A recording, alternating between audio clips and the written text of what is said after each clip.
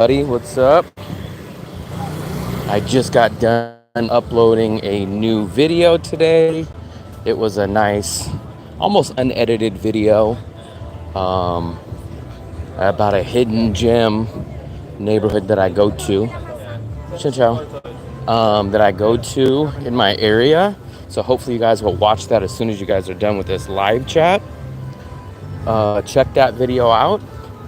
We are heading down here. I believe it's Taco Monday. I've never had tacos in Danang, but I did hear that they do have a taco special here. I'm not sure what kind of tacos. I know my buddy Chris is gonna get mad at me if they have ground beef tacos, but we're gonna go take a look real quick. They have music out here playing, so it's kind of, you might get hammered with the copyright. Ciao, ciao.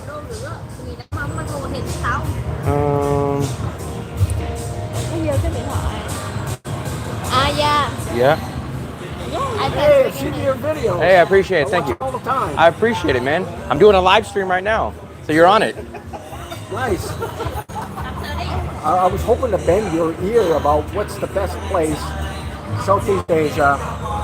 I don't want some short term. I want like a woman I can speak to who's age appropriate.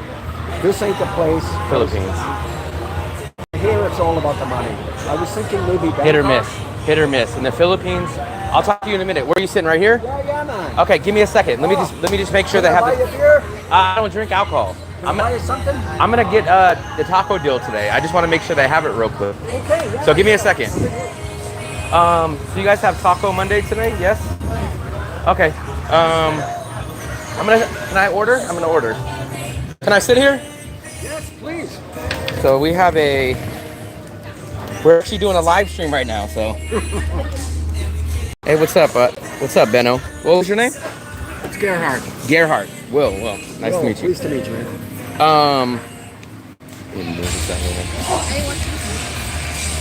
Can I think I'm gonna get the tacos. Today is Taco Monday, I heard. Roasted beef, okay. Can I get this one? And it comes with drinks? Can I just get a Coca-Cola? Yeah. And that's it. Can I have your name? Will? Thank you.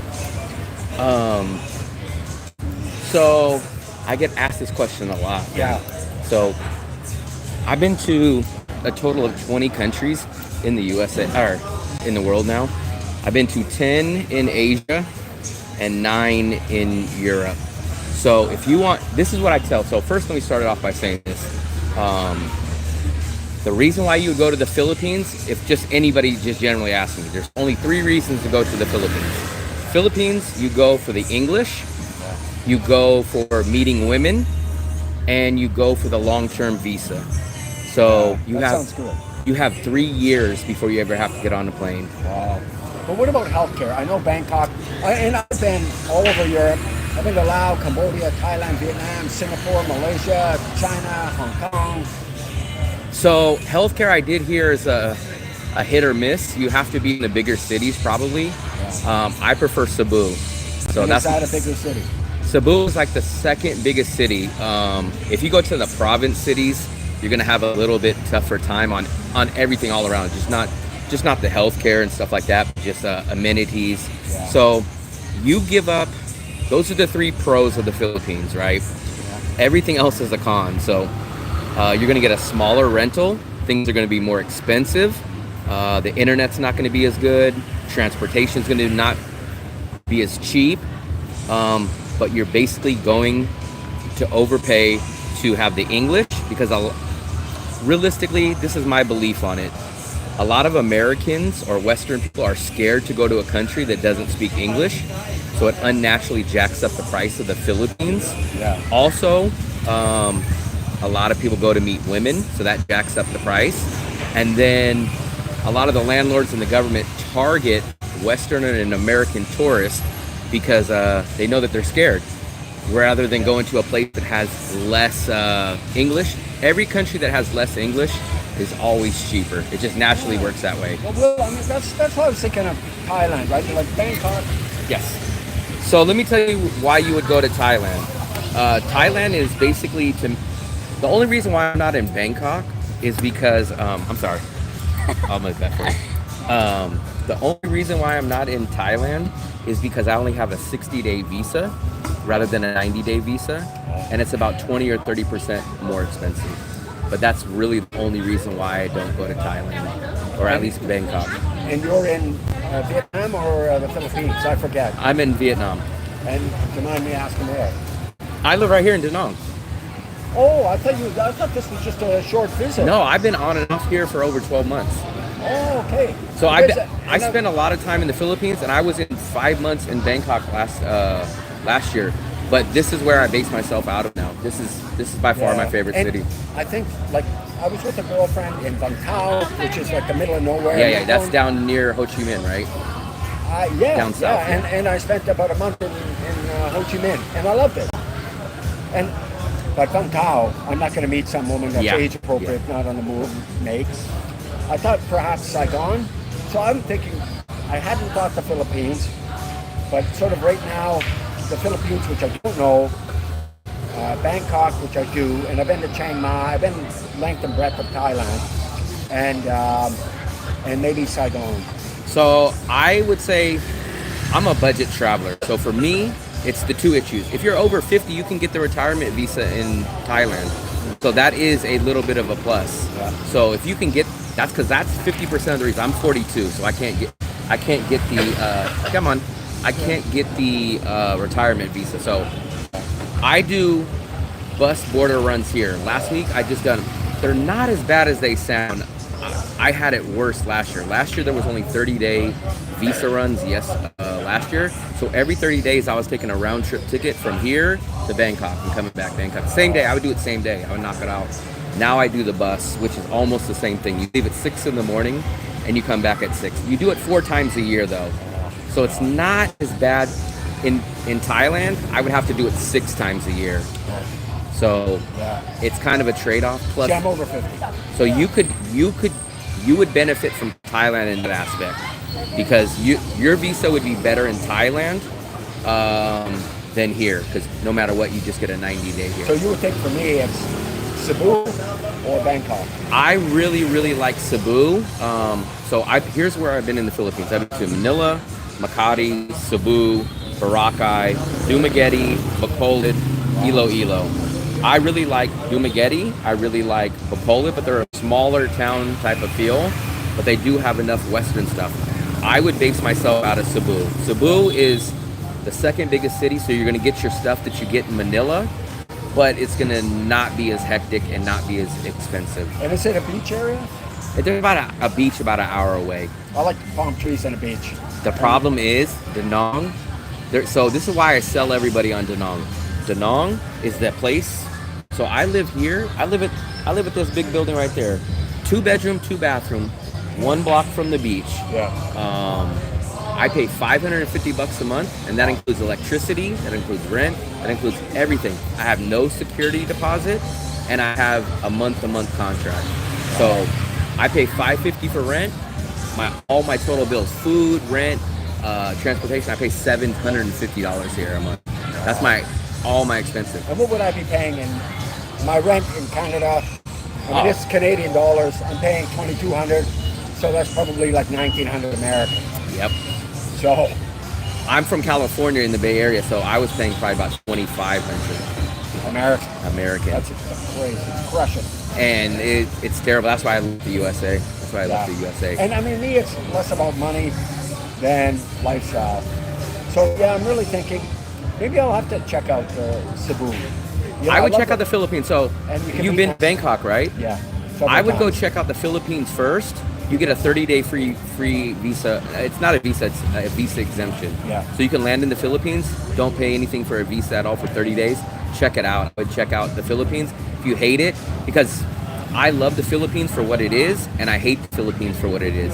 So you love it for its pros, and you hate it for its cons. You're gonna have occasional rolling brownouts, which is like electricity issues. You're gonna get smaller, lesser, inferior quality stuff. Things are going to be more expensive. The food's not going to be as good. But you are, on the flip side, you're going to get, English is going to be widely spoken. It's not going to be a problem. You're going to have a much better chance of meeting a woman. My girlfriend is actually from the Philippines. She traveled about the past year and a half with me. She just went back to the Philippines.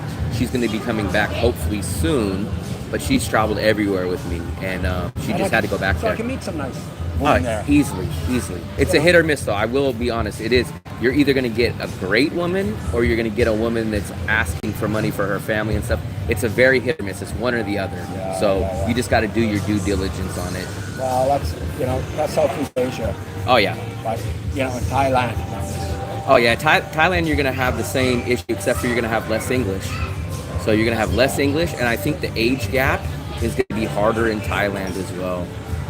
And I don't want some 28-year-old woman, because she could have babies, she could have a family, No, I'd like some school teacher, university professor, 40 years old, 50 years old. If you can afford the extra cost of Bangkok, then Bangkok is probably a better option. But you're going to lose the beach, and you're going to get less English than the Philippines. That's what I would say your downside is on going there. I would check out the Philippines real quick. You have 30 days. I would check it out. And then if you don't like it for its negatives, because there is some good amount of negatives, then I would head over to Bangkok. That's what I would do. Well, right now I'm on the cusp. But if I decide to pull the trigger, I hadn't thought of it, but I was watching YouTube video. Yeah. The guy says, you're not trapped. You can fucking pack your bags. And, no problem. Go anywhere. So I sell all my shit, put everything I need in a suitcase, fly to Cebu. I don't like it. Fly to Bangkok. And I think, actually, I like Cebu better. Yeah. Fly back. It's easy, because you do get that free 30 days on the visa exemption. So I like that. And then not the hardest part, but after your first month, you would have to pay for an extension, which is basically you either walk into the mall and pay. It's basically cash you pay, or a card, or you can do it online. It's the easiest, it's the best. And I don't have to leave the country. You don't have to leave the country. And I can do this indefinitely. You can do this at least up till the past 2 months. It's for 3 years, 36 months. I heard they're going to start possibly cracking down on it, but it's at least well over a year. So. And then there's a possibility is there a possibility for a long-term visa? Yep. I think it's called the SRRV. It's like a retirement visa. So. But most people, even if they retire there, they still use the tourist visa because it's cheaper and it's an easier option. So most people do it that way. All you do is either walk into the mall where they have all the immigration centers and stuff like that, or what they do is just pay it online. It's so easy. In Cebu, you're going to have a lot of immigration offices. If you're out in the province and stuff, sometimes you'll have to fly to Cebu or you'll fly to Manila, but because of that. Cebu sounds about I really like Cebu. Cebu is like the perfect, because I'm really not into the huge cities, but I'm not into the small cities. I'm into that middle, second tier cities where you get enough Western amenities, but you don't get killed with 18 million scooters that are riding around. I like that middle ground. Yeah, I think that sounds good too. I thought of Saigon or Bangkok, and I'm still sort of thinking about it. But you're in the middle of a congested city. Yeah. And I don't want to be lost in some congested city. Oh, what about an expat community? Because I find Danang here, I'm walking around like I'm autistic. Nobody's fucking talking. I go to the gym, people won't give me the nod. I've run into a couple of people, mostly on vacation. Okay. That will stop and talk. Everybody else is like out of my way. You're going to get a lot more. Vietnam is a harder spot to find Americans, or at least Canadians, Americans. It's more of a European. You're going to get a lot of Russians here. You're going to get Russians. You're going to get a lot of Europeans here.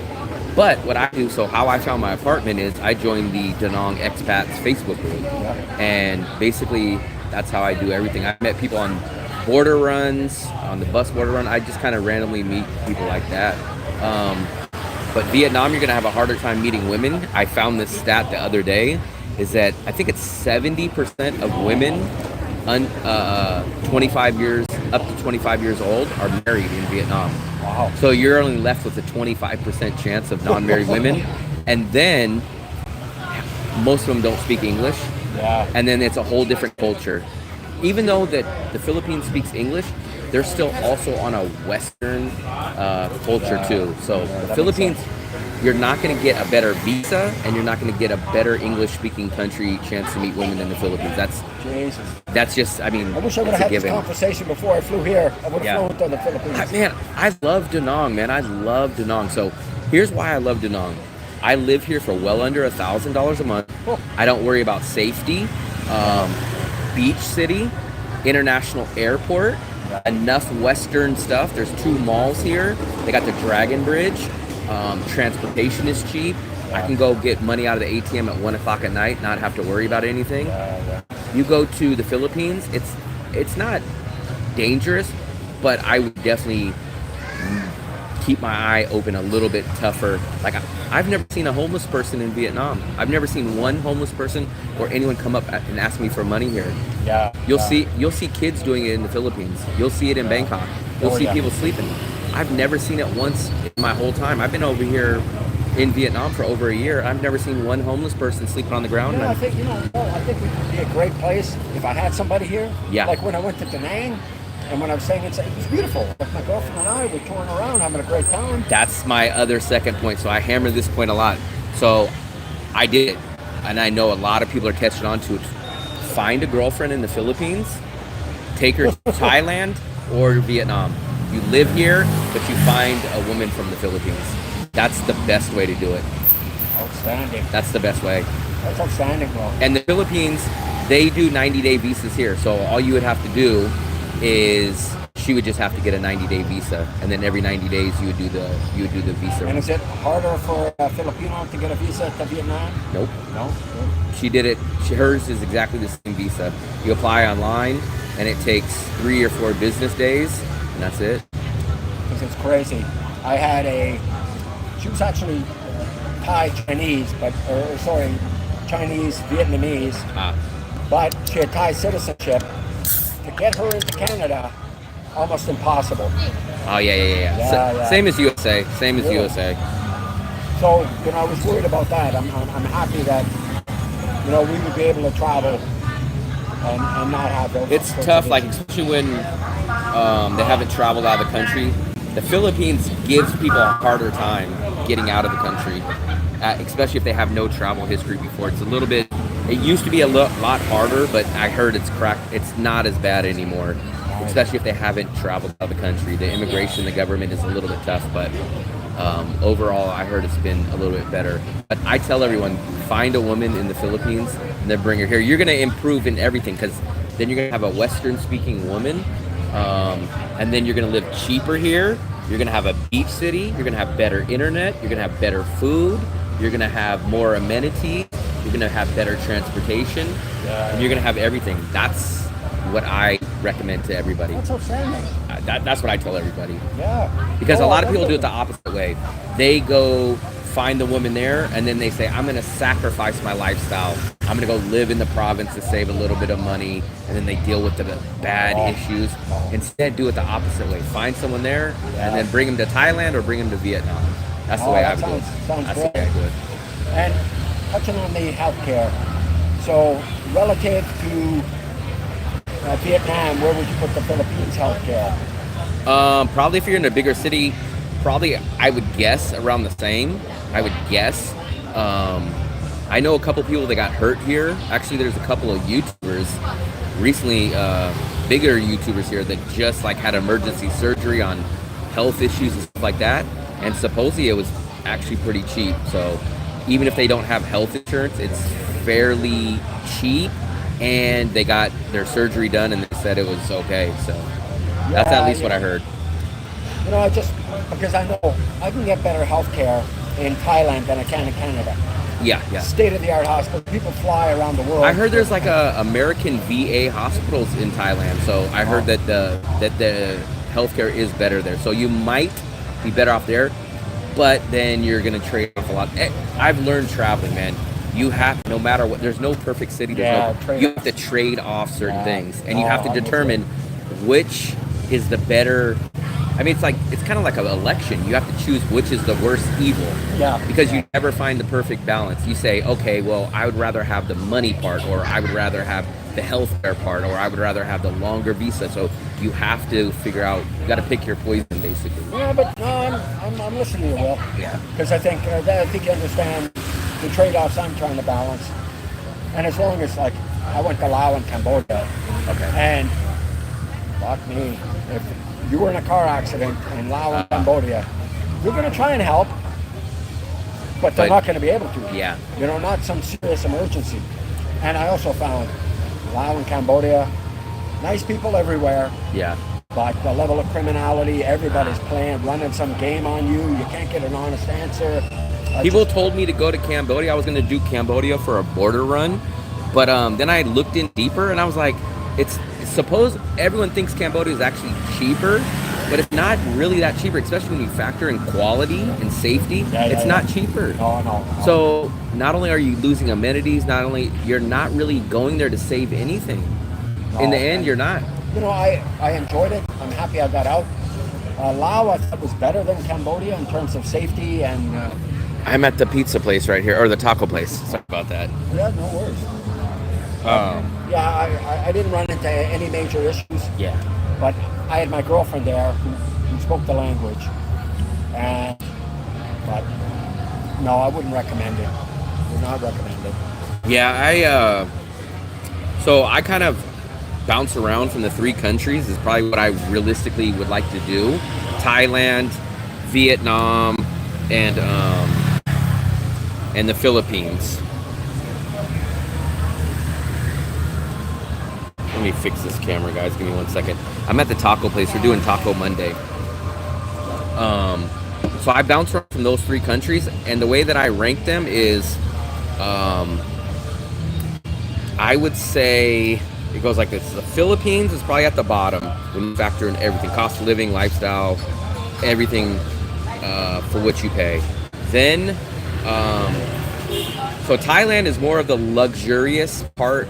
It's the luxury version of Vietnam.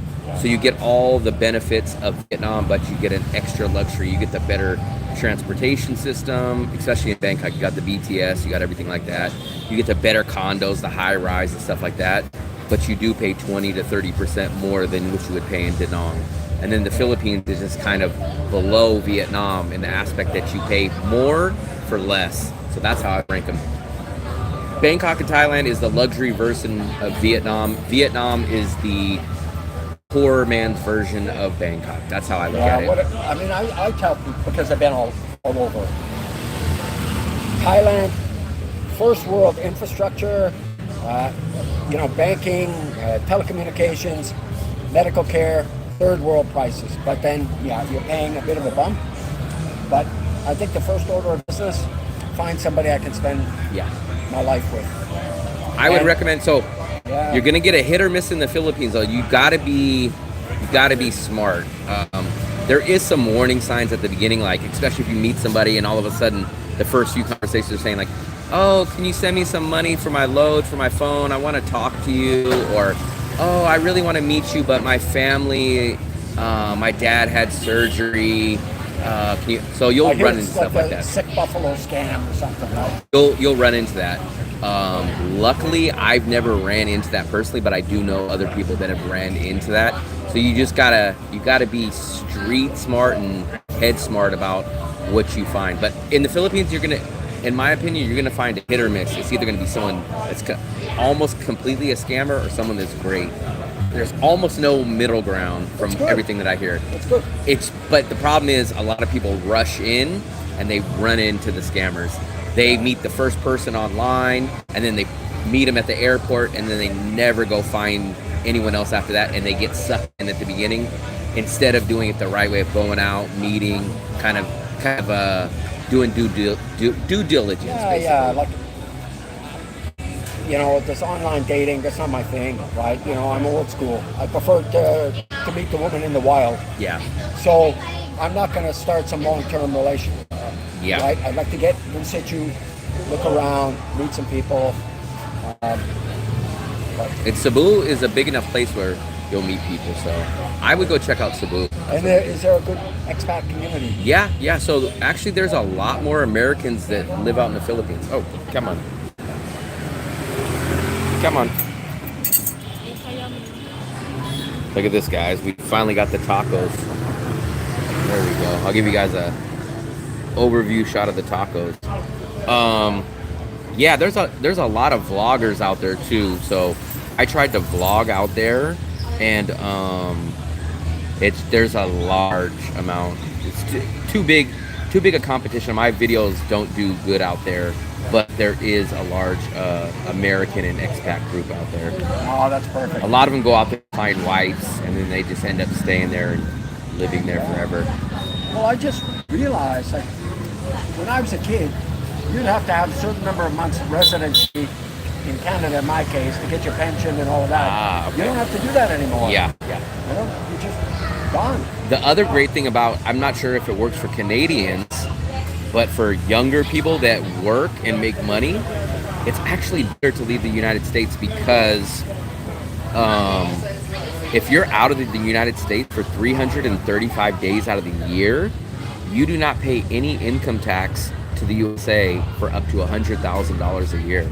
So it's a nice loophole. It's a benefit.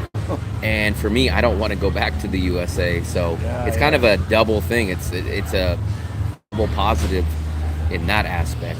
I'm definitely not making anywhere near that, but it's a great thing to know, hey, I'm out of the country, and guess what? I don't have to pay taxes up to that too. So it's kind of an added bonus. Well, for me, I'd have to pay taxes because I've got military pension and Canada pension. Yeah, I think it's basically on income that you earn. I don't think it ties to pensions and retirements.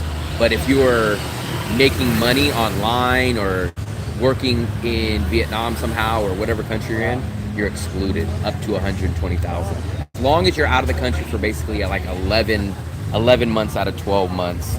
So it's a nice little extra benefit, which is nice. But there's a lot of little... Shinchao, can I get some napkins? Thank you. Yeah, but I actually just got monetized like last month on YouTube. Well, good on you, man. So I'm still not making it, and my bills still outweigh my income, but I'm slowly building the channel. So. Good for you. I'm on YouTube and TikTok. Oh, are you? I'm not on TikTok. But it's political. You know, I'm fighting this woke social justice stuff. Yeah. I wrote a book, and I'm getting online. Oh, you wrote a book? Very nice. Yeah, deconstructing social justice. Ah, nice. So, come on. But, you know, people are very polarized. Oh, yeah. Not from the United States, man. I mean, our election's in 3 weeks, man. Yeah. So but I tell it's you getting what, very, very interesting. I mean, this is, like, I'm ex-military, and this is my current war. Like men in women's locker rooms competing against women in women's sports. Yep. You know, this racially dividing people. I mean, all of it. Socialism is the answer. Oh, yeah. You know, 100 million people by their own government in the 20th century. I'm about 30. I'm born and raised about 30 minutes out of San Francisco. So I'm in the hotbed of it. So it's like, that's probably the most part of this aspect. If that's the heart of the whole, the wokeness and everything. So I'm right there in the middle of the heart of it. So you're on my team. I'm an independent. So I was a lifelong Democrat up till about 2009. And then I just kind of realized, man, it's a lot of propaganda, a lot of crazy stuff. I've never been a Republican. I don't think I would ever be a Republican. I'm an independent. So I voted for Obama twice. I voted for Democrats my whole life. And then I voted for Trump twice. So if I would have sent in a mail-in ballot, I would have voted for Trump again. But I'm an independent. I see both sides are shady, especially in the USA. I don't doubt it, Will, but I tell you, the Democrats used to be liberal, but they're not. They're leftists. I understand. And like I said, it's picking the lesser of the evil. Exactly. That's what it boils down to be. And you know, in 2016, CNN was the background music in my life. And I thought, this will be awful if Trump wins, but it'll be interesting. And then I listened to a guy, Sam Harris. You probably know the guy. I'm not sure. I might recognize him. He's kind of a public intellectual, written a number of books. And he says, I don't always agree with him, but at least he won't lie to you. try out Sam Harris or Ben Shapiro. Oh yeah, Ben Shapiro. I know. Will. I listened to 1 or 2 episodes, and I'm like, they've been lying to me. Oh yeah. And I canceled CBC, CNN, BBC, ABC, all of them. It's crazy. The news is supposed to just tell you the story. It's supposed to say, hey, today there was an explosion here. Hey, there was a boat crash here. Instead, they tell you what they want you to know. Like, hey, you need to feel this way. You need to feel this way. Exactly you should be right. out. It's like, wait a second. That's not the news. And it's both sides. CNN is the one extreme on the Democrat side. Then if you go to Fox News, they're the other extreme on the Republican side. Yeah. So it's crazy. You've got to do your own work. But the good thing is, with social media now, is you can hunt around, find out. I believe, that whole Charlottesville hoax. Oh, good people on both sides. I'm talking to my mother. She says, yeah. I'm like, Mom, he said explicitly, I'm not talking about the white nationalists or the neo-Nazis. Joe Biden running for president, and CNN is not saying, Mr. Biden, you're lying to us. I understand. And Kamala Harris in the recent interview, and the fact checkers. It's crazy, man. It's crazy. It's like, politics is basically almost like a gang now. Like what's crazy is that even if you don't agree with them, even if you know they're wrong, you still have to stick on your side, which is insane to me. That's why I've been an independent for well over almost 15 years now. I've seen the flaws of both sides, and it's crazy. I used to be, liberal, like, mainstream center left. Yeah. I'm a conservative now. Okay. Because I realize, the pathologies, single parenthood, for example, right? Yeah. In the absence of a father, teenage pregnancy, juvenile crime, adult criminality, problems in school. I understand. All of that. It's crazy, and the craziest thing is, like, you could say, like, a factual thing like people are better off having a mom and a dad. Even if they're gay, they're better off having 2 parents than a single parent. Exactly right. And if you say that, you're the criminal and you're the bad guy, because they'll say, well, I was raised by a single parent. It's like, okay, great, maybe one person, but you're not talking about the whole group of everybody. No. You're cherry picking, and it's like, you're the criminal for saying something that is just a fact. It is a fact. The statistics are unambiguous. Like that whole litany. It's crazy, but in poverty. It's all about you can't offend people. It's like, it's so crazy. It's such a weird. I was in a graduate seminar in psychology, and it was family-oriented psychology. Yeah. And they're talking about this theoretical paradigm. It doesn't make any value judgments about family composition. And I said, well, if it doesn't make any value judgments about family composition, it's lying. Because of the data is unambiguous. There's a woman at the back of the classroom, obviously a single mom. I said, I don't care. I don't care if you're outraged. We're doing science here. Science. Yeah. So if you're offended or not, like Ben Shapiro says, facts don't care about your feelings. Right? The problem is, so many people in the West or in the USA, they apparently like offending people or being labeled as a racist is worse than being a murderer nowadays.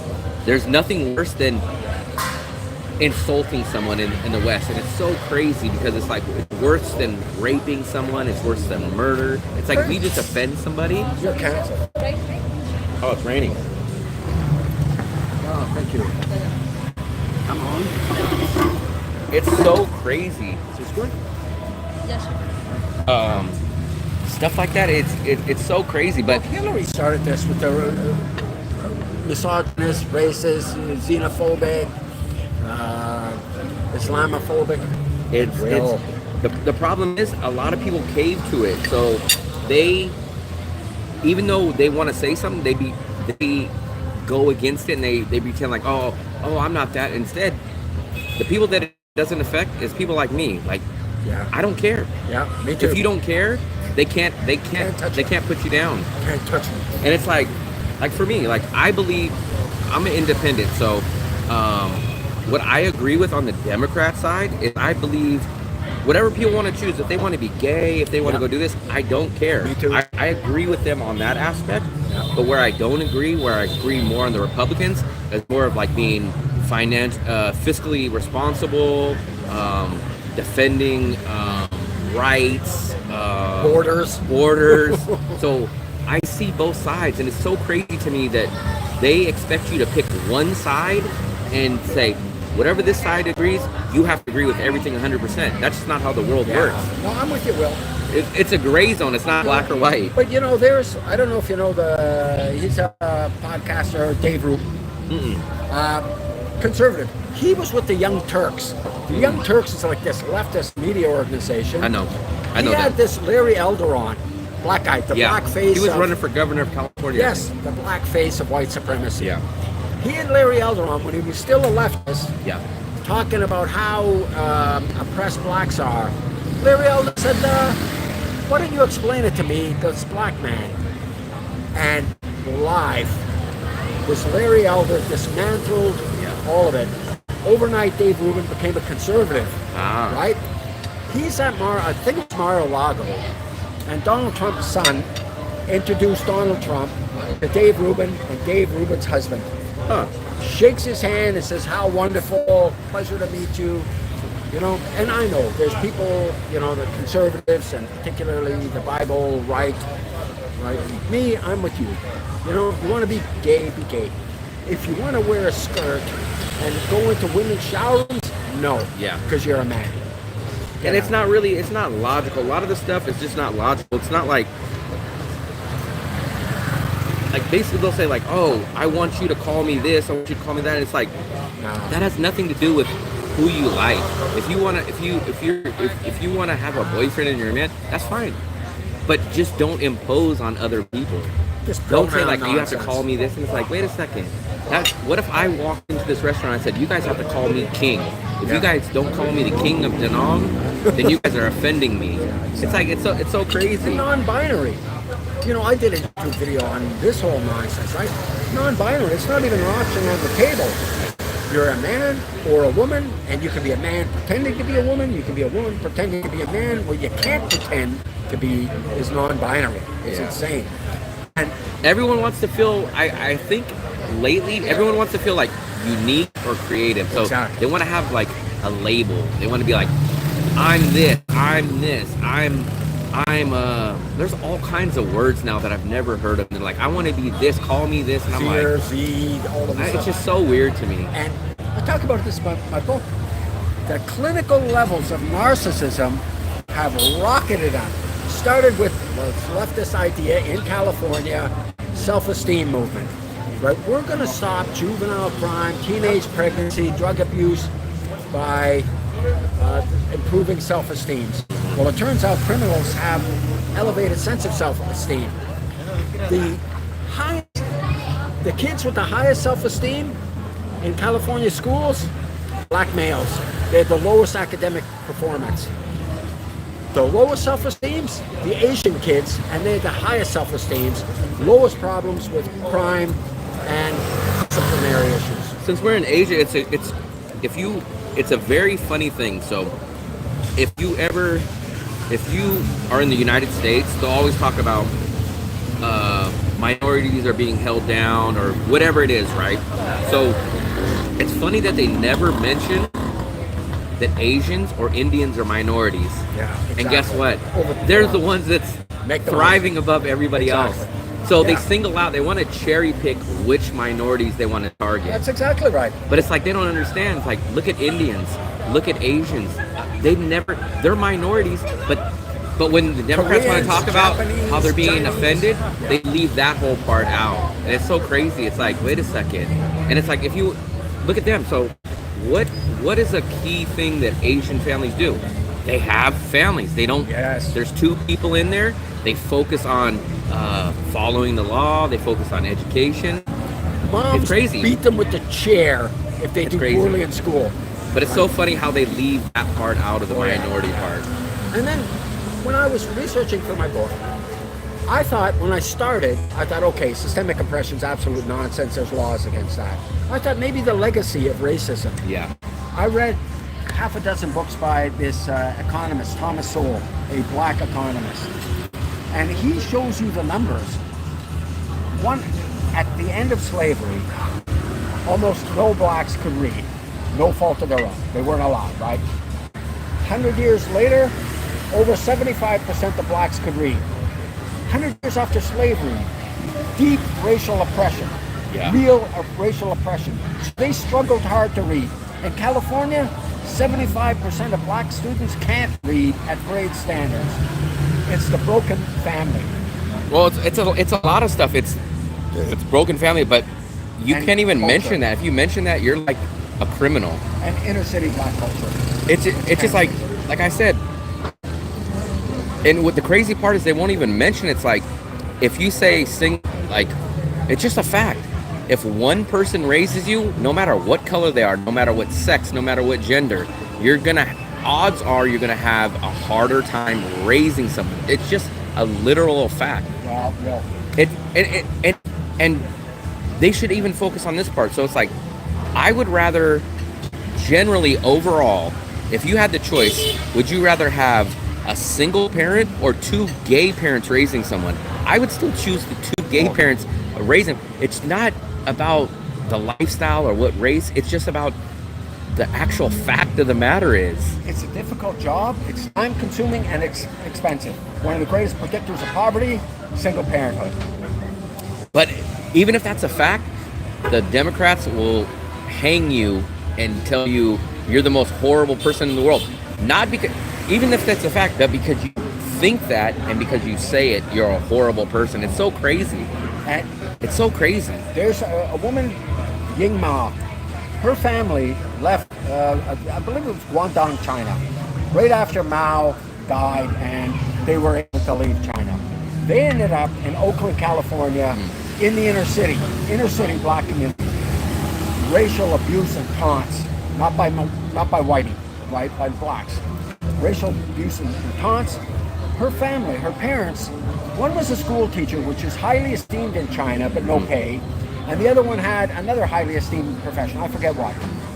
They had to take the absolute most menial jobs available to them, and they suffered the slings and arrows. They ate shit sandwiches every day.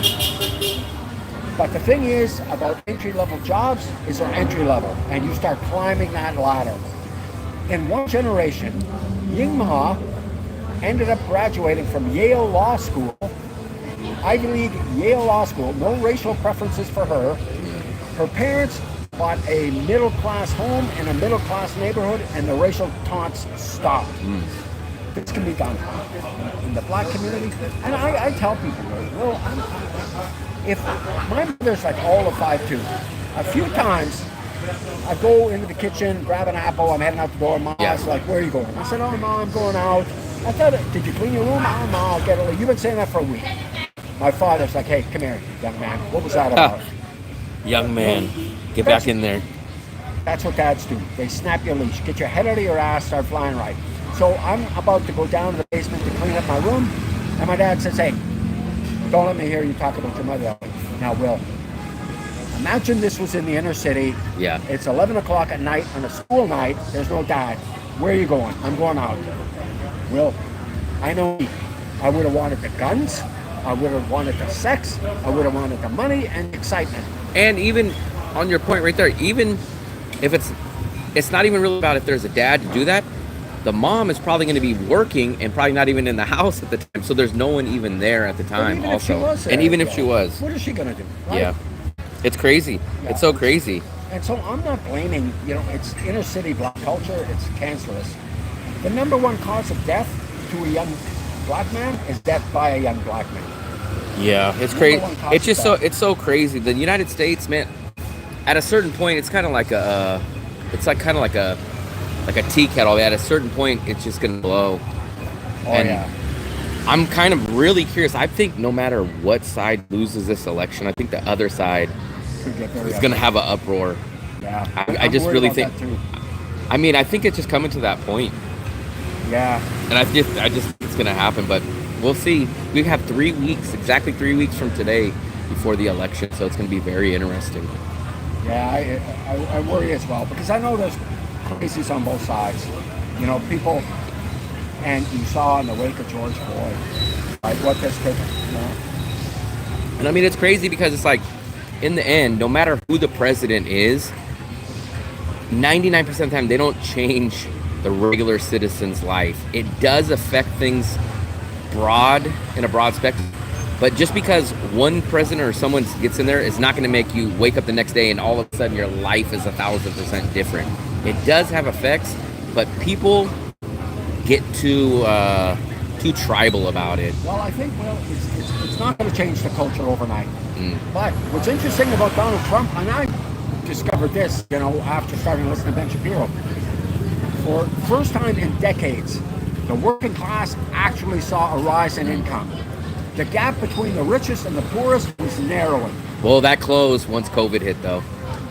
That was the biggest wealth transfer ever in the history of the world. And it was, Trump should not have listened to fucking Fauci. He early on said, we don't need to fear this. We need to get back to work. And then people were like, oh, no, we need to fear this. And, Well, it was funny because it went back and forth. First, Trump said we need to shut down planes coming from China, and they labeled him a racist, right? And then all of a sudden, that was Nancy Pelosi, and then all of a sudden, now it was, okay, now we need to do it. In San Francisco, hugging people. It was crazy. Come on. It's crazy. It's so crazy. It's so crazy. And the wall. But the crazy... Trump had the border policy, remain in Mexico. It was working. But they scrapped, like, more than a dozen Trump executive orders on the border. Over 10 million people flooded in. And forget the eating cats and dogs. They're raping little girls and killing them. It's crazy, man. Oh, well, it's a lower... Nobody should be killed in the United States by an illegal alien because they should not be in the country in the first place. I mean, it's crazy. So we travel, like, we come to Vietnam or come to the Philippines. We wouldn't dream about coming here illegally. We wouldn't say like, hey, we're going to just swim across or come over here. No big deal. And not only are we going to do that, but they need to accept it. They need to just deal with it because we have a right to come here. But guess what? On going to the USA, it's like, no. Of course you guys should let us in. It's so crazy. It's such a crazy logic. I deal with visas and immigration all the time. Never would I think the opposite. But for some reason, Americans say, well, they're from a different country, so we need to have sympathy for them. And it's crazy. Like, I come to travel here. They don't say, oh, well, let Will come in here. We need to have sympathy. And we should pay for Will's hotel. We should pay for... Let's go book him a place out of our Vietnamese funding pay. Let's go pay for his bills. It's crazy. Millions of dollars. So they're Americans after, Hurricane Helena.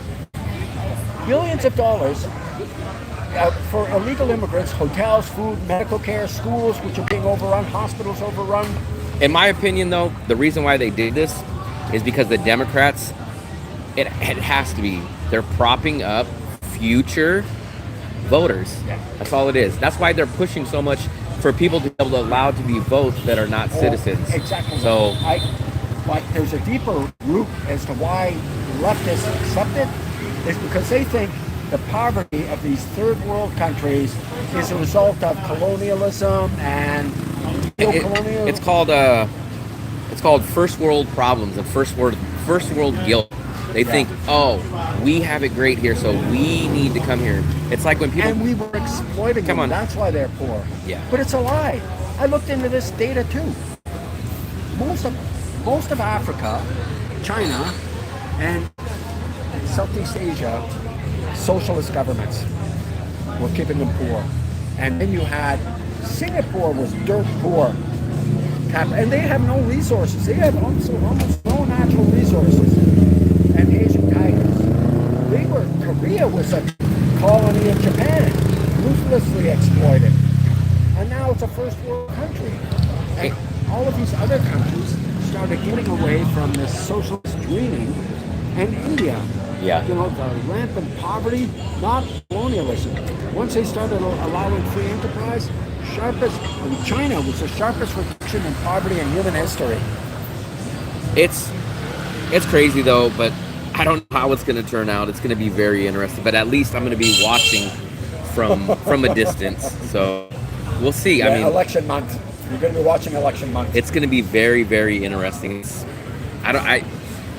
I went through the other election and it's just been crazy. Can I get my bill too, please? let me cover it. You sure? Yeah. I have it. I appreciate it. Thank you. Thank you. No, Thank you. I appreciate the advice and the conversation. Like I say, I feel like the Maytag repairman. I appreciate it, man. I appreciate it. You know, I met a couple of Russians. I had a nice conversation with them and some other people. But I find that people like the Anglos completely closed off. They're Europeans. It's a harder. They usually come here. Almost all of the tourists that I run into, they're from European countries. They don't speak English. Plus, they're here with a group of people anyways. So they're kind of, Europeans are a lot different. They're not as outgoing, and they stick with their little group that they came with. I noticed that. There's a lot of Koreans. This is the Koreans tourist hub. So Danang is where the Koreans come to travel and come to holiday. And then Nha Trang is where the Russians go. Yeah, that's what I hear. Although, I had a couple of nice conversations with the Russians, and I ran into an Aussie expat today at the gym. Great guy, very friendly. Australians come here too, yeah. But he says the expats tend to be very cliquey here, and once they have their group, you're done. Yeah, I understand. It's just crazy. I love this city, though. It's like I get though people that say, if it's hard for them to not have English, I understand that. And then also, if you're by yourself, it's probably a little bit harder too. I can manage by myself. I'm a little bit. When I'm with people, I have a great time, and when I'm by myself, I have a great time. So for me, I can go either way. But I could see how if you don't have someone here, then it makes it a little bit harder. Yeah, I'm okay. Especially when you don't have English. Yeah, I'm okay for a couple of days, and I'll sit in Starbucks and read for 3 hours, and I'm good. But day after day, not talking to a soul, I met some good people out. I'm shocked that when I did the bus run, I met a guy that I keep talking to out here. He's from Mexico, so I have him. I actually meet a lot of like local restaurant owners that I've really got some good advice and good tips from. And then people have ran into me because of my YouTube channel. So I've met a few people that watch my channel, and they actually fly from the Philippines, or they fly from USA, and then they come out here, and I kind of met them through that way too. So I haven't had too hard of a time meeting people, but I'm kind of like that in all aspects, even when I was back in the USA. Did you get a wife? I have a girlfriend. Or girlfriend? Yeah. But she's gone. She'll maybe come back. We'll see. But because my plan is, if I can't start at least breaking even on my channel by January, I think I'm going to go teach English in China. So that's my plan. I did that for 6 months. Oh, did you? Where did you teach? Sorry? Where? Linyi. It's in Shandong province. So I've heard of Shandong, but I don't know. Shandong is it's home of Qingdao, which is they have the beer or something. Yes, and they also had the Navy Olympic events there. Okay. But Linyi, city of like several million people, ultra modern, beautiful malls. Again, almost nobody spoke fucking English. Yeah.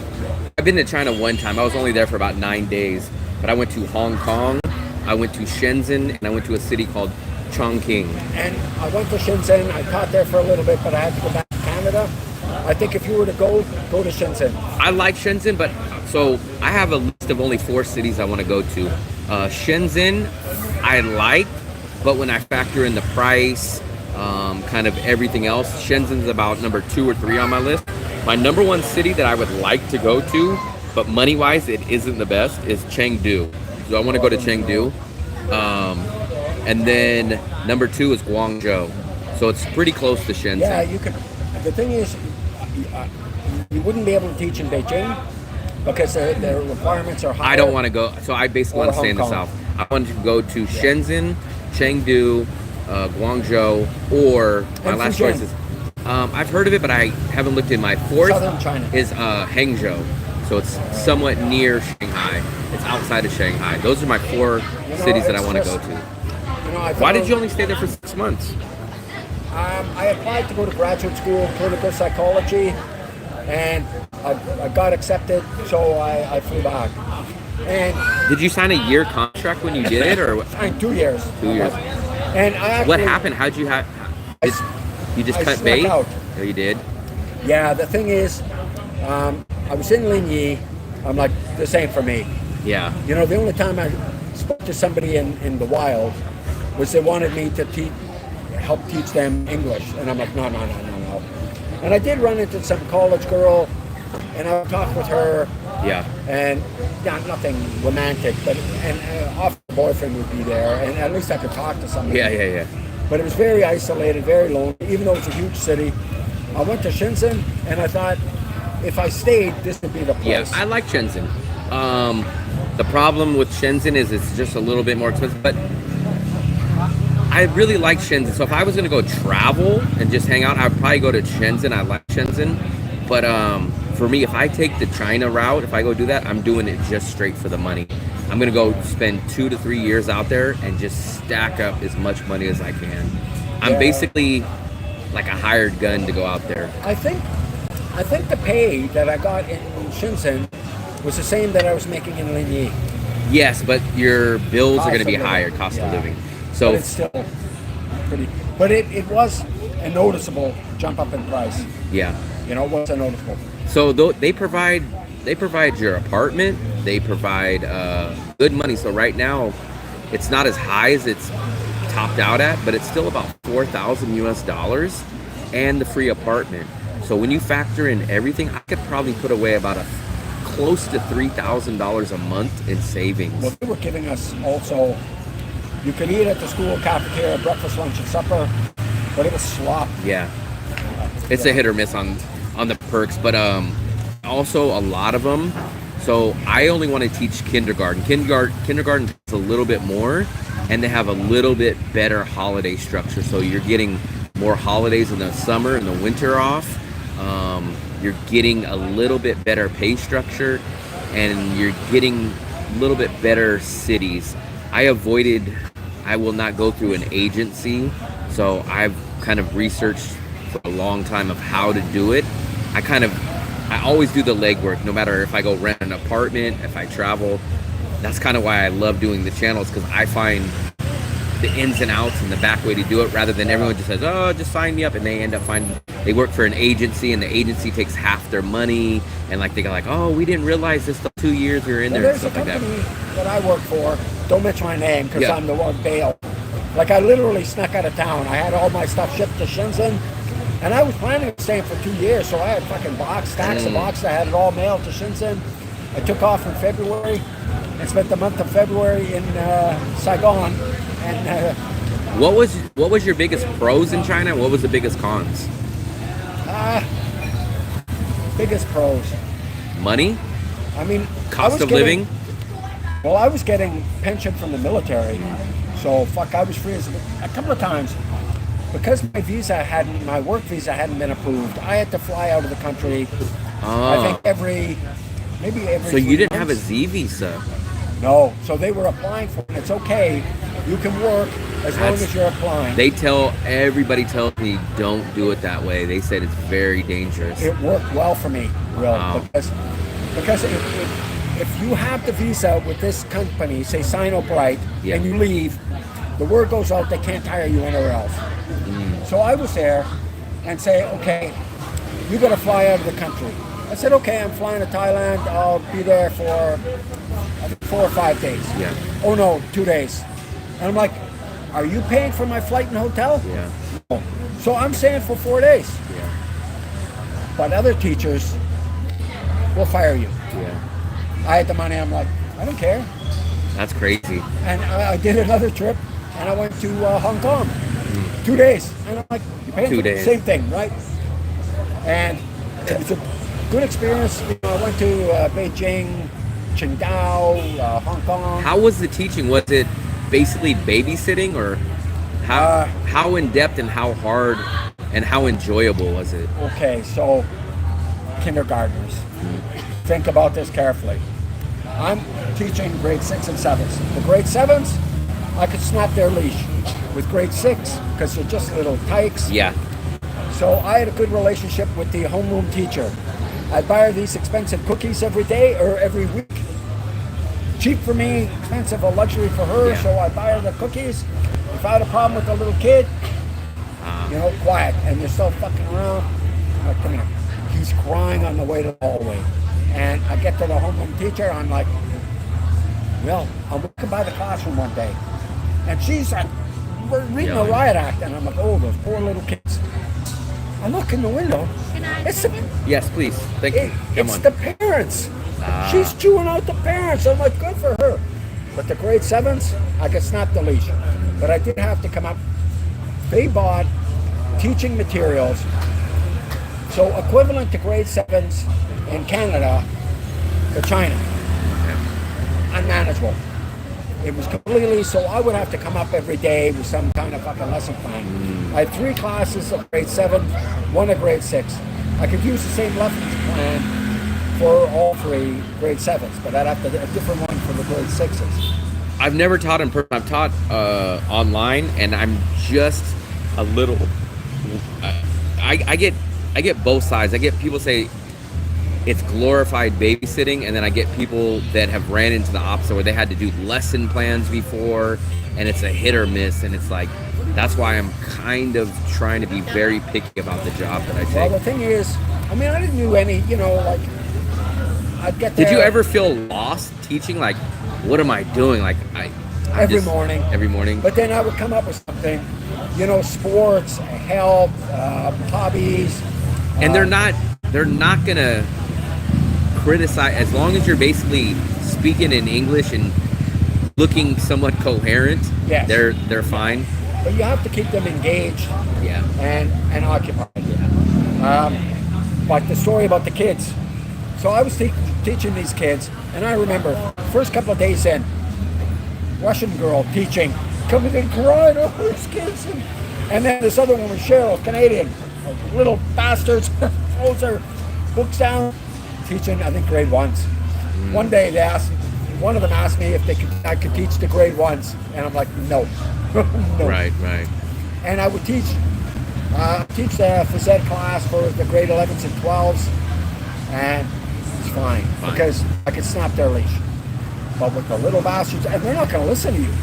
They know you can't speak English. You don't know how to talk to their parents. I see. Did they pay for your apartment? Yeah. So did you live on campus, or they paid for a place that you chose? No, you don't choose it. They do. But they paid, and it was reasonable. Yeah. But the thing about China, if you rent an apartment in the United States, you open up the door, it's clean. Yeah. Because part of the condition of them getting the damage deposit, China, no. They drop me. I've been traveling for 24 hours. They drop me off in my apartment. I drop into bed. The next day I wake up and it's filthy. It's the toilet, bathroom. Damn. It's like one of the Esso gas stations from the 1970s at a truck stop. I'm like, right. I don't know how long ago that was, but now most of the schools, it's much more rare that they give you on campus, like there's an apartment complex, but now what they're usually doing is giving you a monthly stipend, and now you take the stipend and you can go rent wherever you want, but you get an X amount of money. And I found it easier in Ligny. Okay. Because I didn't have to go look around. I don't speak the language. I don't know how to get around. And sometimes the owners will ask you for a larger deposit, so it's a little bit different. You get more freedom and you can find a better place, but you do have to maybe pay 2 months and pay a security deposit and deal with finding it yourself. Yeah, and it was close enough. I could walk to the school or take their Chinese version of a tuk-tuk, right? Did you get a lot of holidays? How were the holidays? You get the month of February off. Yeah, for the New Year's. Yeah, there was quite a few holidays. Were you working nights or weekends? No. Okay. No. And we had to stay there, I think I had to be there at 9 o'clock, and I could leave at 4 o'clock. And you get a large lunch break gap, isn't there? I had several gaps because I was only teaching 4 classes a day. But they don't pay you by hour there. They just pay you flatly monthly. Yeah. So it's in Vietnam, it's different because everyone keeps saying, "Why don't you just stay in Vietnam and teach English?" And I tell them, I'm like, China will give me $4,000, a free apartment, all kinds of holiday. Vietnam, they'll pay me about $1,200, $1,500 a month. I'll work weekends. I'll work nights. it's a night and day difference. And sometimes they want you to work 6 days a week, no paid holidays. So you don't work full time here. They want to work you 15, 18 hours a week, and they pay you by the hour. It's like $17, $18 is considered good. But they don't want to have you as a full-time person. And they want you to work 6 days a week. And the worst part about Vietnam is you'll teach 8 in the morning till 11, and then they want you to go home till 2 o'clock, and then come back and teach from 2. And I'm like, no, it's not worth it. Oh, you know, I think China's the only option for me to teach in person. And I think it's the highest paying. That's why it's the only option. The second is South Korea, and South Korea is still at 50 or 40% less. So for me, I wouldn't even think about teaching English if it wasn't for China and the money. Well, think about that Sino Bright, if you don't mind going to Linyi and being almost nobody's going to speak English. Yeah. And I found it online myself, and this there's Shenzhen. tons and tons and tons. I've actually, for balance, I think Shenzhen. I like Shenzhen. I wouldn't be 100% opposed to it. I would like Chengdu, number one, and Guangzhou is almost the same as Shenzhen as far as entertainment, but it's a little bit lower cost of living, and it's a little bit less touristy, kind of. So it kind of fits me, at least in my mind. Very modern city. Yeah, the couple that was from Canada there, they had taught in Guangzhou, and they liked it. Everybody I know has said they like Guangzhou. Getting back to this country. Come on. This is, their social justice nonsense. Yeah. Cheryl, her husband Magdi, originally from Ghana, he could teach. I walked by his classroom. He's teaching the grade 12's English grammar. I'm like, I don't know the rules of grammar, except intuitively. Yeah. He's explaining them. He could teach. His English was perfect. After a year teaching in Guangzhou, the moms don't want a black man teaching. Yeah. It's crazy because... And they didn't lie to him. Yeah. Oh, yeah. Asia's... It's weird. Asia is like reverse racism. Like, they would rather have a white guy teach than a local Asian teach. And so it's the opposite in the USA. So the USA, young white males are exactly the opposite of what they want in USA. In Asia, it's the opposite. It's like, if you're a white American, they unfairly or fairly, if you're a horrible teacher, they would still rather choose you than a better local Asian teacher. So you get the negative aspect in the USA being on that end, and then you get the positive. So it's a very weird, different structure. And I ran into I was in Beijing on one of these holidays, and I ran into 2 black teachers from South Africa. And I asked them, how are they being treated here? They said it's awful. The racism is just awful, the disrespect. I said, well, why don't you teach? And they were actually teachers. Wow. Have teacher certificates. Yeah. We make way more money here. And one of the guys in from Philippines, he got his teacher certificate from the Philippines. Same thing, made more money in China. And made less than me.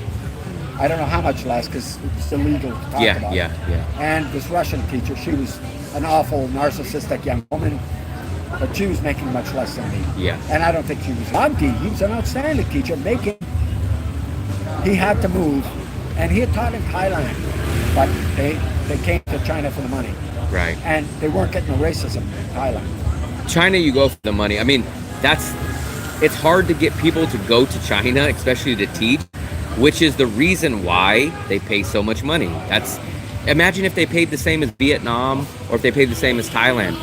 Nobody would go. But the thing is, Will, I wouldn't have minded living in Shenzhen. I would not. Beautiful women. In Linyi, I'd be at a Starbucks, and I'd see a pretty woman. She'd kind of smile and look at me. No way she's dating me. Even if she could speak English. Yeah. Because her mother's warning her about the Guelo, the white devil, is going to steal her. Yeah. Shenzhen, there would have been the options aplenty. Because it's a big international city.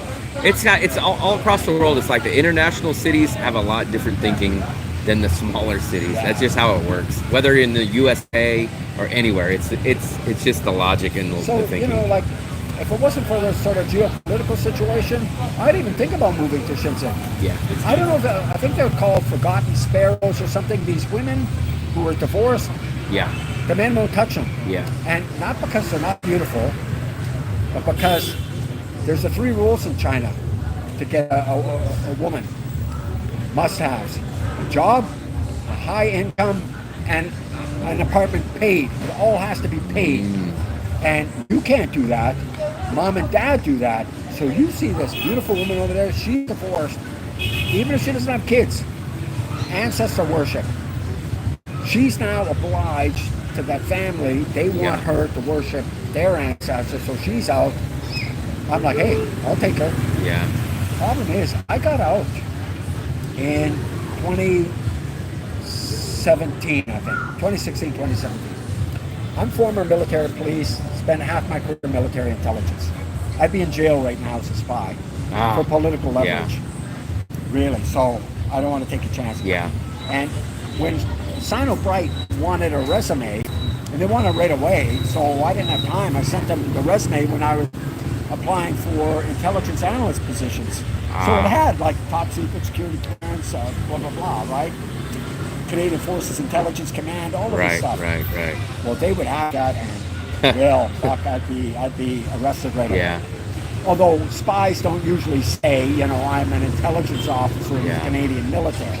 Yeah, that's kind of the other kind of the little thing is a lot of people get worried about going to China. A lot of Americans get worried about going to certain places just fairly or unfairly, and it's just that time in the world that it's just weird. It's weird because this is the only time in history past 50, 60 years that you can actually travel the world like this. I mean, think about it, like 120 years ago, roughly, something like that, it was the first airplane was ever invented.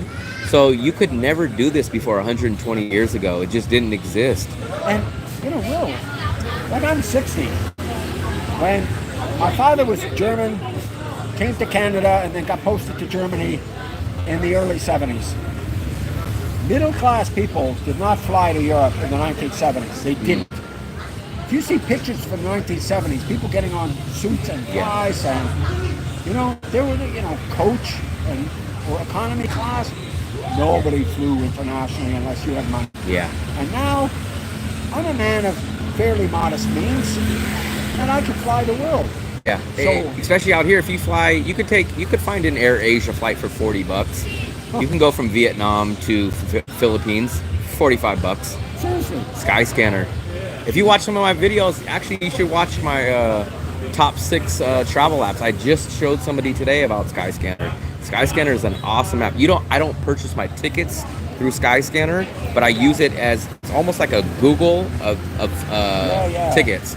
And I find tickets like that, and a lot of times I will determine where I go to based on where Skyscanner shows is the cheapest, best dates or best cities to go Well, to. like I say, I watched quite a few of your videos. It's I appreciate hard for me to remember which ones were you. It's crazy because I remember a lot of you walking in the rain.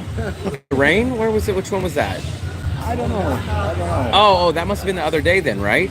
May very well have been. I think it was. I've been doing a lot of live streams lately. Like I've been doing these. I just uploaded a video of walking the neighborhood today.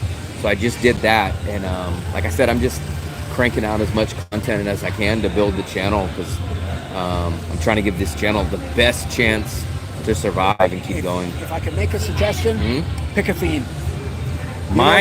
I guess in that aspect, it's budget traveling. Yeah, but for each video. Yeah. Like pick something. Oh, yeah. And drill down, because a couple of times I'm watching your video and I'm like, I think you've been watching the live stream. So the live streams don't really have a topic. So I'll show you real quick. So I've just started doing the live streams. The live streams are for something completely different, but I'll show you on my channel. So like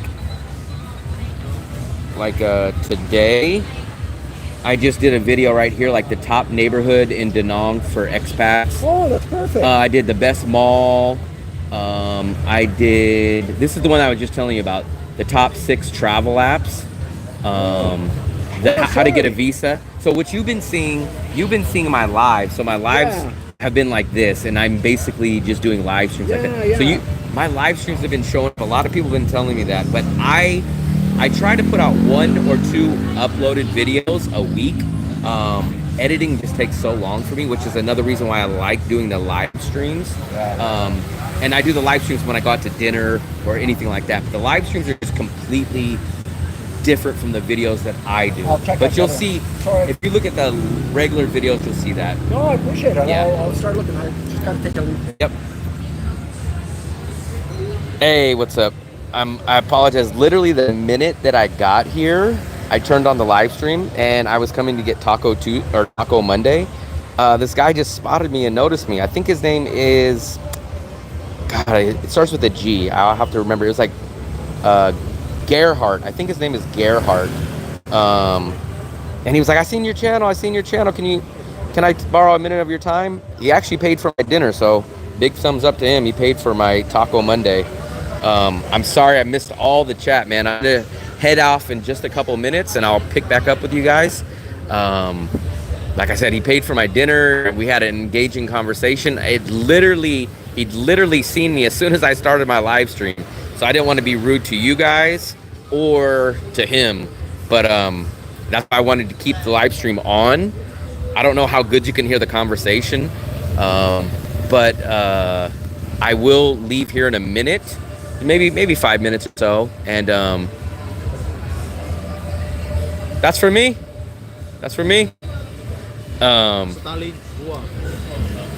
Yeah, it's my buddies. He wrote the book.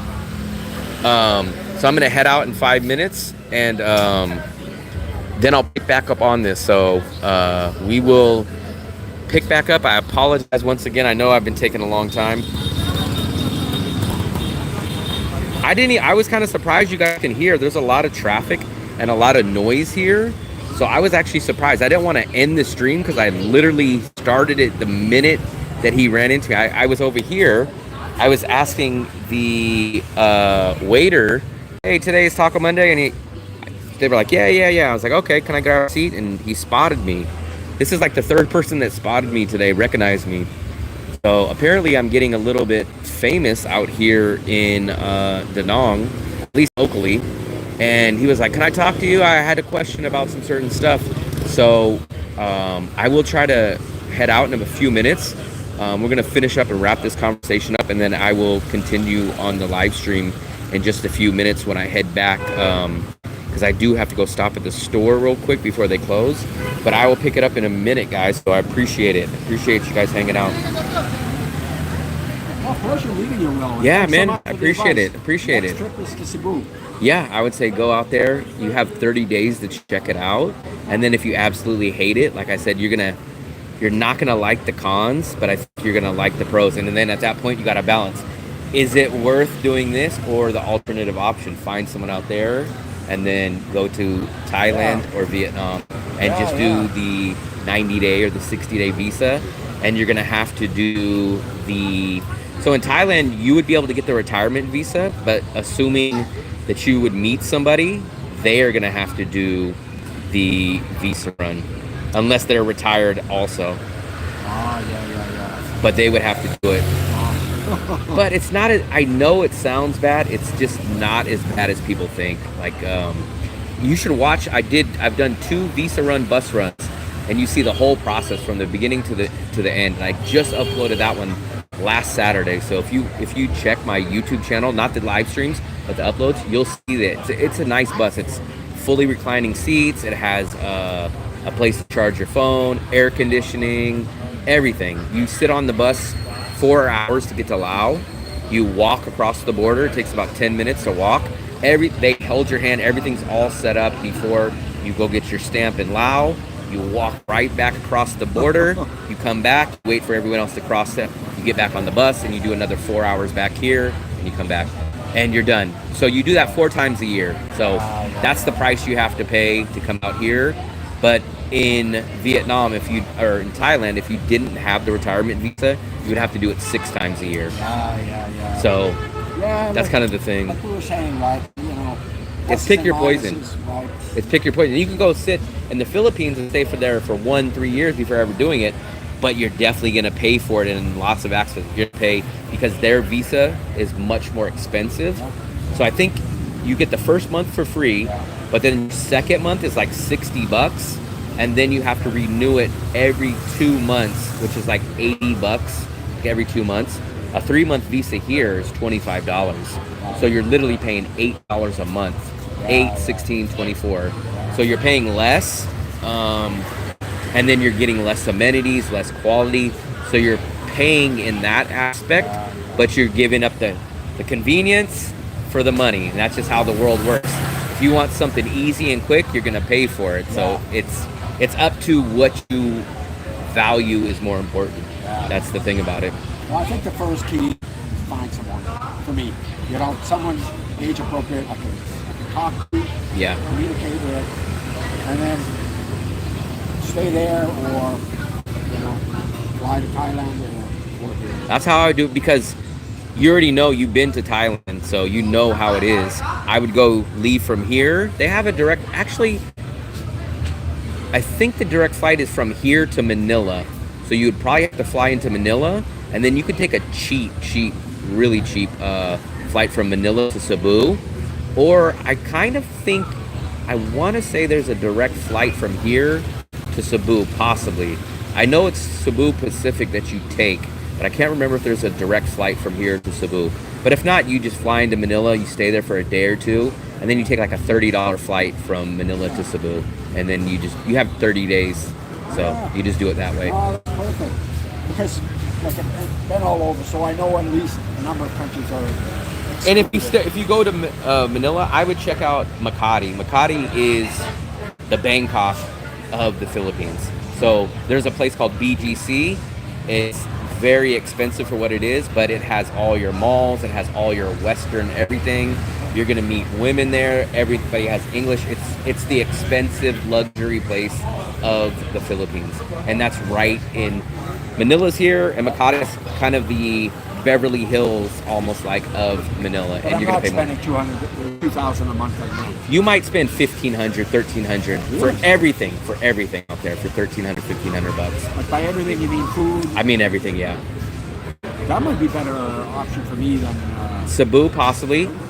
For me, it's not an option because it's just too expensive for what you pay. Like you're gonna go to Starbucks out there, and Starbucks is gonna be $4. So you're gonna get all that, but you're gonna get every Western amenity that you have. It's probably, you might even get a cheaper life in Bangkok than you will in Makati, but it's gonna be very similar lifestyle. It's gonna be more of an English version of Bangkok.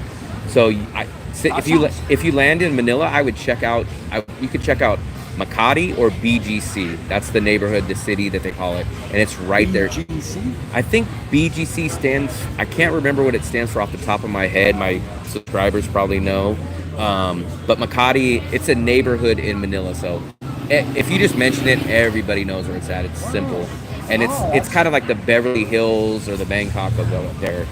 I like the check sounds that. of me being able to afford Bangkok or the Beverly Hills. I'm telling you, you can live good in almost all these Asian cities, all in for under $2,000. I mean, I'm paying that for rent right now. where are you staying at here? What is it, the Golden Lotus? Oh, you're staying at the Golden Lotus Lotus. Okay. But, Yeah. Are you on the this? luxury one? I think you're on this side, right? Well, there's two of them, Yeah. but I'm at the second one, the further one. How'd you book? Did you go through Agoda? No, I think Travelocity. I recommend Agoda, man. Agoda, I just seen some amazing deals. I'm actually going to do a cheap, budget, good hotel video. It's probably going to come out next week. And I find amazing deals, man.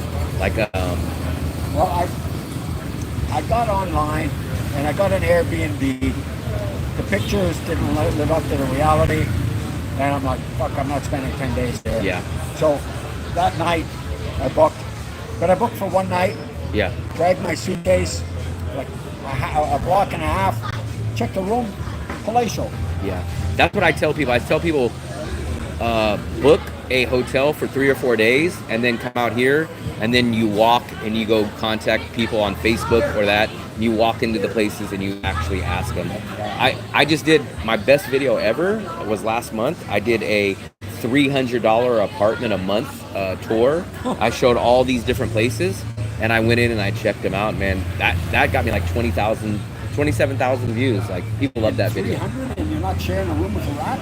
$300 is considered a decent amount out here for an apartment, especially because apartments usually are going to try to get you for a 3-month lease. You're gonna actually spend less here for an apartment per day than you are for a hotel, because the hotels include like cleaning and all this other stuff. But I pay $18 a night for my place over there. That's 2 bedrooms, 2 bathrooms, electricity included. If I downgraded to a 1 bedroom there, it would have been $11 a night. And it's clean. It's clean, everything. It doesn't have a pool and it doesn't have a gym, but everything else. No, see, I like going to a gym. Yeah. I like meeting people, and I like a real gym facility, and I don't use a pool. I love my place. My place actually, I face the city, so I have the panorama view of the whole city. I'm all the way at the top floor. I'm on the 40th floor, and I watch the Dragon Bridge every single weekend. I see the Dragon Bridge from right there, so I sit on my balcony and I watch it from right there. And it's $18 a night, literally. That's it, all included, everything. So my total daily budget, $18 for my rent, and I spend about $7 or $8 a day on food, transportation, entertainment total. So I spend $25 a day out here. $25 a day total. And if I would have went to the 1 bedroom, it probably would have been about $16, $17 a day to live out here. But you don't want to live in a studio outside. That's the thing. So for me, that's the reason people dog me and say, man, you spend way too much. But I tell them, I cannot live in a studio. I can't live. My minimum requirement, I need at least 50 square meters. I need a separate living room from a separate bedroom. So I don't even look at a studio. I don't look at anything small. So I actually pay a lot when people see it, but then when I show them what I get and I tell them I have no deposit, I have a month to month, then they realize that I have a good deal. And all these places are furnished, eh? Yeah. Yeah, that's like in Canada, finding a furnished apartment's almost impossible, right? Asia, it's pretty normal. Like, I don't think I've ever looked at an apartment that's not furnished. It's basically like that. Airbnb, you're gonna pay a lot more. But what I recommend, so another tip that I always give people is, if you go on Airbnb, find a couple of places that you actually like, send them a message. Like, let's say, for example, they want $700 a month. Send them a message, copy and paste it too. Once you send them a message, say, hey man, I really like your place. Either say, I always do 1 of 2 things. I really like your place. It fits everything.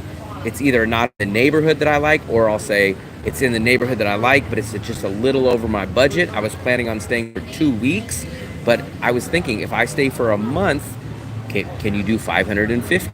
I copy and paste that, and I send it to 3 or 4 of those places that I like, and 1 or 2 will usually message me back, and they'll either say, yeah, we'll do it, or they'll say, I can't do 550, but I'll do 600. Always negotiate, always, and do it that way, and always negotiate. Oh, that's perfect. And then whatever, if message 4 of them, 1, if they contact you and you like that 1 out of that 4, then you take that deal.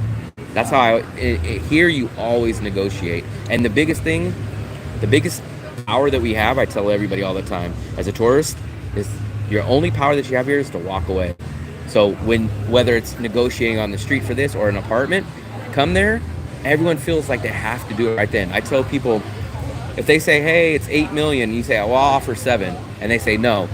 Let's say even you're willing to pay for it, still walk away. Say, you know what, I'm gonna go back home, do this. Come down here, come to this restaurant, go eat lunch, let them think about it. Guess what, they're gonna probably message you back on Facebook and say, oh, I talked to the owner, he's willing to come down. Or if not, worst case scenario, let's say you really want the place. You wait an hour, you go get lunch, you don't make a rush decision, message her back on Facebook and say, you know what, I thought about it, I'll do 8 million. But always leave and walk away and put it in their court, because 99% of the time, they're gonna come back to you and try to get you to do something. Yeah. That's how I No, I believe it. When I was a kid years ago in Mexico, I didn't know how much anything cost. Yeah. So I'd bargain for something. And I said, okay, what's your best price? Bottom line, best price. Okay, and I'd write it down. And I started walking away. And I didn't plan this as a ploy. And they'd call me back and they'd give me something. And And I would tell them, Will, give me your absolute best They're price. never going to give you the best They're never price. gonna do that. Because what they know is, we'll wait till this guy walks away until we know he's 100% serious and not getting it, and then we'll hit him. That's how it works. That's why I tell people the only power that you have is walking away. And you have to, you can't be like, I'm walking away now and keep looking. You have to walk away. You have to. Like I said, you can always come back. You can always come back. People are scared. They feel like once they walk away, they can't come back. And do you think, so let's say you walk away from the apartment and you come and you eat lunch for an hour. Do you think if you come back and offer them, like say they wanted 8 million, you offered 7, do you think you come back an hour later and say, okay, fine, I'll do 8 million? Do you think they're gonna say, no, you passed it up an hour ago, so we're not gonna rent it to you now? No, they're not. They're gonna take it. That's why I say, go ahead and walk away. Show that you're serious and walk away. It's like the Flintstones. I don't know if you remember. Yeah. I'm the only caterer in town. Yeah. But it's not the only apartment in town. And realistically, they need you more because there's how many hotels, how many apartments? An agent is taking their time out to show it to you, and their job is to rent it to you. They get paid 1 month out of the contract. That's how the agents get paid out here. So if they rent it to you, the agent gets 1 month of rent for what they get the landlord. So they would rather deal with you and maybe knock it down or deal with you rather than having to go back on Facebook, having to ride their scooter to come out to show it to someone else and go through the same thing. Maybe that person's not going to like it. Maybe that person's going to do this. So I tell people just like walk away and be prepared to walk away. That's what I tell them.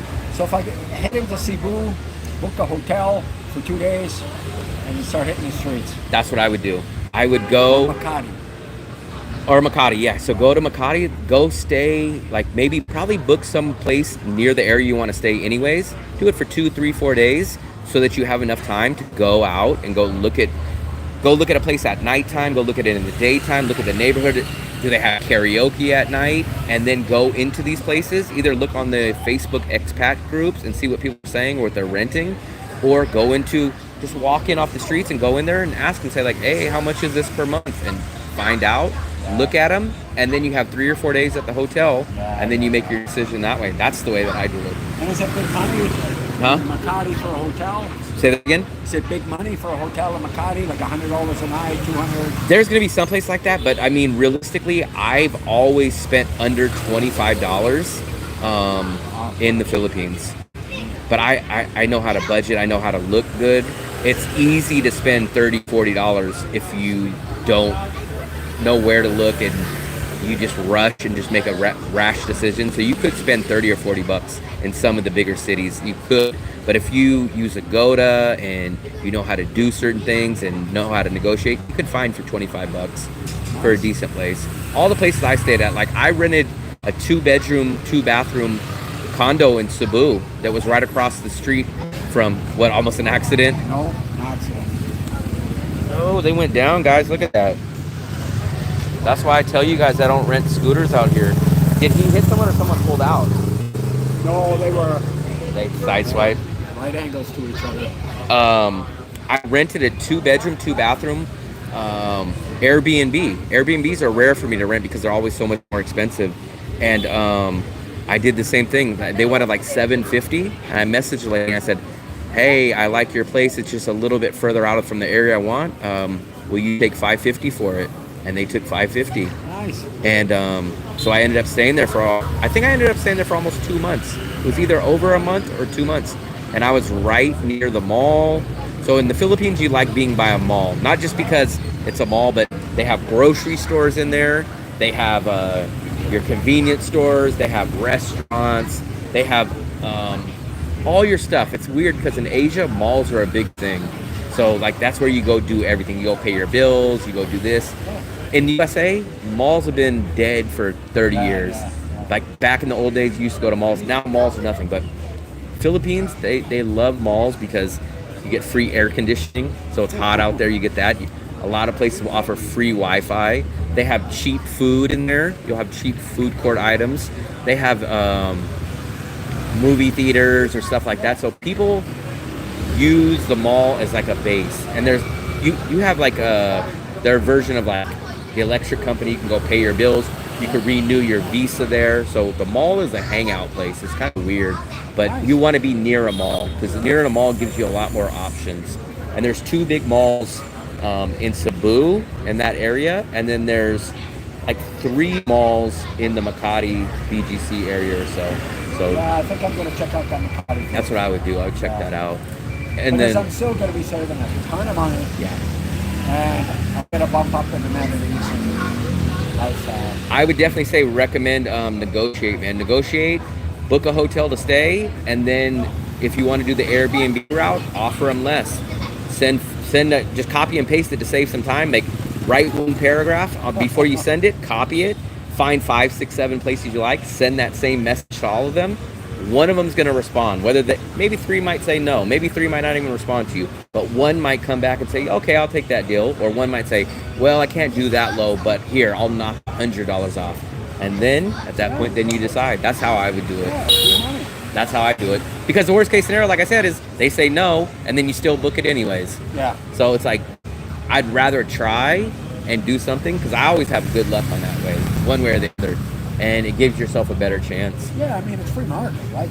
Oh, You're yeah. selling, you're buying. Yeah. Right? Like, And you never know the situation of those landlords. Like maybe they haven't had someone come there for a month, and maybe all of a sudden, maybe their kid's birthday is coming up, and maybe they'll say, you know what, I didn't rent. You know what, I'll rather, this guy will book for 30 days instead of me having to worry about renting week by week and do it like, you know what, I'll take it, I'll guarantee it, I'll lock it in.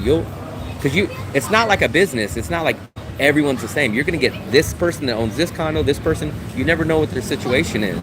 So, and then if they say no, then you negotiate on other things. Say like, hey, this is the price. I want you to include electricity, or include a weekly housekeeping. Like, you could always negotiate, man. Americans and the Western people are scared, and they feel negotiating is like insulting, but it's not like that in Asia. Asia, you're almost laughed at if you don't. They just know, like, hey, we walk over this guy. This guy's an idiot. We just throw out any money, any number, and he just takes it. What a fool! Like, in USA, it's like considered like low class or insulting, but out here, it's the opposite. yeah, no, I'm with you. I get it. I gotta head out here. I gotta get to the store real quick, but I appreciate, man. I had the great conversation. I appreciate you paying for it, man. I you're more than appreciate it very welcome, much. and I really appreciate the advice. Yeah. I hope you'll check out maybe my book or my videos. Yeah. So, if you have my channel, Yeah. can you just leave me a message? I respond to everybody's message. Oh, okay. So even when you go to the Philippines, let me know what your situation is, and any one of my videos, just let me know what your book is.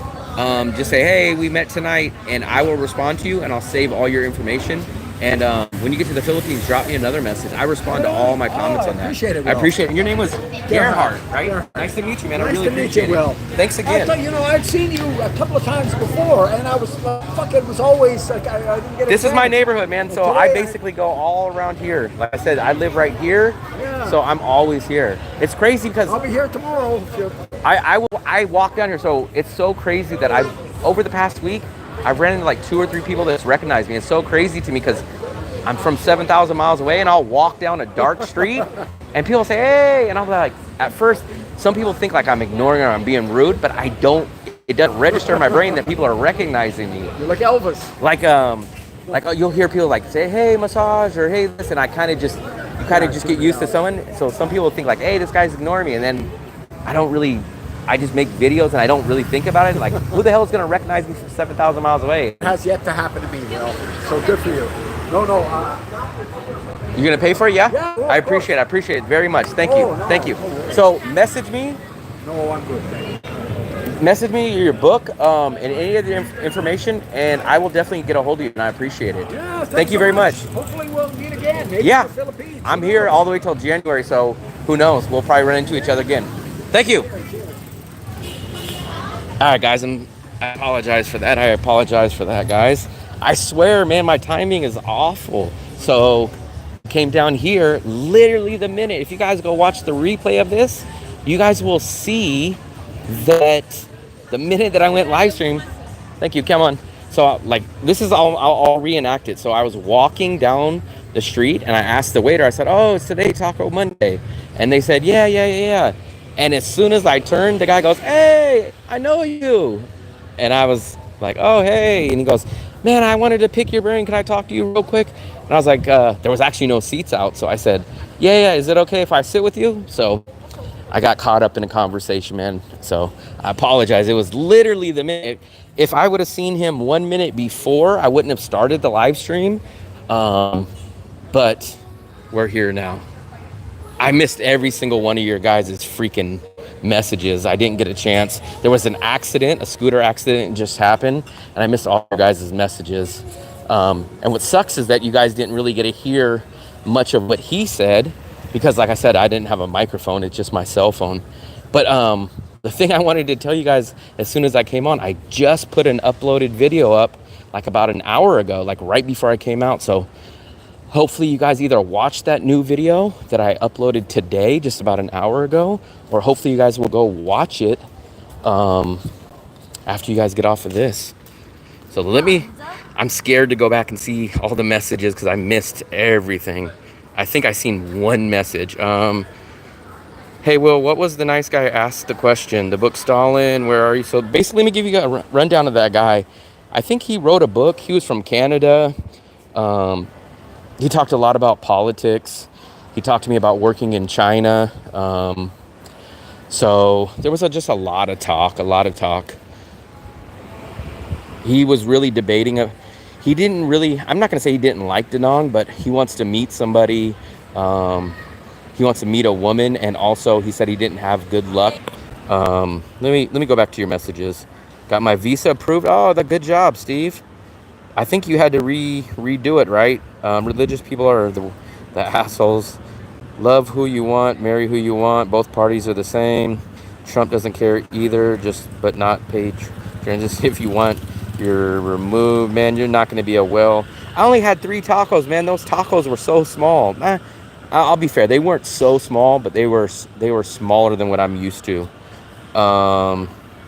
You guys seen the Johnson plantation? Next time, give an interview to. It wasn't an interview, man. It just was an accidental thing that happened. The View is something that SP would like. He was Canadian. Have this guy drop his details down. He's gonna message me on there.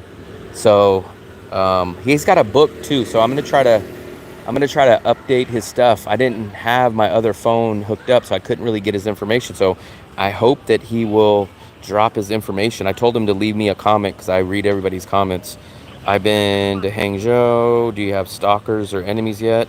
No, but actually I've been getting recognized 2 or 3 times a day for about the past week now. So it's crazy. He had one of the enemies the other day. I told you, podcast shoot you, like button, get me off. So let me try to go sit over here. Let's see if this internet will fix. That guy was just a guy that he was just at the same restaurant. So I apologize, guys, man. That internet sucks right there. There was talk of 3-month visa on arrival and talk of 3-month visa on arrival in the Philippines, but I can't see that happening. It's money grab in the Philippines, but I can't see that happening. It's money grab. I have a friend who works in the Philippines. I got to get out of this area. This internet is so bad here. So let's walk up this way. I wanted to go to Moon Mill, but the internet's just too bad, guys. I will be in Danang early November. I will be here too in November. Good evening. What's up, JV? Philippines getting more costly. It's been costly. I missed all that, guys. So I prefer Airbnb and BGC or hotel. Let us know more about Gerhardt. Like I said, I think he said he wrote a book. I don't think it's the book that we seen on the table, but he wrote a book. He's into politics, stuff like that. Hopefully you guys can hear me. Sheesh, man, every time there's music over here. Let me try to go sit over here, guys. And I'm gonna have to connect to the Wi-Fi. Let's sit over here. I completely forgot I should have connected to the Wi-Fi at the restaurant, but it's not like I ran out of data, so today I didn't use much data. But let me connect real quick, so don't go anywhere.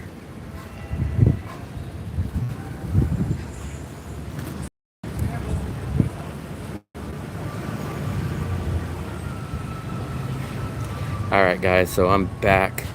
I prefer a large pork chop, but I'm shredding now because I'm not staying. That guy knows me, Elvis in the house. Good conversation, like a podcast. I told you should do a podcast. No, it was a good conversation. I wish, you know what I should have asked him? I should have asked him to do an interview with me. If he responds on my comments, I asked him to respond.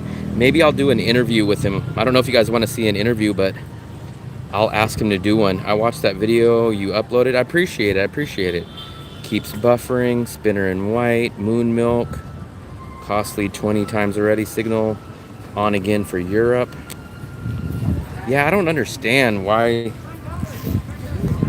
this channel always hates on me, man. It always does some crap to me. But I'm back now and I'm all caught up, so hopefully you guys are there. I'm back caught up. I'm here. I apologize. That was almost like an interview rather than a live stream. So I hope you guys signal on again. Let me check what my uploaded video is doing. Hopefully people are watching it.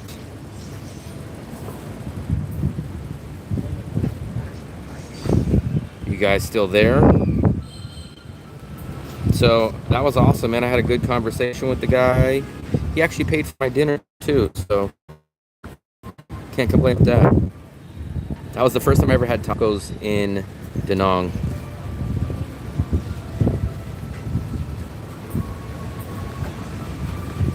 What's up, Jessica? What's up?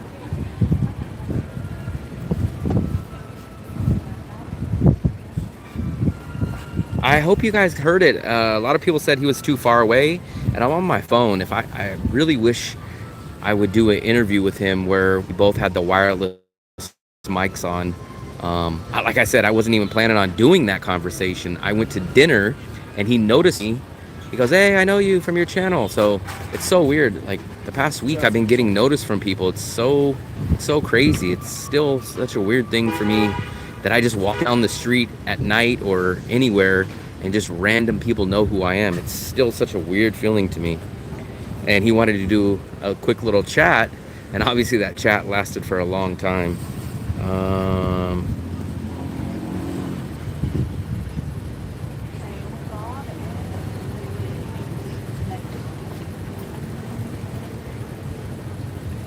Let's see, what's it? I could hear him. Was possible to hear him in interview with? Yeah. So I told him I couldn't get on my other phone because I didn't have internet on my other phone. I couldn't end the live chat, but I told him message me on any one of my videos. Leave his. He wrote a book, so I want him to tell me what his book is and any other information. And if he messages me, I will ask him if he wants to do a one-on-one interview. I mean, it seems like he wouldn't be opposed to it because he loves the chat and he didn't mind being on camera then. But actually, we'll set it up as a real nice interview. So that would be good. So maybe we'll do an interview with Gerhardt. That's his name, Gerhardt. He wrote a book. He's from Canada. He's retired. So that's the story on him.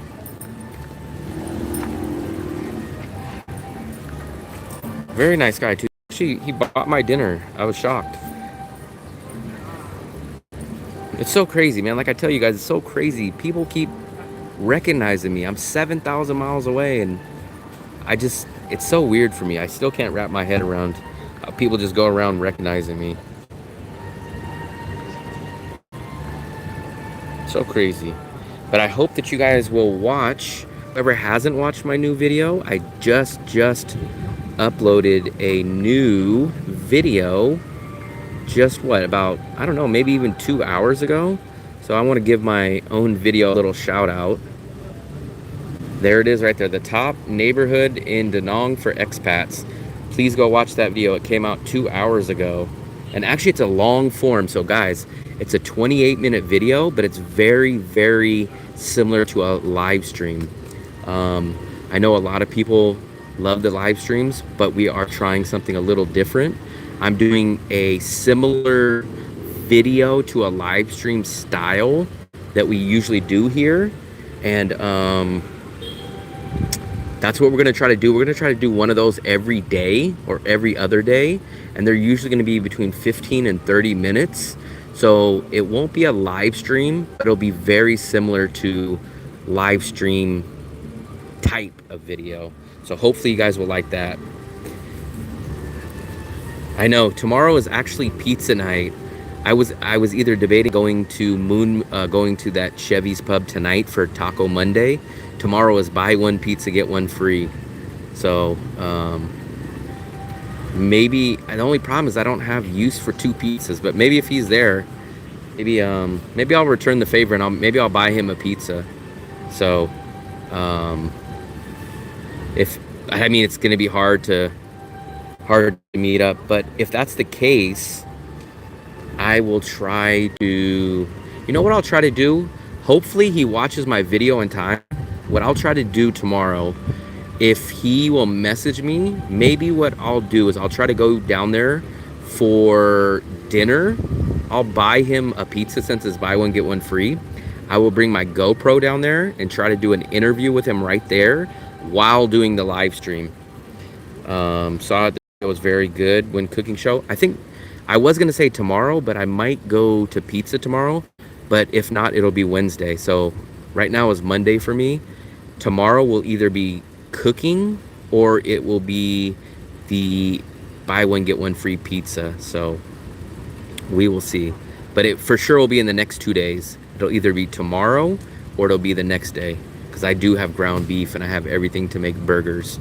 So we'll do a burger cooking show. Homemade burgers, homemade fries, cooking live stream within the next 48 hours.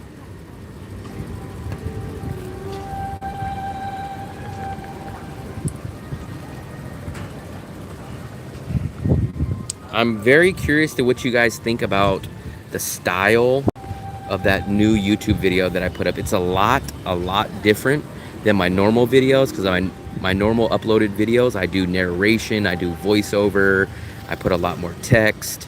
They're shorter videos, they're like 12 minutes. This was just like almost a live stream, but on recorded version.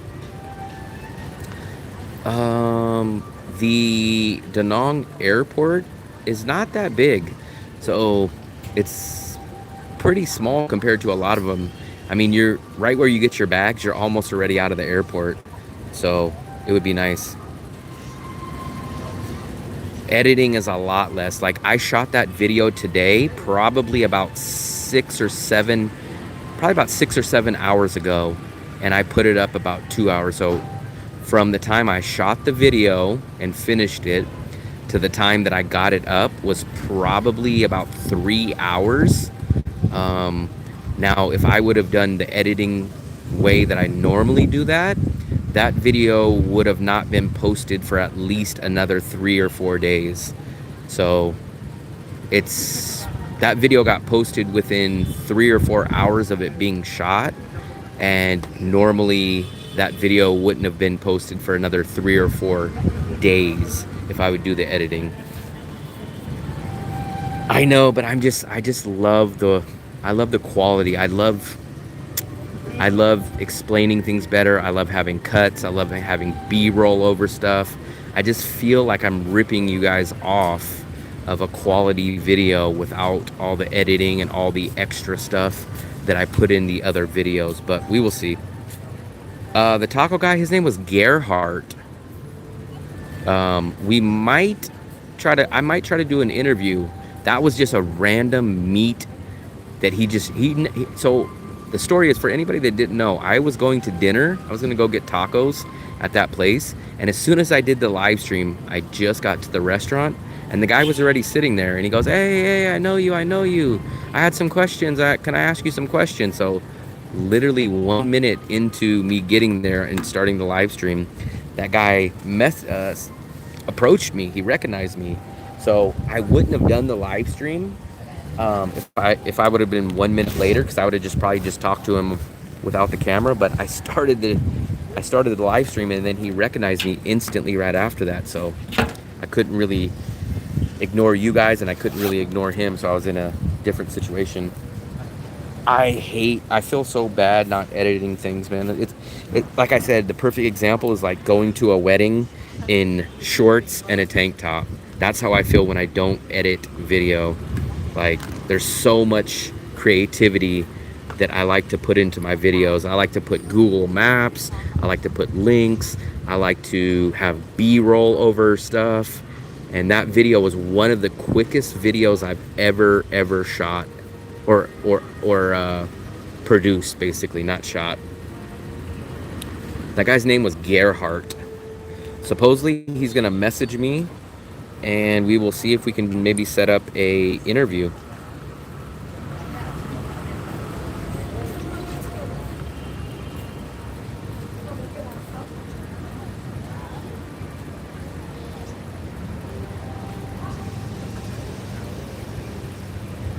Yeah, I just wonder what you guys think, if I should just keep doing. So do you guys think I should keep doing that style of video that I've uploaded today?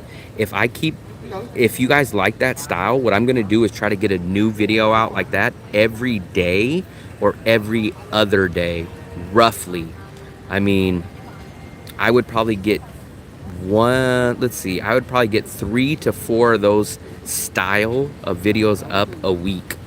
Maybe 2, but probably between 2 to 4 of those videos up a week. So if you guys like those style of videos, I will try to get one of those up every day or every other day approximately.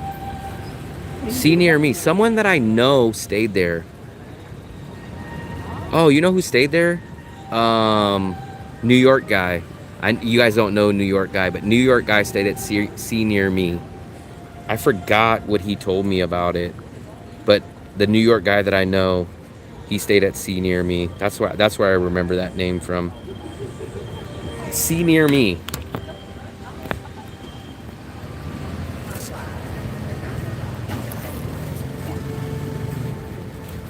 Gonna book the See Near Me. Either that or another amount, 4 million for 19 days. 4 million is about 160 bucks, I think, roughly. Because I think every 1 million is 40 bucks. Will, is the beach around the corner from? Yeah, it's literally, so the beach, if you see, let me show you guys. You see where that hotel is right there? That's literally, if you look on the other side of that building, if you were on top of that building, you would see the beach right behind it. It's literally behind me. If we just turned around and walked straight, we would run in it. Yeah, I think See Near Me is on the other side.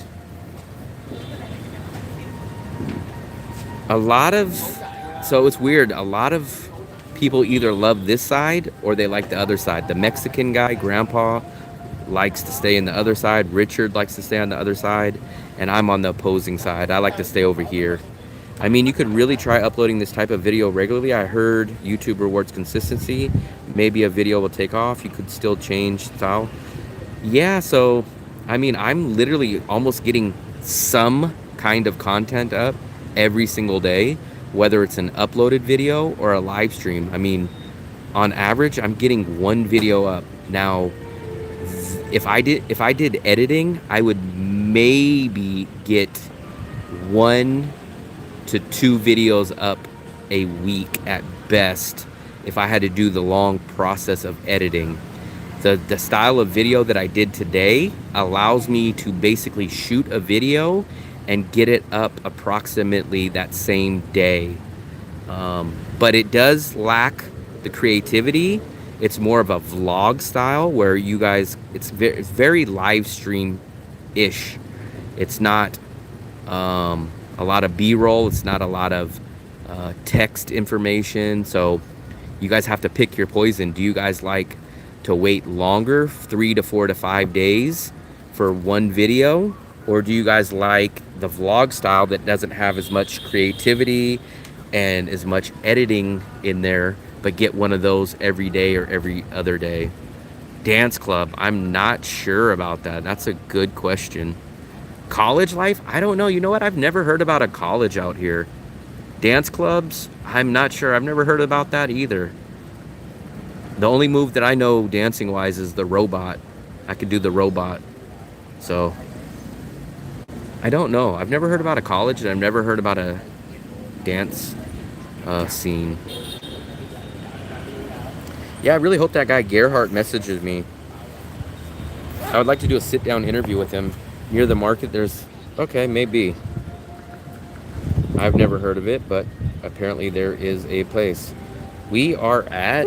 Wow, look at that number, guys. You guys want to see how many steps I have today? 666.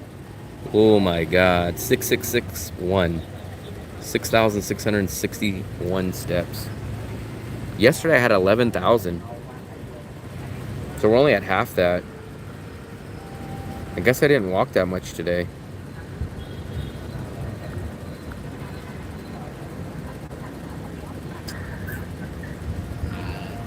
You guys need to watch that video. Whoever's not watched that video, let's see how, content-wise, let's see how the video is doing. So we're at 1,879 subscribers. And let's take a look at the stats on the uploaded video. So it looks like I have... How many views? I've got 211 views in... How long has it been posted? 2 hours ago. So 2 hours is 120 minutes. I'm getting about 1 view per minute. You can do daily update live and regular video and you'll be good. So Philip, what my plan is to do 1 live a day, probably at nighttime, probably doing a live like this, either when I go to dinner or a live like this. That'll be my 1 live a day. And then I'm thinking of doing that vlog style uploaded video that I did earlier today.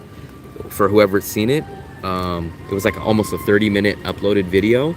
So I'm gonna try to do 1 of those a day, and then I'm gonna try to do a live stream like this 1 a day. I've never been to Suntra, never been there. Apparently, if you guys were in the live chat yesterday, the Korean guy that was sitting across from me told me that this is Suntra, but I'm positive he's wrong. But he told me that I'm there, so who knows? We'll see, guys. We'll see. My video is not really... It's not exploding right now. It's currently ranked number 5 out of 10. So what I like is this little stat. Let me see if it'll show it to me. So the video that I just uploaded is currently ranked number 5 out of 10 based on the amount of hours it's been up. So maybe it'll take off a little bit better. So we'll see.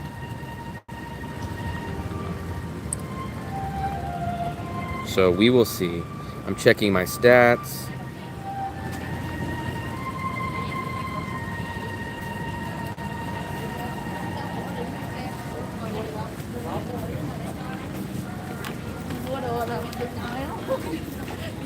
Let's take a look, guys. I'll watch it around 2 a.m. Yeah. Watch that video. I know you're always in the live stream, so next time you're in the live stream, let me know what you think about those videos, because I'm gonna test those style of videos out for the next week. If you guys love them and if they do good, I'm gonna continue to do them. If they don't do good or they don't really make a big difference in subscribers or anything like that, I might scrap those and go back to my old style of taking 3, 4, 5 days to edit something and be a little better quality, in my opinion. So at least that's in my mind. So we'll see. But this channel's going through a lot of experimenting, I guess you would call it. You know what? So whoever watched the video, I don't want to spoil it for you guys, but I stopped near a barber shop today. Did any of you guys watch the video and see the barber shop?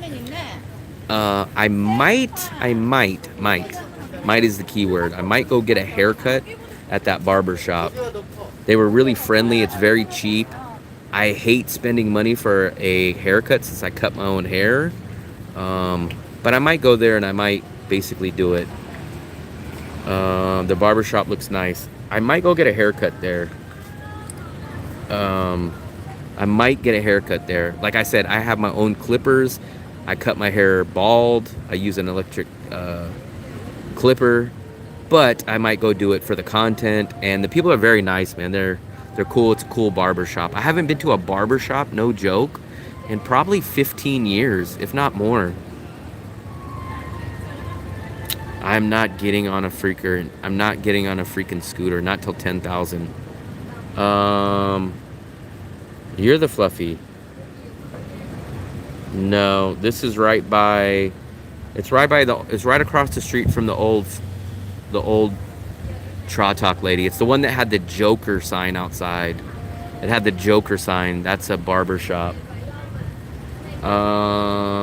Any sports bars? Yeah, JV. So, I think there's one that by the taco place. There's one right there. I forgot. I think it's called Shamrock. And then I think there's another one called Dirty Fingers. So those are the two that I think a lot of people go to in this area. So there's definitely a place to watch live sports, boxing, pay-per-view, MMA, UFC, all that. So there's two. I cut my hair every 2 or 3 days. So I would have to let my hair grow out for about 2 or 3 days since I shave it all the way down. So maybe in 2 or 3 days, I will go to the barber shop and do a vlog there. There won't be much hair to cut because like I said, I should cut my own hair every 2 or 3 days. But it's only 60,000. It's like $2, and maybe that video might do good. So we'll see.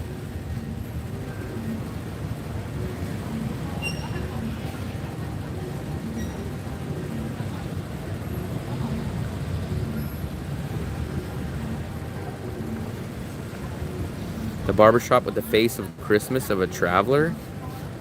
I have no clue what that means. You walk by it plenty of times. So right across where the old Traw lady is, it's literally across the street from the Traw lady that is no longer in business. She's gone. The 10,000 one, the one that we used to go to all the time last year, it's directly across the street from there. They have a sign holding a Joker, holding a sign. It's literally across the street. Let me respond to this.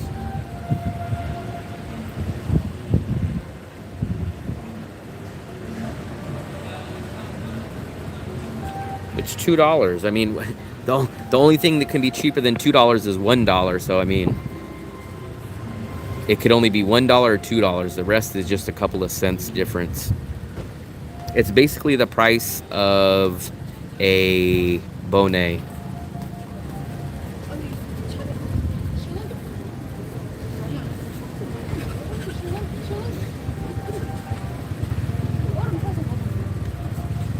I've never been there. It's a little overpriced. What type of cut? Literally, I just get the smallest. So a razor with no electric shaver with no guard, as short as they can possibly get it. Just the most, like maybe I might even have them use a razor and just cut my hair as short. Stone Cold Steve Austin. I mean, that's as short as I cut my hair.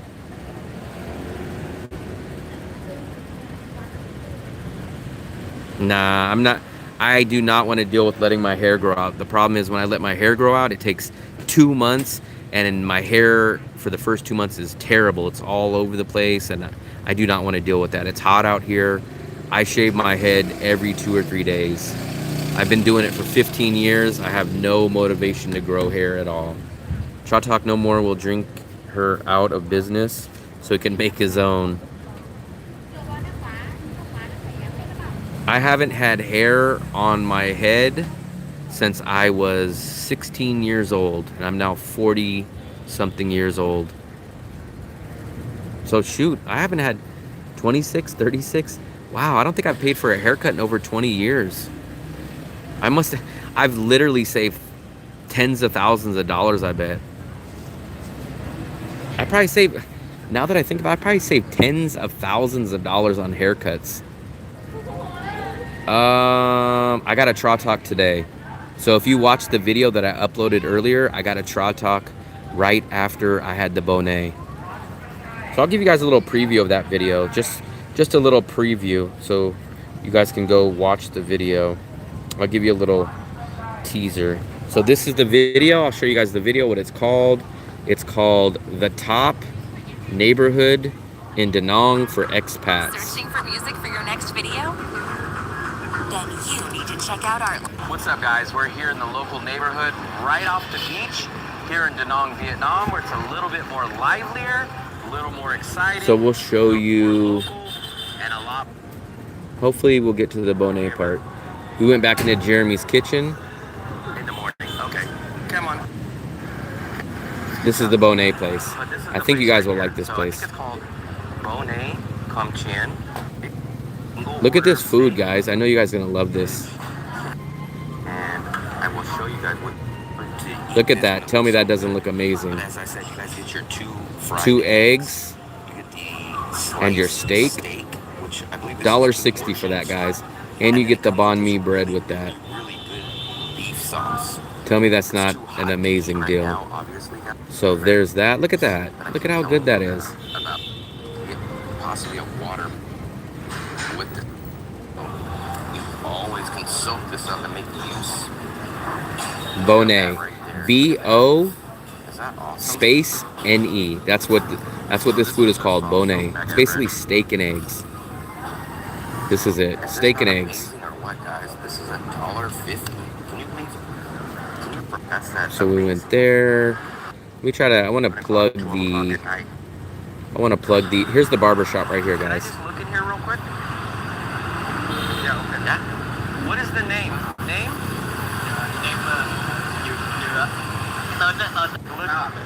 Should be in the next day or two. I do need a haircut, and I think the haircut's gonna cost me about $60,000. So $250. That's how much it costs. You guys think I should get a haircut? This is the barber shop. I'll come back here in the next couple days and get a haircut. But it looks very nice. It's nice. It's air conditioning. It's got cool buildings. Maybe we'll do that video. Maybe. Said that, right? But anyone that wanted to know, here is the Tra-Talk.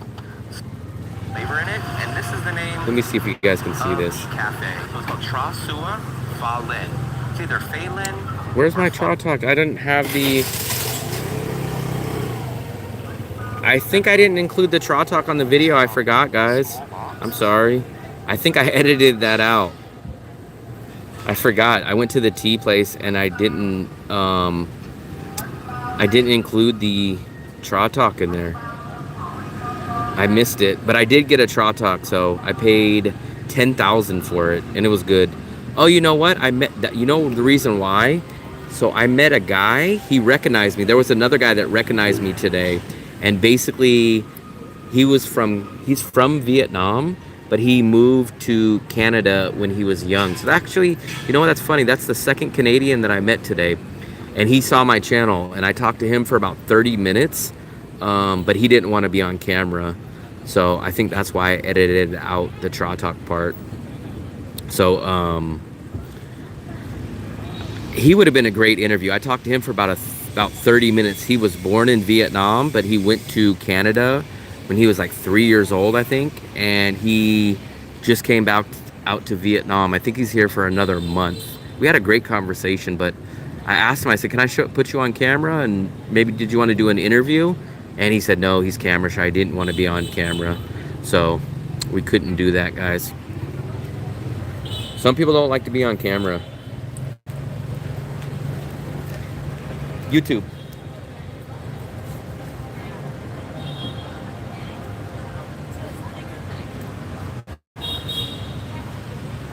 Some people don't like to be on camera.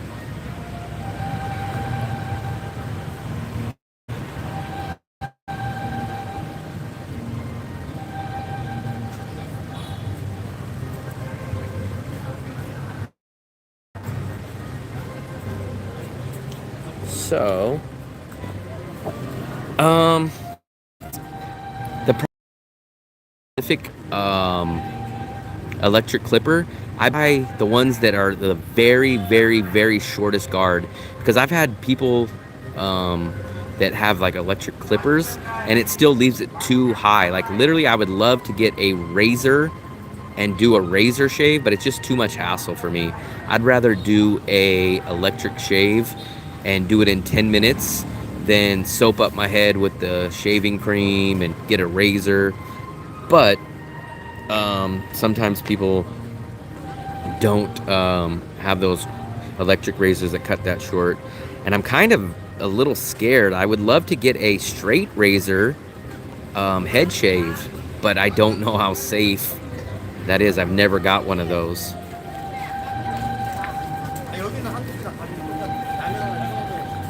They got music cranking out over there. That's why I didn't sit on that size. I don't see any rats. Rats are usually in the darker streets and on the side streets, but I don't really see them too often. Usually it's when I'm walking down a side street or something. But man, I got a free dinner tonight, man. I can't complain. Gerhardt paid for my dinner. I appreciate it. Wow, guys, we're at 1,880 subscribers. So maybe another day. I'm assuming with the new uploaded video that I could probably get 20 subscribers in a day.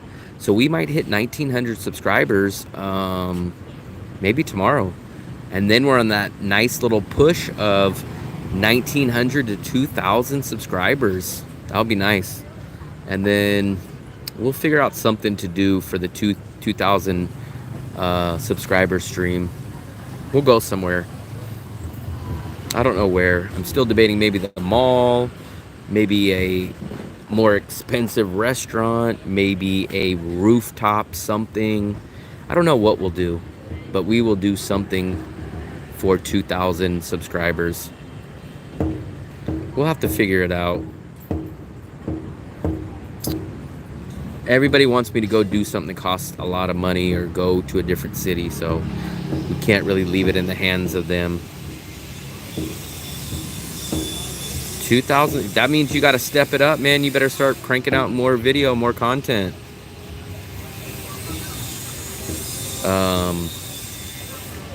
You're still what? You're still about 150 or so ahead of me. I've been averaging 20 or so. Look at this, is the scooter I want right here, guys. Why can't I rent one of these? That's exactly what I want right there. But nobody rents those. And I don't want to buy them.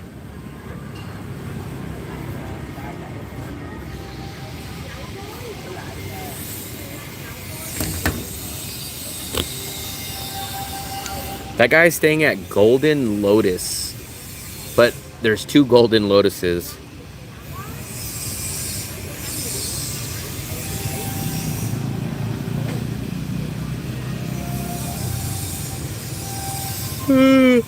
I think I'm logged in to the internet, right?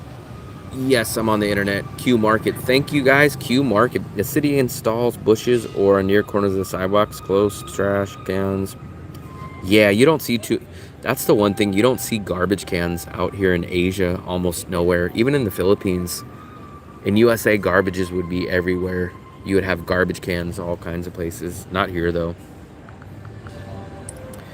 Plus, you need the money. I need the money. I'm chilling with no SIM, waiting for T-Mobile to unlock my phone. Vendo machine. I don't want to spend money. That's at the mall, first of all. So I have to be going to the mall. 2, I don't really want to be spending money, especially on unnecessary stuff. The last time I went there, I got cologne. I don't use cologne, so it was a waste of 100,000. I noticed you're not including tags. Where do you mean tags? Let me ask you that. Do you mean hashtags in the video? But I do put video tags. So let me see if I can show you. I do put video tags. I'm wondering if you mean hashtags in the title. I wonder if that's what you mean. In the description. So are you talking about... You're talking about in here, like hashtag Danang, hashtag this, like, are you talking about a hashtag in the description here? If you say, yeah, I've never had luck. Whenever I did it, I never noticed I've never noticed a difference. I've done them before for tons and tons and tons and tons of videos, and I've never noticed a difference at all. Nah, I don't like cologne. I use deodorant, but I don't like cologne. I take showers, I use soap, I use deodorant, but I'm not a cologne guy. Especially some of those guys, they just freaking crank on the cologne like you could smell them a mile away. That's a little over the top. Or the worst is when people haven't taken a shower and then they just dump the cologne on them so it smells like sweat and cologne. Don't put out more than 3 or YouTube gets pissed. I don't put any hashtags. So even on my 25,000 apartment video, I didn't put any hashtags on that and got 25. I used to put hashtags in the description and I noticed it never did anything. It never helped me at all. I mean, I guess technically I can do it, but all my experience from before never noticed anything different. Yeah, that's the thing. In Asia, they don't really sell in the shower. In my shower, in my bathroom, I notice in Asia, deodorant is expensive and it's not as easy to find. Deodorant isn't really a big thing in Asia.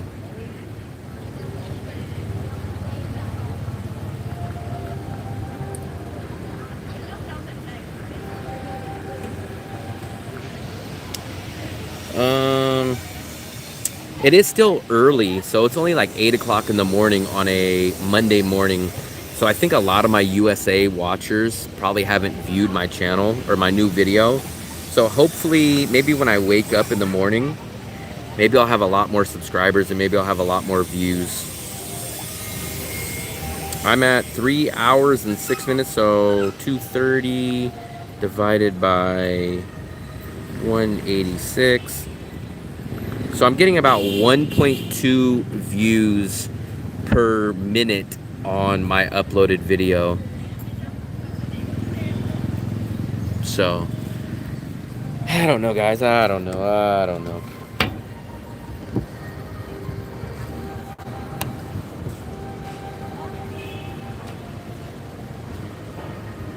It's 10:45 Monday night. Yep, 10:45 Monday night here too.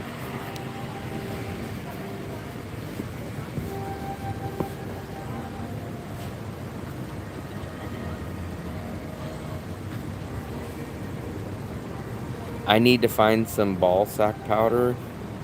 I get it from Hot Areas in Nha Trang. Let's see, guys. I'm trying to check the stats.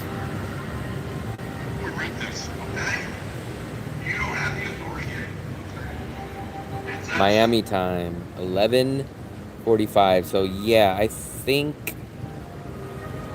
yeah,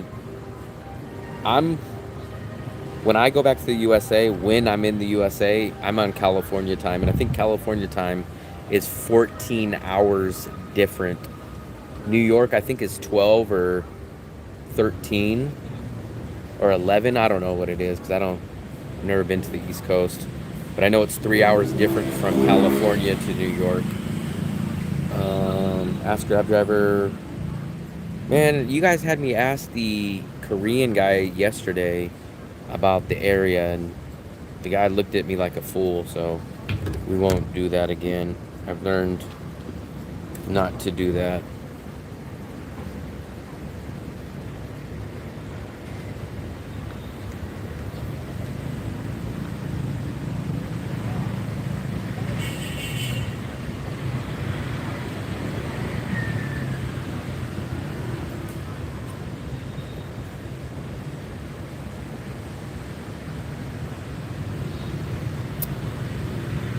Let's see.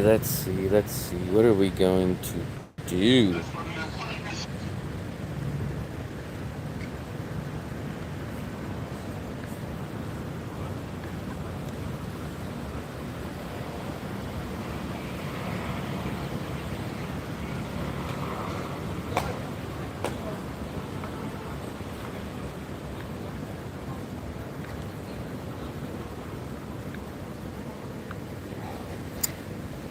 Let's see, guys. Let me give you guys a little change of scenery so you guys can take a look at over here. I'm surprised that you guys can hear me so good, especially when I was doing the live stream earlier at the restaurant, because there was a lot of noise.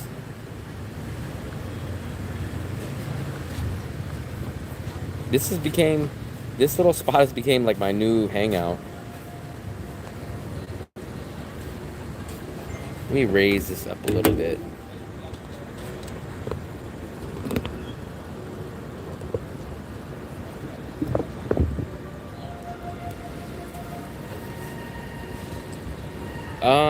I probably would go swimming in a pool if I had one, maybe, but there's no pools that I know of. There's no pools here, so I don't seek it out. Actually, I was gonna rent a place that had a pool about 2 months ago, but I ended up not renting it.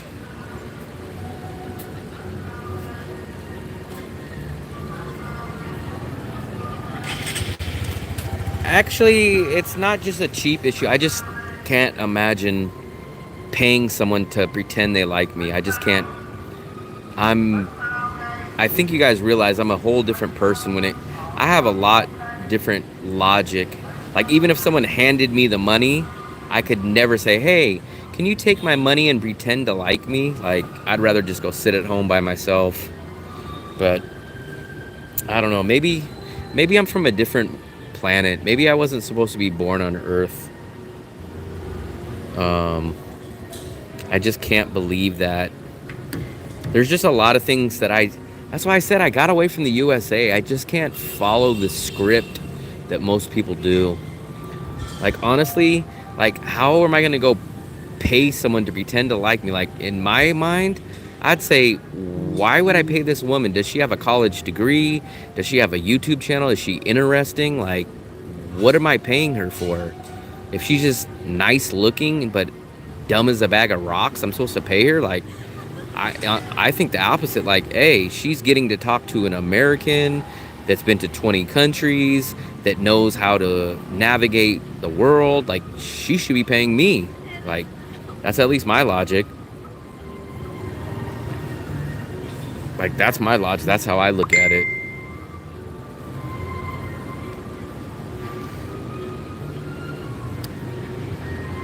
Offshore.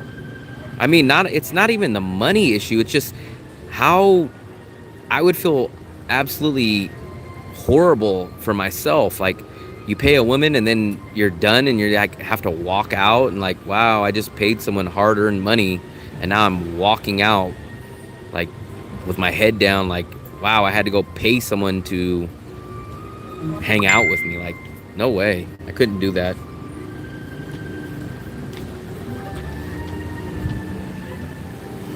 Like, I want someone to want to hang out with me because they want to hang out with me.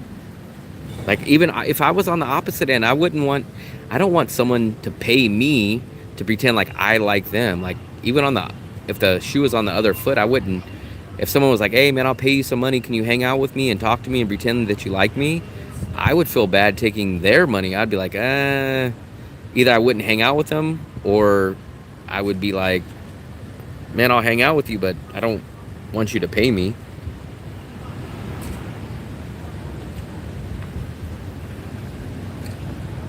I don't know, man. Maybe I'm from another planet. I don't know. I just have a different philosophy from most people in this world.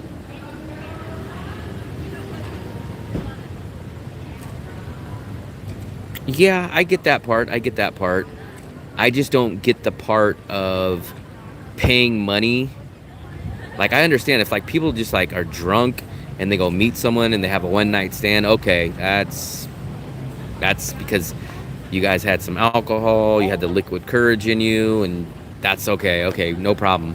But to like say, hey, I'm gonna give you X amount of dollars, you pretend to like me for a little bit of time, and then after I will hand you over some money, and then we disappear, and that's it. Like, I just don't I couldn't do that. I don't judge people or care if other people do it. Like, I don't say like, oh, they're I couldn't bring myself to do it. Just like I couldn't bring myself to eat seafood. I couldn't bring myself to eat pate. Like, I understand other people like it. I understand other people do it. They like seafood. They like to eat pate. Like, but for me, I couldn't do it. I get that part. When they can do it, they're just not going to get the money from me. Like, I'd rather go home and watch freaking videos and save the money. You get the same feeling at the end of the night when you're done. That's the thing. Remember, I don't get massages. I'm not really a massage guy. I've never paid for a massage in my life. I got offered a free massage. The American guy from the Philippines and his girlfriend are here, and they're like, "Hey man, since you helped us out, we'll pay for your massage." And I was like, "Nah, I don't know. I'm just not a massage guy." It's a little, I wouldn't say weird, but it's a little uncomfortable for me. Like, even like, I know what another thing that I think would be uncomfortable for me, to get like my shoes cleaned.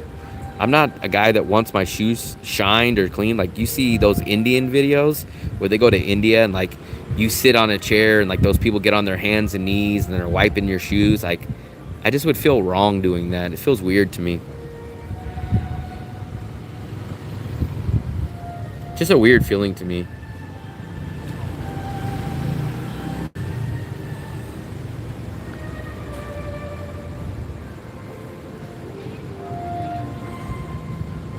It just feels weird.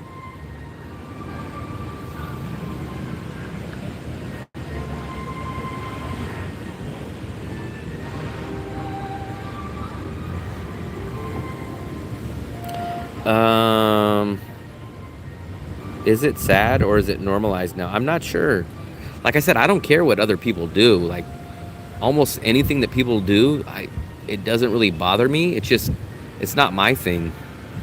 I'm not a person that likes to stay in small places. I'm not a person that eats seafood. But if other people want to do it, I don't care. It doesn't bother me.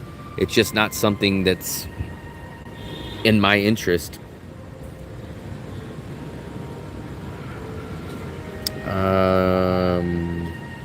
I would be worried that it's a setup or kind of weirded out, I guess. Like, I don't mind, like, if someone, like, for example, like, if a lady came over here and she was like, she was working, she was like, hey, I will, let me give you guys a good example. I'll clean your phone, or I'll make a design and I'll sell you something. Like, I don't mind paying money for stuff like that, like an honest, like a job. But I'm just not going to pay someone to hang out with me and pretend that they like me. That's just different to me. Like I said, I'm going to go get a haircut video. I've never paid for a haircut in 20 years, but I will help the locals and support their stuff by getting a haircut. I will do stuff like that. I'm not going to pay nobody to satisfy me. I could satisfy myself for free. So it's like, if you live on a farm and you have a chicken that gives you eggs, why would I go to the grocery store and get eggs when I have eggs at the farm for free? Offshore, what's up, buddy? What's up, buddy? €5, man. I'm getting those euros, man. I feel like I'm a European now. Guess what, Offshore? I'm gonna take that $5 and I'm gonna go pay a lady of the night €5. No, I'm just joking. I'm gonna take the $5 and go get a massage. No, I'm joking. Appreciate it. Oh, pounds. I forget the euro. The euro looks like this, and the pound is like that. I always get those. I wish you guys would just go back to one freaking. Well, you guys didn't have one, because I've been to London. You guys have the pound. Most of Europe has the euro, and then I do know Prague or Czech has the crown. Hungary has the forint. So I know a lot of different currencies, but I always get confused with the pound and the euro. They're in the same damn continent. It always confuses me. Oh yeah, I'm sure it adds up fast, Steve. People don't understand, man. Like in USA, if you go get a coffee from Starbucks every day, like they go like, hey man, it's $3, it's $4, $5 for a coffee. Multiply that by 30. That's $150 or more just for freaking coffee, man. And it's like $150 a month for coffee. That's insane. You pay me. You should be paying me. If you do one bar stream with the chat girls, you will get tons of views. I wouldn't be opposed to doing, I mean, what I would do, I would have to go to a bar that was probably playing like a boxing match or something, or a UFC event. I wouldn't mind doing it from there, or if they had like a steak night or something like that, I would probably do it, but I think it would be too loud and too hectic. And I don't even know if the bar would even let me do a live stream. But I mean, I morally wouldn't be opposed to doing a live stream from a bar. Like, I'm not against it. I just don't think they would let me do a live stream. I wouldn't really have nothing to do in there. So I'm not really sure. I know, instant coffee. Or, I mean, even if people don't like to make their own coffee, I don't see why they just don't. In USA, you can go to McDonald's and remember, I don't drink coffee, but supposedly a lot of people say McDonald's coffee is actually halfway decent. I don't drink coffee, but I would rather go spend $1 on a McDonald's coffee. So you spend what, $30 a month? Or I would make my own coffee. I would buy a $150 nice coffee machine one time, and then I would make my own coffee. That's what I would do. There's some ladies who just want it. I don't know. Like I said, I've had one coffee in the past 10 years, and that was just like, what, 2 weeks ago or something when I did the live stream. I got an egg coffee, and man, that thing freaking pounded me. It cost me $10 banh mi in New Mexico. Jesus Christ. $10, I can get 10 banh mi's here. Probably actually 12, because it's a little less than $1. I could get almost a half a month of banh mi's for $10. Party stream, but only make super chats for the girls' drinks. Can't monetize because of the music. I don't understand what you mean. Dating content, dinner dates, only for the combo. I would have to do, if I was going to do a bar or something like that, it would have to be on a night of boxing or UFC, something where I'd be interested in actually being at the bar. Like, I can't just go sit with a bunch of drunks and just twiddle my thumbs. It would have to be some kind of something. It might have to be like a steak night or a trivia night, or it would have to be something that would intrigue me. Because there's no, I mean, like I said, guys, I used to get hammered. I used to get drunk when I drank. But there's nothing worse than hanging out with a bunch of drunk people when you're sober. It's great when everyone's drinking. It's like you feel like you have the best time when you're hanging around a bunch of drunks. But when you're sober and everyone else is drunk, it's a terrible experience. I just had 2 deliveries for $250. What is Ben Ho? I know, man. It's weird. It's weird, Steve. Like, it's so weird. It's like we're living in that weird reality days. Like, if you go hang out with partiers and women, like all of a sudden your channel gets big. It's weird. The person that tells you good information and gives you guys good entertainment, no, that guy he sucks. But the guy fumbling and stumbling that's drunk and has women stumbling and drinking, that guy, oh, he's amazing content. It's weird, but I understand it. No bar, dinner date with your girl and ask out with a girl I can't, JB. I have a girlfriend, so she's in the Philippines, so I'm by myself here. So the only dinner date I can do is by myself, which I do a lot of live stream dinner dates with myself. It's because the world we live in sucks. I know. it's weird. Like I said, I think I'm from another planet because myself personally, I watch YouTube to find information and to learn and adapt and get good entertainment. I don't find any enjoyment from seeing people drunk and random women that I'll never meet on live streams, but a lot of people do. Keep the great work going. I appreciate it, Trenches. I appreciate it. I'm not sure if you've seen my new uploaded video, man. If you didn't, please go check it out. I just uploaded this video right there. The top neighborhood in Danang. So I just uploaded that about 2 or 3 hours ago. So if you get a chance, please go watch that video. I have learned so much. I love YouTube. YouTube, I wish would have been around when I was young. I would have used YouTube to basically build a business. I would have used it as a substitute for a college education. I would have used it for a lot of things. Friend would have to be understanding. Visiting Danang in February. Nice, nice. I'm going to be here till at least January, and we will see what happens to me after January. I try to get to Vietnam before my birthday. I will possibly be in Danang by my birthday if the channel keeps going, because my birthday is in February, which is 1 month after January.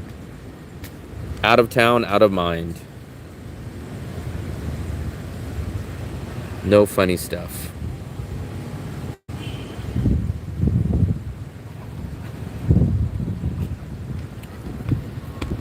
I had a Traw Talk today. I'm kind of interested in another Traw Talk, but one Traw Talk is my limit for the day.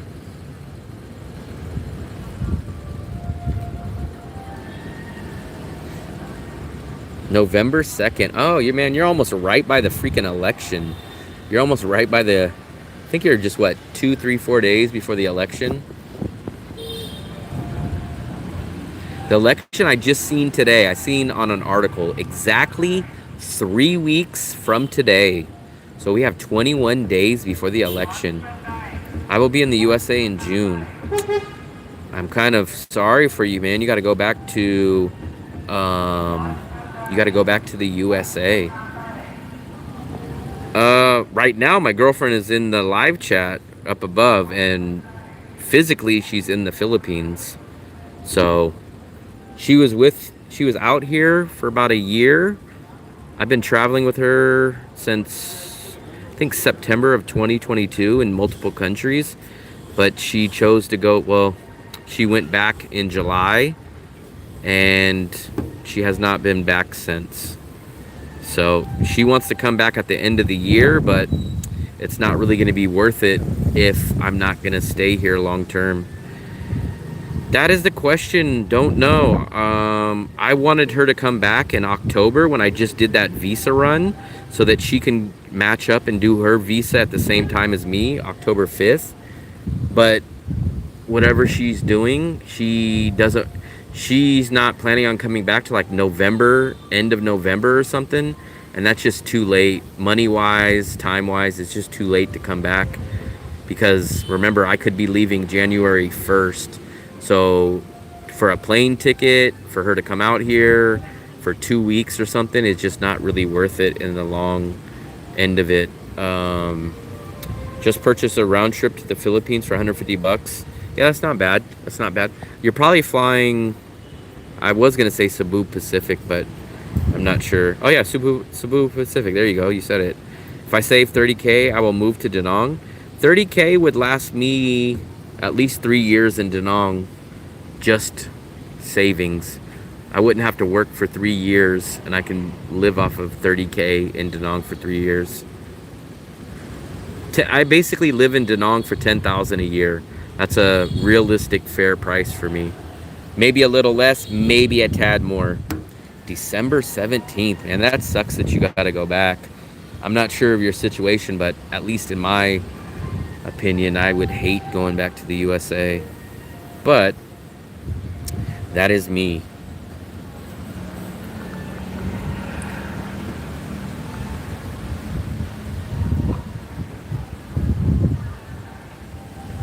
that is me. $19 to go, guys. Man, we're hitting a little bit more subscribers. 19 to go. So maybe by tomorrow we'll be at 1900. That would be nice, guys. That would be nice. Wow, guys, I'm really impressed. I really appreciate it. Look at this. Look at what my click-through ratio is. Not bad, 16%. Usually when I first start out a good video, it's usually at about 20%. But look at the engagement. So look at that, guys. I love that. You guys are watching 10 minutes and 36 seconds of that video. That's almost 5 minutes more than usual. So big thumbs up. I think at least from this video, at least from the video that I just posted, you guys might like the longer videos. I would say I would hit 10,000 in the year 2025, but that's only, Steve, only if this channel continues after January in Danang. If I go to China, all bets are off on the subscribers. But if I stay in Danang, I realistically can see 10,000. I watch whole video and ads. Man, I appreciate it, Steve. I appreciate it, buddy. I appreciate it. I check out the new video. Appreciate it also. Appreciate it.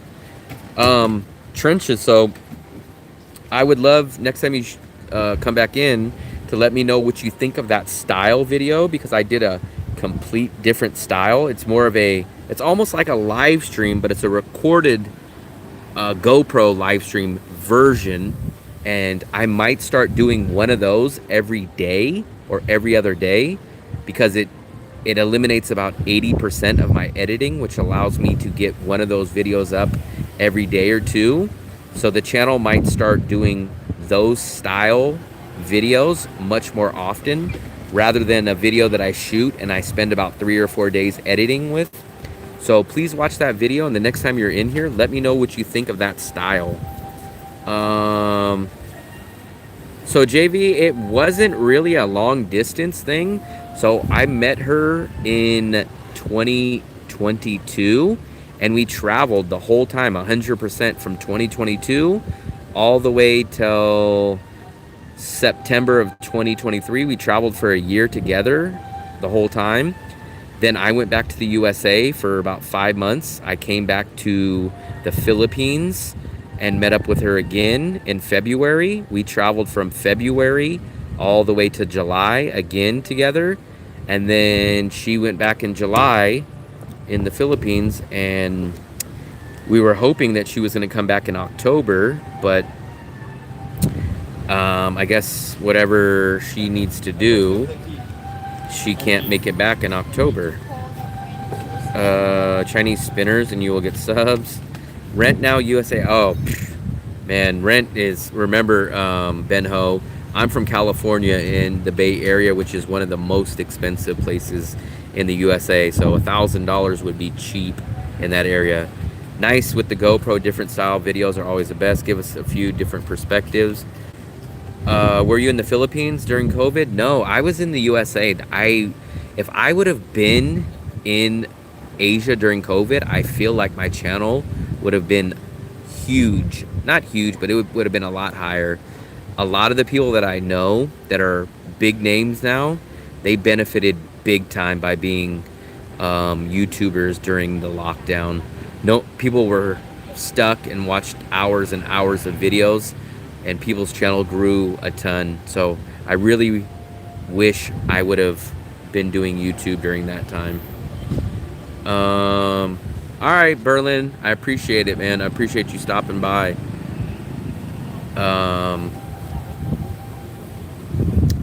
Good night, brother. I appreciate it. Hello there, everyone. I was stuck watching. I know. So my channel would have grown and been a. I mean, I can't even guess what my channel would have been like. What do you? I mean, if I would have done the same style of channel now, when COVID hit, I mean, I don't even know what to guess what my subscriber count would be.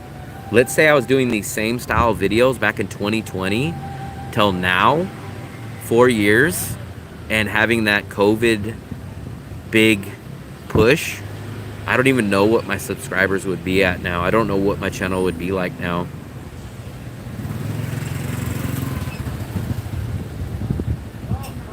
Can you hear the music? The music's all the way around the corner. I think this phone picks up sound pretty good, because that thing's all the way. The music is technically playing behind this wall and about half a building down. Having this deep chat, everyone is awesome. It's like a group chat, don't matter where you are. Yeah, I appreciate it, man. That's what I really like about the live chats.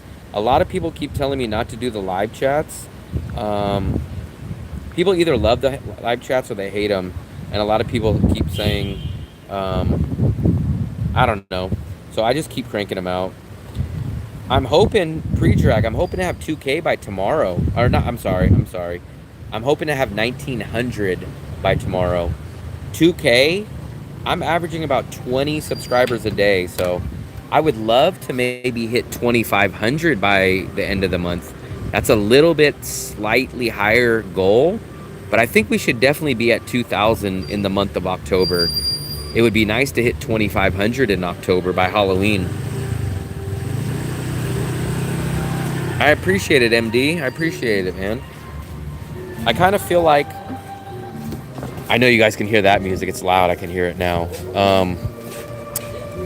I don't know if to take it as a compliment or a put down, but a lot of people say, man, you're doing so many streams, man. You're the #1 guy doing all these live streams. So I don't know if that's an insult or a compliment or what, but I don't know. It seems like it's working in some ways. So we will see. Consider your lives as brainstorming to improve your path to profitability. Yeah. Yep. 2 or 3 days at a hostel to meet people and get info.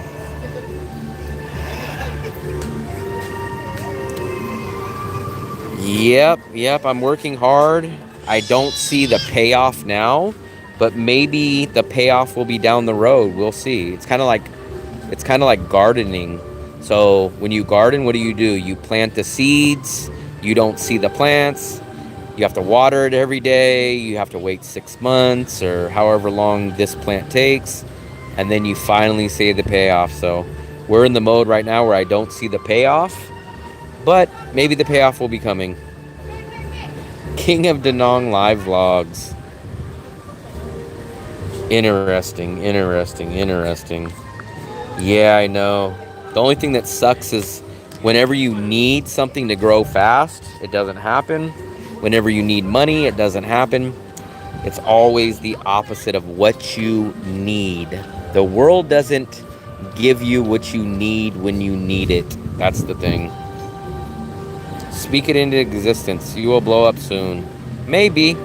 We will see, man. I don't like to sound arrogant. I don't like to assume things. That's why I always err on the side of caution or err on the side of it not happening than happening. People say it's negativity, but I just look at it more as being realistic. I'm very realistic. If it happens, amazing, great. But I don't plan on it and I don't expect it. Mine always grows fast with a spinner.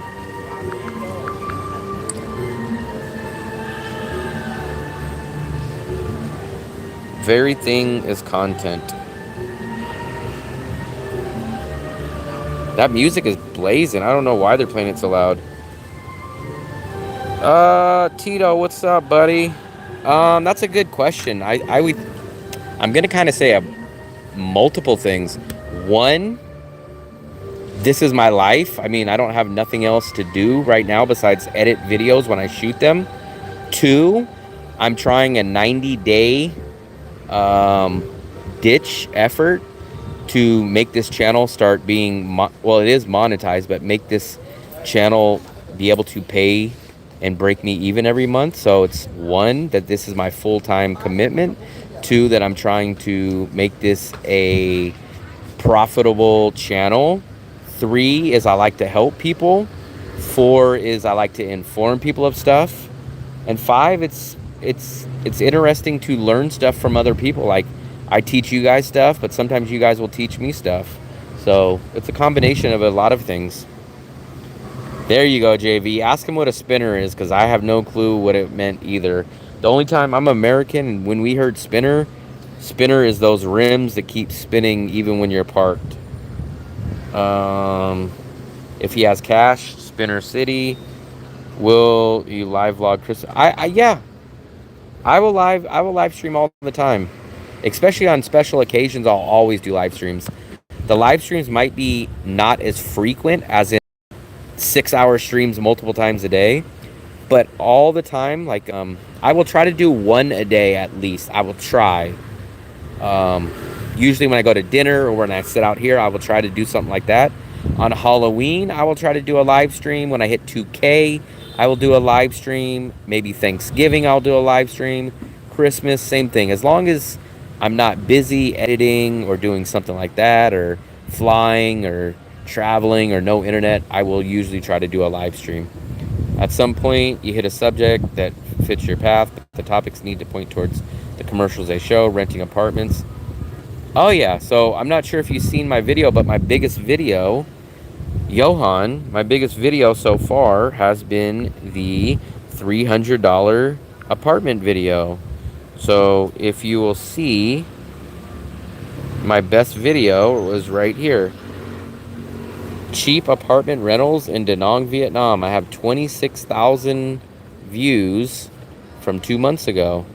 So I do, these are live streams. So these live streams are much different from my uploads.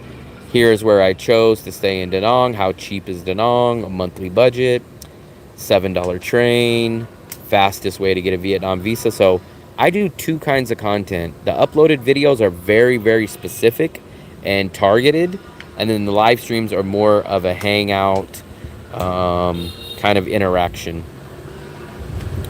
Chat girl, not necessarily skinny. Find more brackets of cost.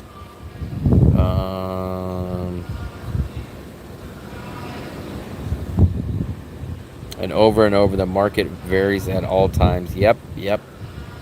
Like I said, I've only been monetized for, I think, 50 days or something right now. I want to say 40, but I think we're in between 40 and 50 days. So this channel, you guys are one of the very few people that basically have seen a channel go from non-monetized to monetized in the past month. So a lot of you guys are on the ground floor of seeing this channel just get monetized. I just got monetized. I want to say it was like August 28th, I think it was. August 26th or August 28th. So I've just barely been monetized. So hopefully one day, not only will I be able to say, hey man, I got 10,000 subscribers or 50,000 or 100,000, whatever it is, but you guys will be the ones that says, hey man, I used to watch that guy when he had 800 subscribers. I used to watch that guy when he had 1,000 subscribers. Because I know I do that with a lot of my channels. Like, I think I watched Ken Abroad when he had hundreds or maybe 1,000 subscribers. I watched Filipina P when she had like 600 subscribers. So it's always cool to see these channels that were small and then where they are now today. Those tiny schools, yeah. Those tiny ones are usually at the restaurants. These ones are always at the convenience stores.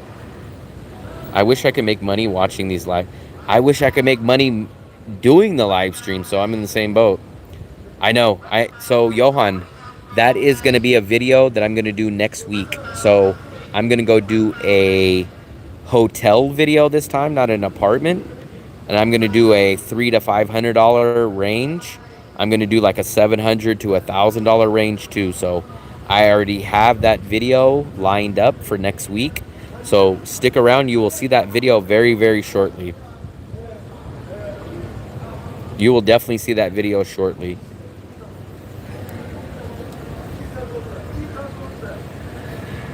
JV, man, I wish I could make money doing live streams, especially consistently. The ants. See near me. That's on the other side of town. My New York buddy that came here, he's from New York. He came out here, and I think that was the place he stayed at. He didn't mention anything about the ants, not that I know of. And I'm pretty sure he would have mentioned it. It's not one video thing, it's several across. Yep. That's exactly what I'm going to do. So like I said, this next week, I'm going to do a few hotel videos. So you guys will see those very shortly, hopefully. So Johan, look for those videos probably, I hope, in the next 7 days or so. I hope to have that video, at least one of those videos or multiple of those videos up soon. So hopefully you will see one of those videos. Maybe. I don't ever go by one review on I usually, now if there's 7 reviews that say the same thing, good or bad, I usually take that into account. But if there's like just one really good one and one really bad one, I kind of toss the one good really one, and I kind of toss the one really bad one, and I kind of go in the middle and kind of do it. Yep. We're still not there offshore. Maybe one day. We're just a baby that's finally getting up from crawling, and we're just starting to take our first steps. So we were a baby that was crawling, and then I got monetized, and now I'm finally getting off the ground and going from crawling to walking. So like I said, man, it feels like I've been doing this a long time, but I've literally been monetized for less than 2 months right now. So, I mean, I'm doing a lot of juggling on all the stuff. I think a lot of people that first get monetized, I think they kind of take it a lot slower, at least content-wise, than what I've been doing. No, she was here. So, Johan, she was traveling with me for about a year and a half, but she just went back to the Philippines. You should ask her. She's in the chat room, so she could probably explain it better. But she was here on and off. Well, she was here. I've been traveling with her since September of 2022, all the way up till July of 2024. But she just went back to the Philippines in July. Did you get rid of your ants? I haven't checked, man. I've been so busy, but you know what? I still have to replace my water. I haven't went downstairs and got water. I got to get water tomorrow. But I will get something for the ants. I heard chalk. I heard vinegar. So I'll do something by that.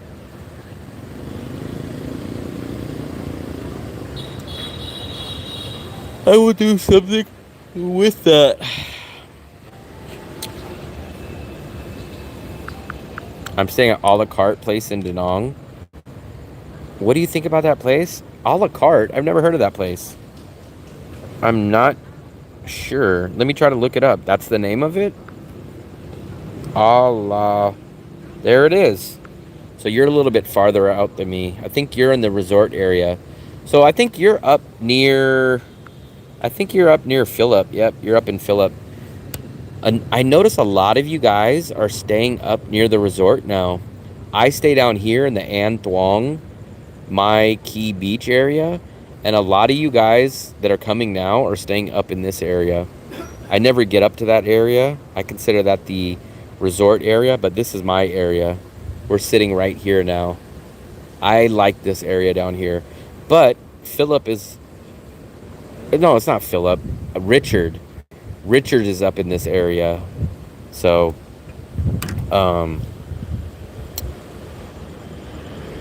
what do you think about the place? Borax and sugar? I don't have either one of those. Yep. Berlin, I'm definitely working on that. Trust me. I'm building the channel slowly but surely.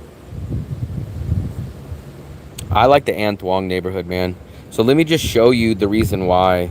So I'll show you, if you look here where I'm at now, you'll see that literally everything that I do, look at my Google Maps.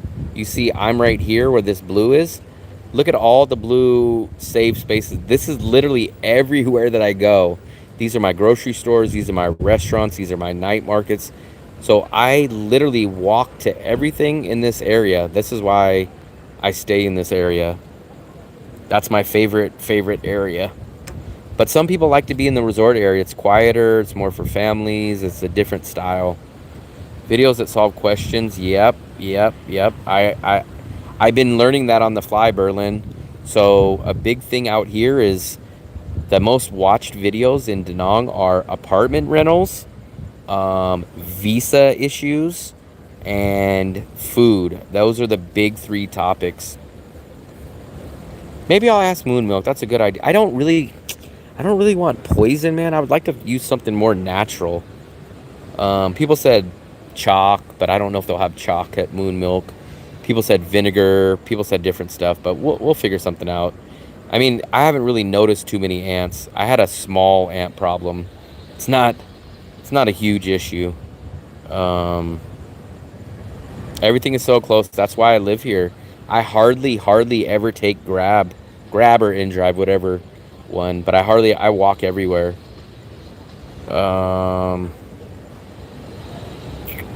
It's for work and business opportunities that didn't want to miss. So we'll see.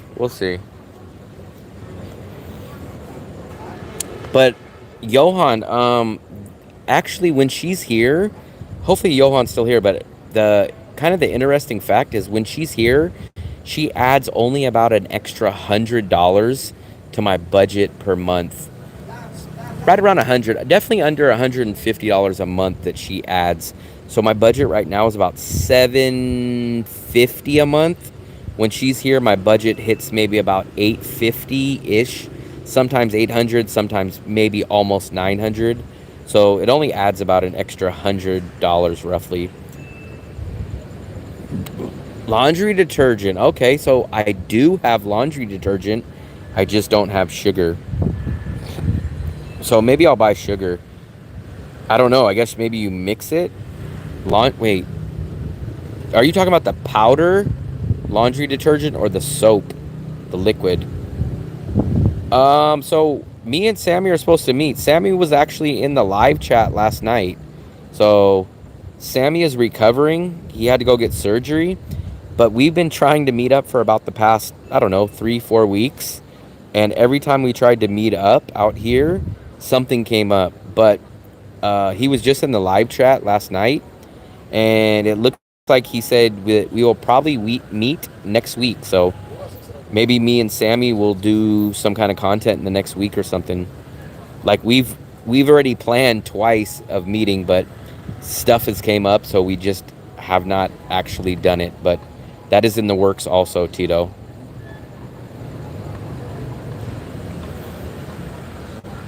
Powder and some small packets of sugar. Okay, I did not think about it. I could probably not scam, but I could probably jack some sugar packets from maybe bread and butter or something. I don't know. So you both can go the nomad route. We'll see. So Johan, I don't know how much you know about the channel, but basically I need to start breaking even money wise. So I spend $750 living here in Danang. I need to start breaking even from my YouTube channel by the time January hits. If that happens, I will continue to stay in Danang and keep doing my channel 100%. If I can't hit that mark and basically support myself by the channel, then I'm going to go to China in January or February and teach English. So that's exactly where we're at. Basically, that's where the channel is at right now. Liquid shampoo, they won't cross over and it kills them. I see. I do have shampoo. But the problem with shampoo is I don't want to smear it all over my... So it looks like they're coming through the top of my front door. So it looks like the ants are coming in from outside in the hallway from somewhere. And then they're crawling up at the top of the door. So I don't really want to soak my door and have shampoo leaking down my door. So all you need to do... I've taught English online back in 2019. The main requirements, especially for China, is to have a university degree in any subject, which I do. So I have a university degree. And you need to get a TEFL certificate, which is Teaching English as a Foreign Language certificate, which I also have. So I have all the requirements. And it's pretty simple. So as long as you have those two and you have a clean background, You could teach English. Why not just take the safe income? Because there's not that route. You don't do 3 months of teaching. You have to sign a 1-year contract in China, which means if I go to China, I'm going to be locked into a 1-year contract. So realistically, Johan, if I go to China, I will pocket about 30,000 US dollars a year after all my bills are paid in China. But if I go do that and take the money, I would not want to do it for 1 year. I'd want to do it for about 3 years, put away close to 100,000 US dollars in the bank. But the negative part of that, Johan, is I would have to basically give up my YouTube channel, because right now I have 100% time to dedicate to this channel. If I go to China, I'm going to be working Monday through Friday. I will have very, very, very little time to make videos, to edit, to do all that. So I'm torn. Do I go to China, take the money, or do I hope that this makes money? So Ben Ho, very, very simple question. So watch this, Ben Ho. Everyone always asks me this. It's a very simple answer. China will pay me $4,000 a month and give me a free apartment. I will work Mondays through Fridays. I will have nights and weekends off in China. I will get paid winter and summer holiday. Now the quick answer for Danang or Vietnam, Danang will pay me about $1,200 to $1,400 a month. No free apartment. I will have to work weekends. I will have to work nights. I will get no paid holidays. So that should answer the question of why I will not teach anywhere outside of China. Huge, huge money disparity. What's your degree in? So my university degree is in radio and television. So technically I'm a broadcast journalist. Go to China, take the money, and if your channel goes pear-shaped when you're done, offshore, everyone says that, but I honestly, so here's the problem with that thinking. Everyone thinks you could just come back 2 years, 3 years, hey guys, remember me from 3 years ago? I'm back again. Just start subscribing and following me again. Let's pick up where we left off. YouTube's not going to do it that way. YouTube will blow past you and you'll be done. Plus, honestly, I hate to say this, but in 3 years, I don't know if I'll have the motivation to come back and start the channel all over again. I have the motivation now because I'm in this situation and I'm doing it now. But if I give it up for 3 years, I don't know at 45 years old, will I have the motivation to come back and have the determination to put all this time back into restarting the channel. The girl traveled to China with you. That's the other part. So JV, that's the other part of China that's a tough issue. So not only would I give up the YouTube channel, or at least hurt the YouTube channel, my girlfriend will have a much, much harder time getting a visa in China. So that could be a major issue on the visa situation for her too. So everything's not as clear and easy as it seems. I am 66 next year and I will be doing my channel on travels. But see, offshore, you're going to constantly do it. Now imagine if you started your channel at 66, right? And you just became monetized. And then you said, guess what? I'm 66, my channel just got monetized. I'm going to take a break and I'm going to come back when I'm 69 years old. And I'm going to restart it then. That's what the perspective of me is going to be. That's what happened to me, and my motivation was gone. I feel the same way, Tito. I just don't feel that my channel would be the same in 3 years. I feel my motivation would be, if I had $100,000 in the bank, I would be focused on real estate, business, other things like that for the long-term future. So necessarily my focus wouldn't be on my YouTube, and it would be, hey man, I haven't done my YouTube in 3 years, let me go back. It's going to be hard to do it. She does need a visa, but it's a very simple process. So she gets 90-day visa and 90-day e-visa in Vietnam, and every 90 days we have to go do a quick border run, which could be as short as leaving the country for a matter of a few hours and then returning the same day. So the visa situation is very, very simple and easy in Vietnam. Whereas China, it's not at all like that. I would go to North Korea. I would go to North Korea. Like I've mentioned several times on the channel, my ultimate goal is to visit at least 100 countries in the world.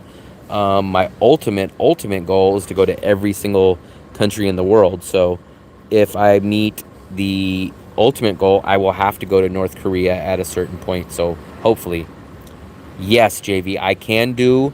So the problem isn't the location, JV. The problem is not the location of the problem is not the location. The problem is I have 100% of time to dedicate to this channel now. I have 7 days a week, 365 days a year, 24 hours of my time to dedicate to this channel. If I go to China, I'm working Monday through Friday. So I already have 80% less time to focus on my channel. Saturdays will be my rest day. So I work 5 days a week in China. Saturday will be my rest day. That leaves me with 1 day a week to do some kind of travel something in China.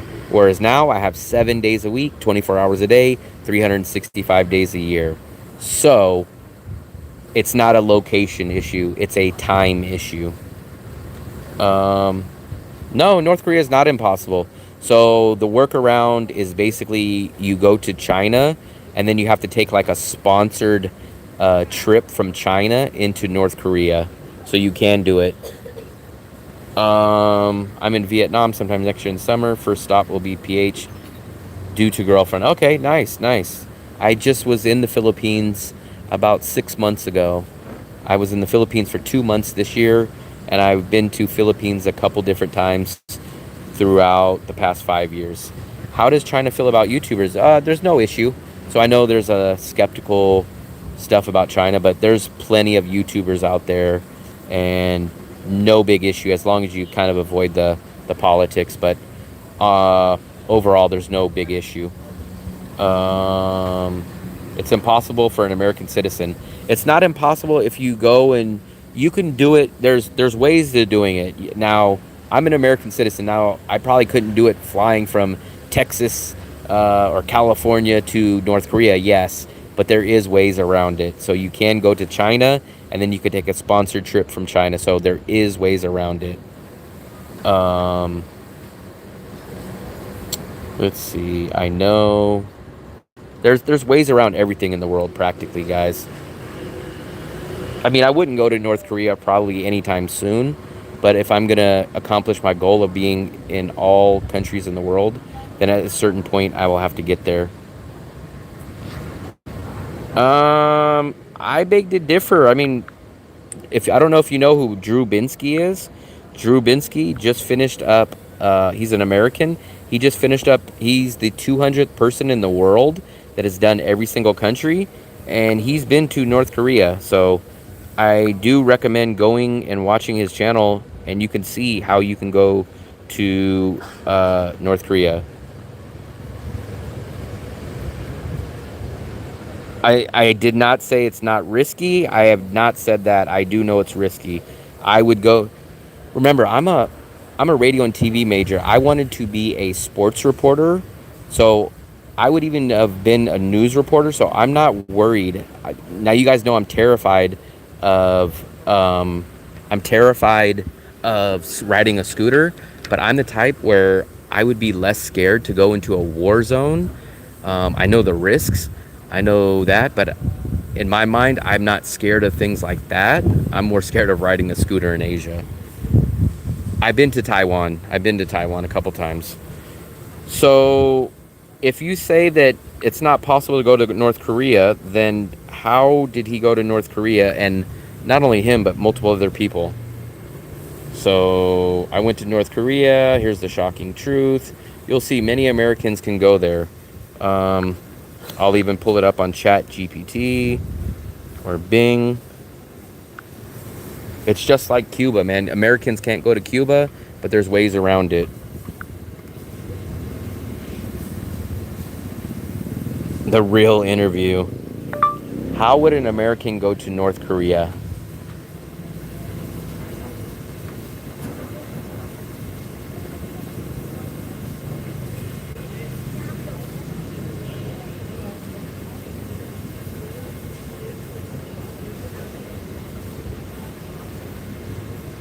So here we go. Here's your answer. So it's generally highly restricted and generally not recommended. There's different ways. There's travel bans, right? But if you read further, there's special validations. You can go for humanitarian work. You could go for tour companies.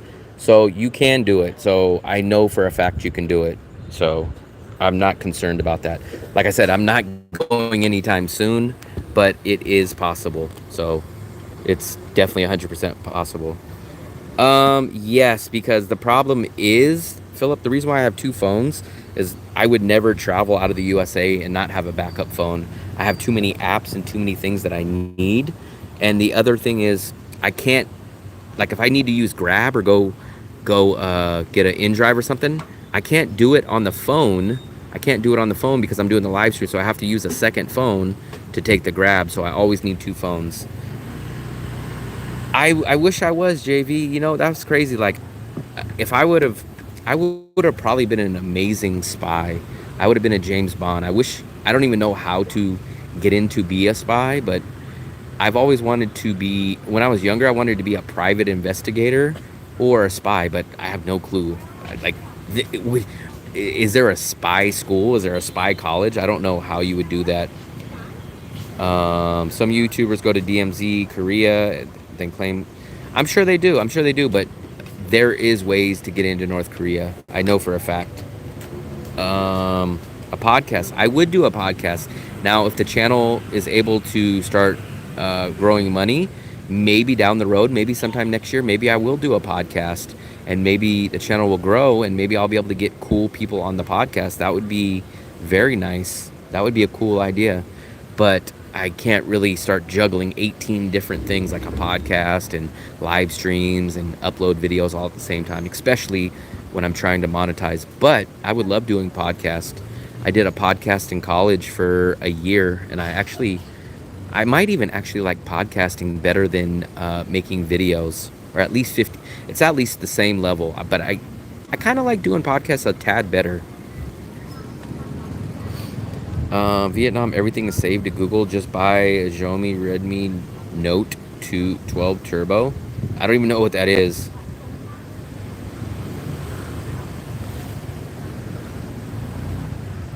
I mean, the only thing that's going to kill this channel or prevent this channel from getting to where I want it to be is just time. It's just time.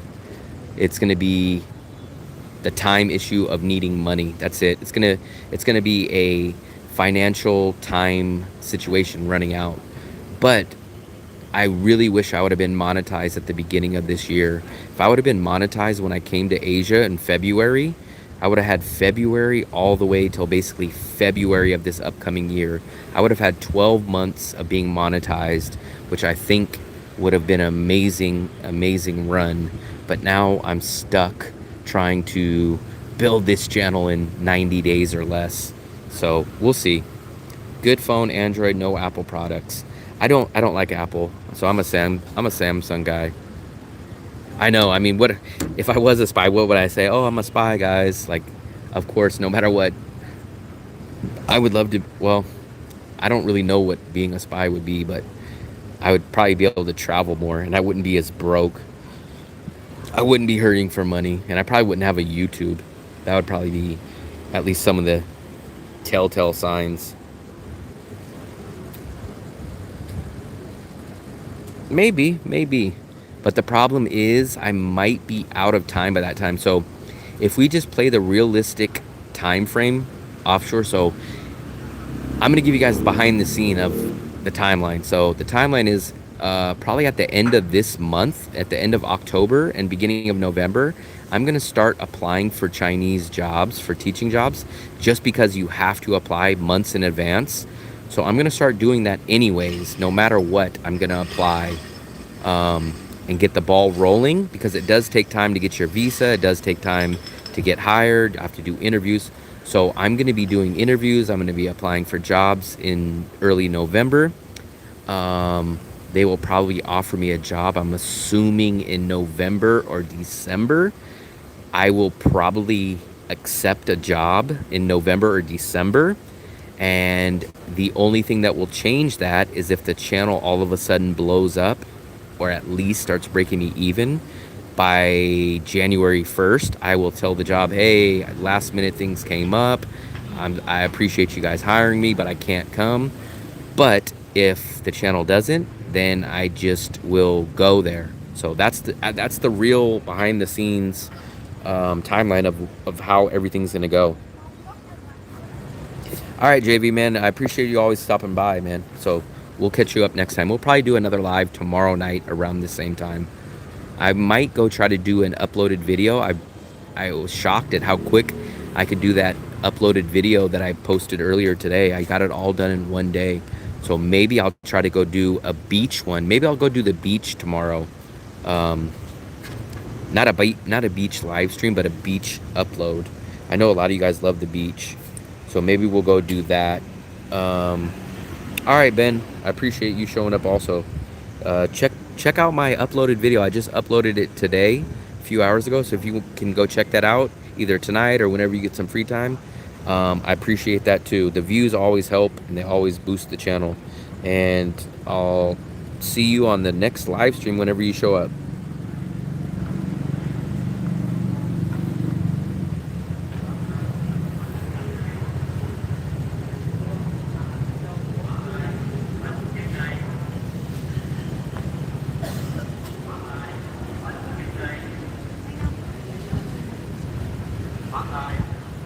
Man, my that video I uploaded is still staying strong, man. It's not bad. It's hovering at the 5th best video that's produced in the first 4 hours of being uploaded. So not bad, man. We're hanging decent. That's a solid video that I put up today. So maybe those kind of videos you guys like. I know the CEO of Sun Electronics in Vietnam, but it's 8 hours a day. Met him at Starbucks, but I told him that I don't want to work. He offered me, that's good money, man. But I'm sure that it's not in Danang. I don't want to leave Danang. If I end up staying and turning down the Chinese jobs, I will base myself out of Danang. That doesn't mean I'll be locked into Danang, but that means I'll probably pay for an apartment here. And I'll constantly keep coming back. I'll leave my bags here and I will travel, maybe go do a week in Thailand, maybe go do a week in Singapore or Malaysia, maybe go do a week, but I will base myself in Danang. Like, I'm either going to go sell myself to China and take the money, or I'm going to enjoy my life and do my YouTube channel here in Danang. I mean, those are my only two options. You want someone to deal with the stores like Walmart, wants an American. I wish I would have ran into him last year. I would have loved to have had a job like that last year when I didn't have a YouTube channel. I was looking for an opportunity like that last year before my YouTube channel. That's why I went back to the USA. I couldn't find any online jobs or anything legit. That would have been nice to have ran into last year. Now that my channel's growing, I have two options: either have the channel produce for me, or go take the money and go to China. But that would have been a great option last year for me before the channel became monetized. His name is Peter. They have a story on VN Express about him. I don't know what VN Express is. Maybe it's a newspaper or something. So I'm not sure what it is.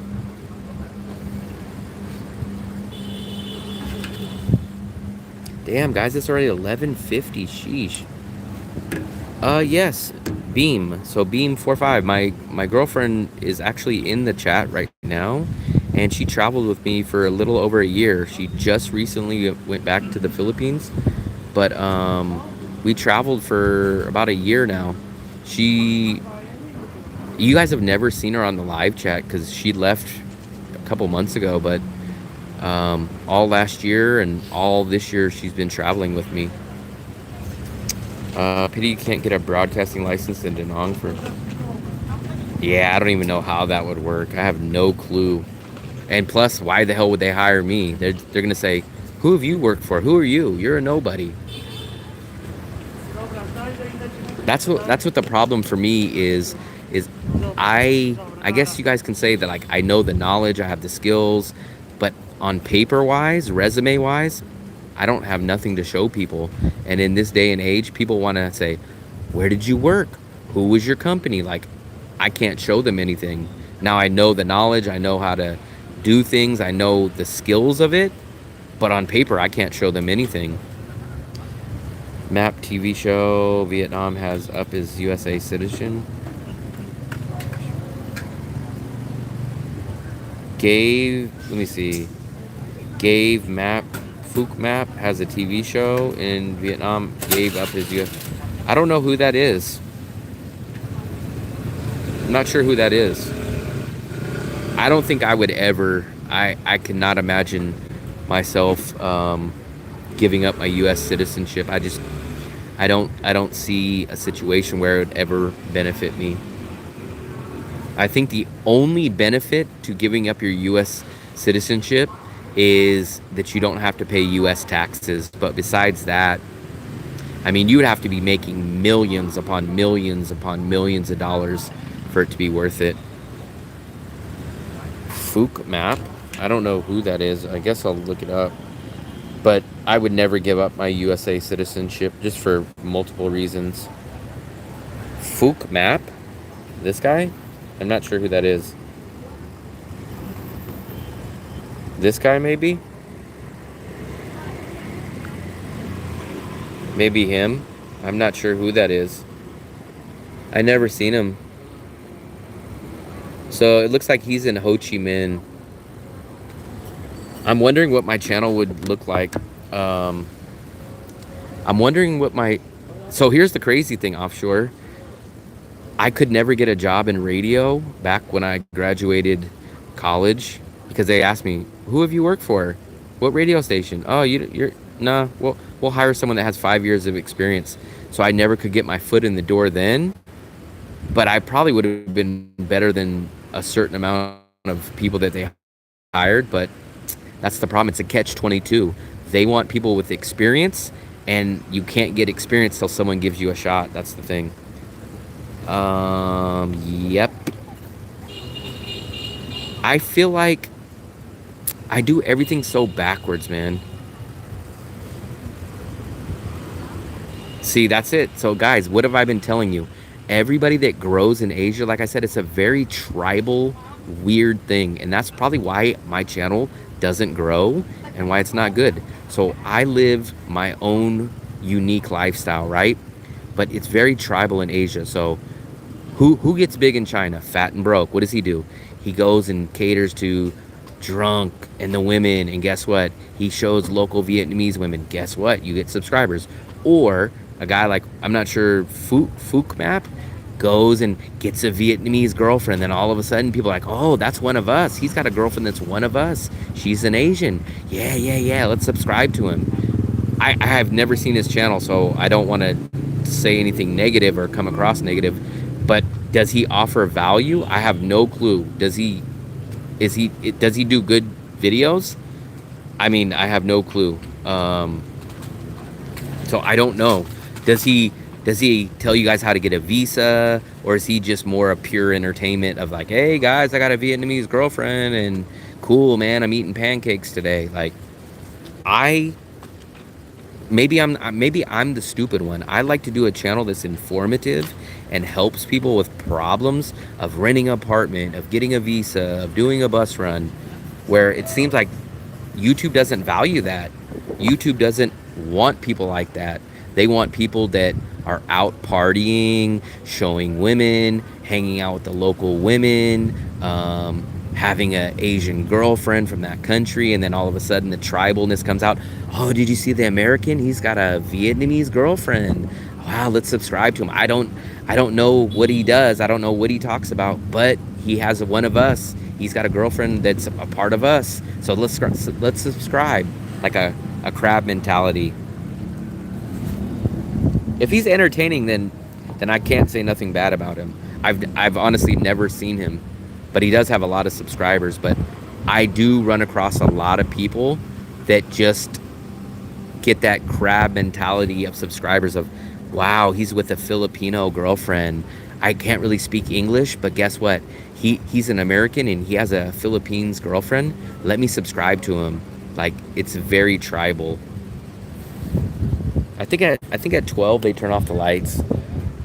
They just shut down the lights. Maybe they save energy or something. But we've been out here the past couple nights, man, and there's a good amount of people that are out here at freaking 12 o'clock at night.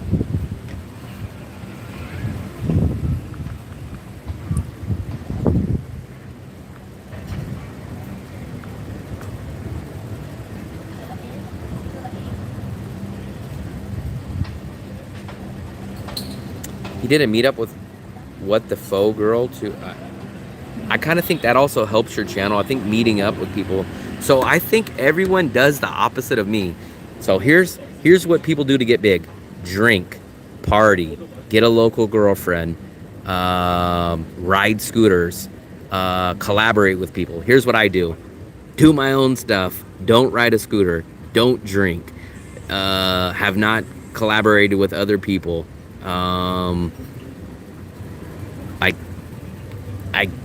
I guess I'm the idiot for not doing it that way, but for me, that's not my style. But, like I said, everything happens for a reason.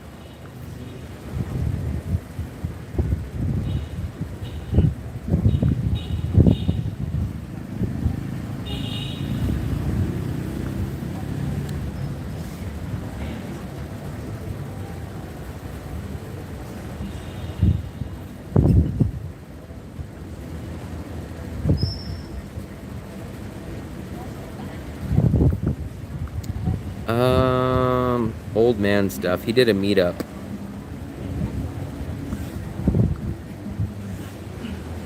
Ben Toss shopping challenge.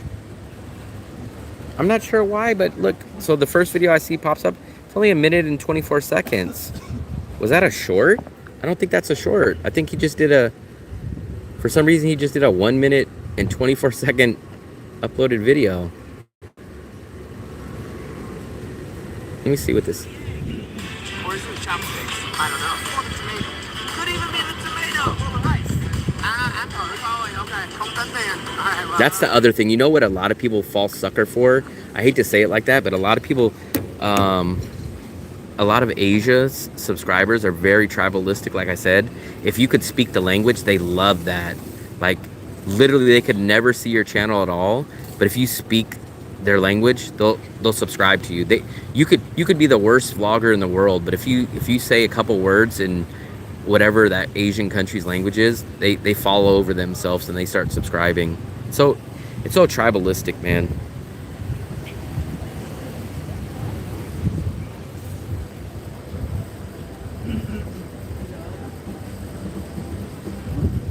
I don't know, man. I guess maybe I'm stubborn. I like to do it my own way. Do something as a couple. I have done a few videos in the past with my girlfriend. She's been in a few, but like I said, she's gone for right now. So she's in another country as we speak. So she's not here at the moment. So that's not possible as of now. It would be very interesting to see what the live streams would be like if she was here. Maybe she would be sitting here or something. I don't know. But like I said, everything happens for a reason. We'll see how the situation plays out. Tom and Lay, they're in. I know. So someone else mentioned that. I didn't know what the name of their channel was, but I have seen that guy's videos. Supposedly they're out here right now. The one guy that I met out here from the Philippines, it's American. He told me they're out here. I guess he tried to message them, and I'm assuming they didn't respond back to him. So he was trying to meet them, but I guess it didn't happen. Speak Vietnamese, you'll get. That's crazy. That's so crazy. So that's the kind of stuff that drives me crazy, Philip. It's like people will just like your channel becomes a hit unfairly. Like no one might not even watch this video, but they'll just hit the subscribe button. It's like, what's that word called? Superficial. It's a very superficial.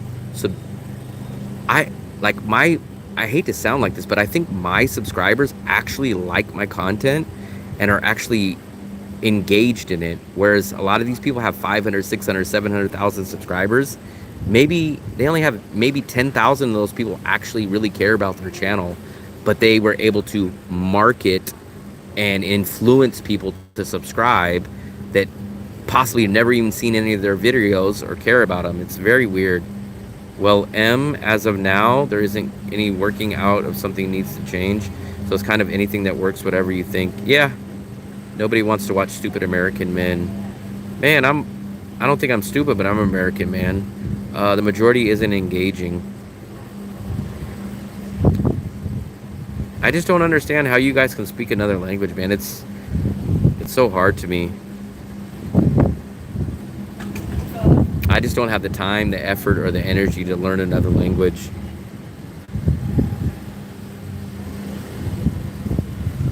Especially when everyone else is trying to learn English. It's crazy because English is the most spoken language in the world and everybody wants to speak English. So it's such a weird concept to try to learn another language where everyone else wants to learn the language of English. I understand 7. That's crazy, man. That's crazy. I went to Danang in 2019 and stayed around 26. I bet a lot. Oh yeah, I heard just in the past 2 or 3 years it's changed. The first time I came out here was 2023 at the very, very beginning. So I've been in Danang for a little over a year on and off. But I know someone that was out there in 2019, I think the same year, and they said there was only like one or two hotels on the beach. So Antuang 26, I know you're really, really close to me. So I'll show you exactly where you're at. You're only, well, where you were. So Antuang 26 is just about, I don't know, 4 blocks up from me. So here's where I'm at. You stayed right behind Moon Milk. I don't even know if Moon Milk existed back then, but this is where you stayed. And I'm a 6-minute walk, so I'm just a few blocks down. I just had lunch on this street right directly across from you yesterday. When I did my live stream yesterday, I ate dinner right there, or I ate lunch right there. I was interviewed by Viet high school students.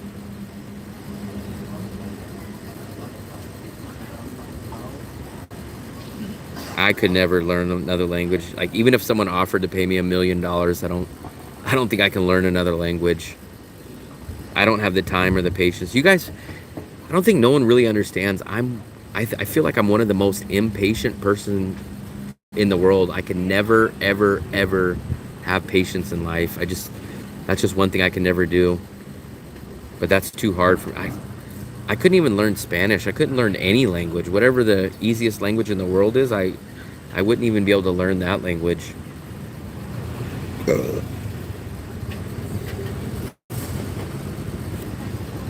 I couldn't learn any other language, man. I just don't, like I said, man, I feel like I'm the least patient person in the world. I don't believe in patience. I don't like patience. I don't want to wait. I hate it, man. I hate it. I hate waiting. There's nothing worse. Let me show you guys. Oh, they turned off the lights over here too, guys. So let me try to find a good angle where you guys can see a lot of everything. Let's try to get a mix of the street and the people. I try my Chinese.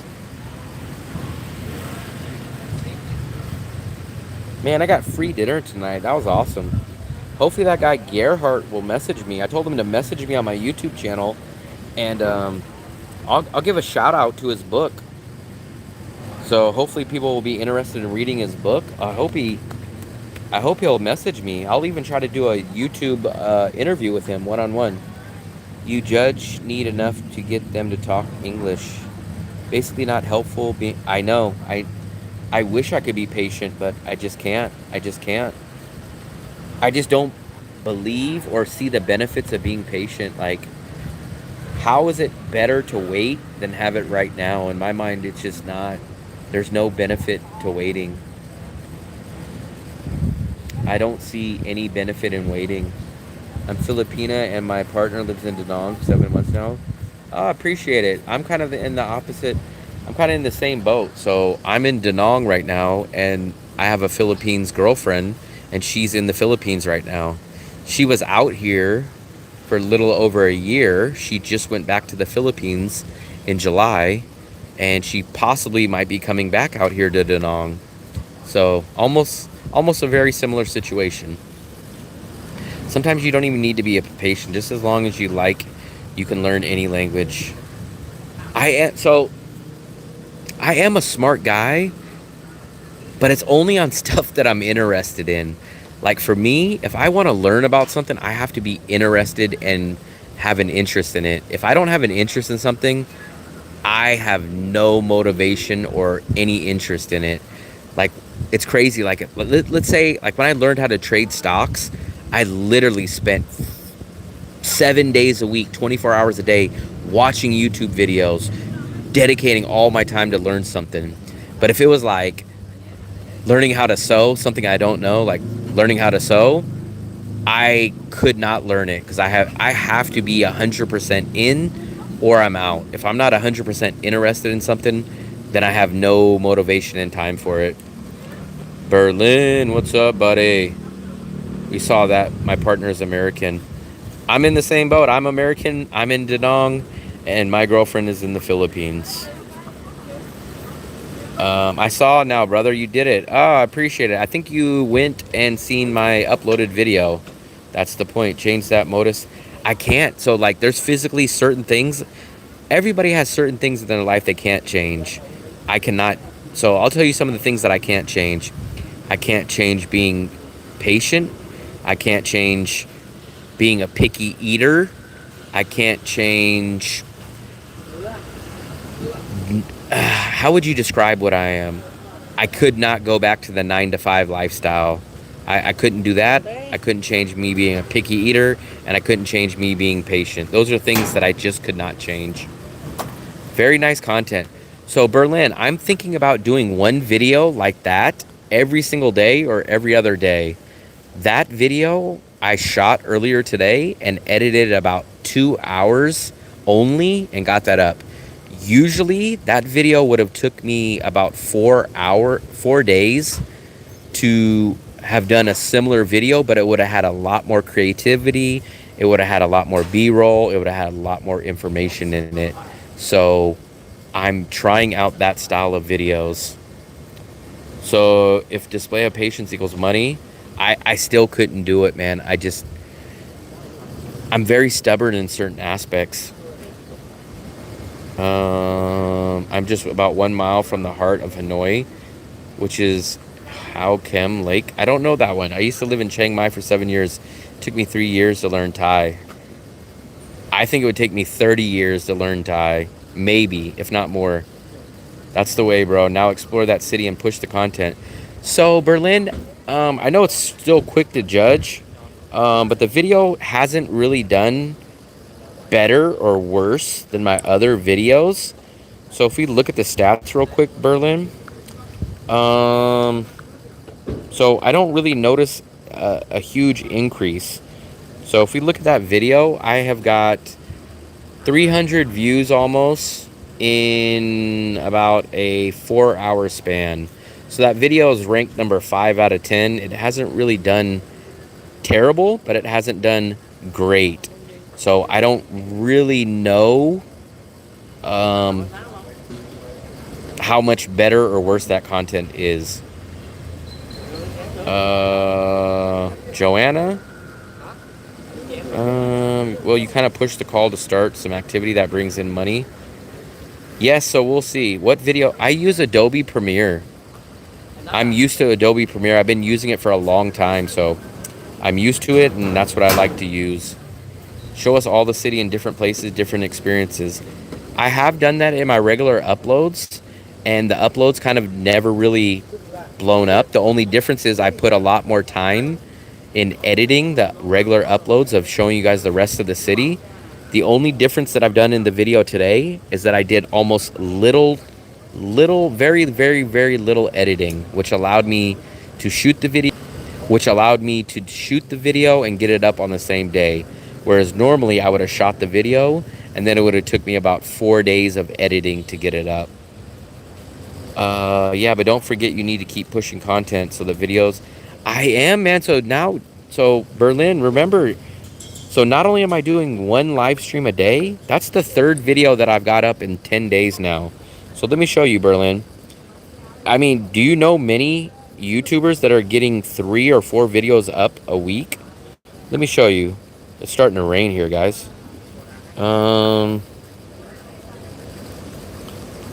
it's starting to rain. I'm gonna have to get out of the rain real quick. Give me 1 second, guys.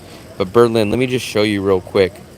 So I put out this video today. I put out that video 5 days ago, and I put out that video 11 days. So I've put out a lot of content, Berlin. I put out 3 videos in 11 days.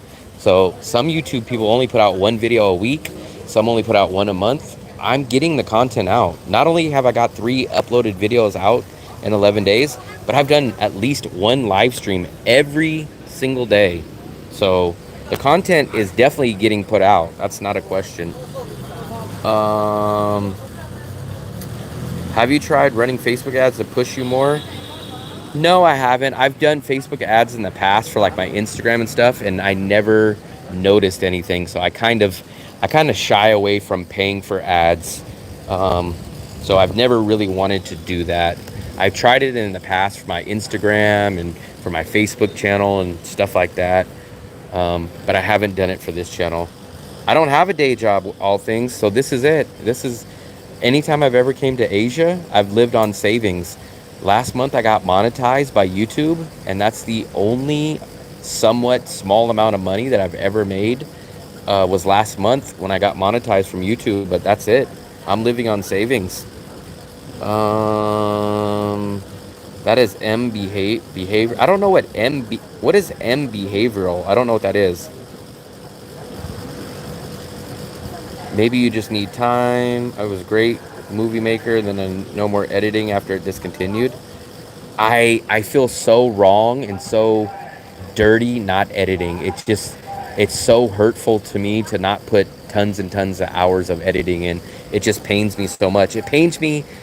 Me not editing pains me as much as doing these portrait live streams. Like, it just feels so wrong to me to not edit. So bad.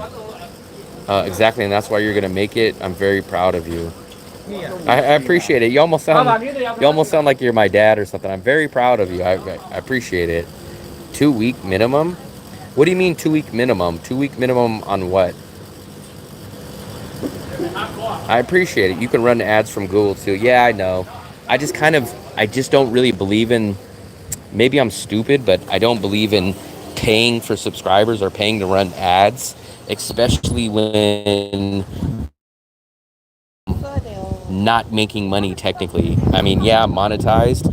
I've only been monetized for a month, so I don't really want to be dumping out money when I'm not bringing in money. So it's kind of a catch-22. That's so courageous of you. It's courageous. I guess it's courageous, but it's also stupid, man. I would never recommend doing this to anyone else. I just got sick and tired of living the rat race in the USA that I just rolled the dice, but I would never recommend anyone doing it like that. I would never tell someone to do that. Like, shockingly, I'm doing it, but I would never, ever, ever tell someone to do it like that. Like, I would tell them the opposite. I would tell them, stay in the USA, make as much money as you can, then find an online job. But I somehow didn't listen to my own self and did it. 2 videos, vlogs a week, 8 to 10. I do. So Berlin, I think I put out 10 or 12 videos in the past month. I'm already well past that. Let's just count real quick. I'm very curious to see. Let's take a look at this, Berlin. So I put out 1, 2, 3, 4, 5, 6,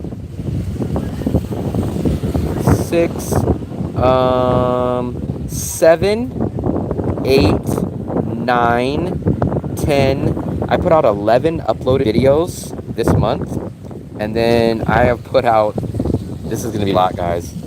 So I put out 11 uploaded videos, and I put out 1, 2, 3, 4, 5, 6, 7, 8, 9, 10, 11, 12, I don't know, 30 live streams in the past 3 weeks. So 30 plus live streams in the past 3 weeks and 11 uploaded videos. So I put out 40 different video contents, whether they were live streams or uploaded videos. So I am averaging more than 1 video of content in some kind of way every day.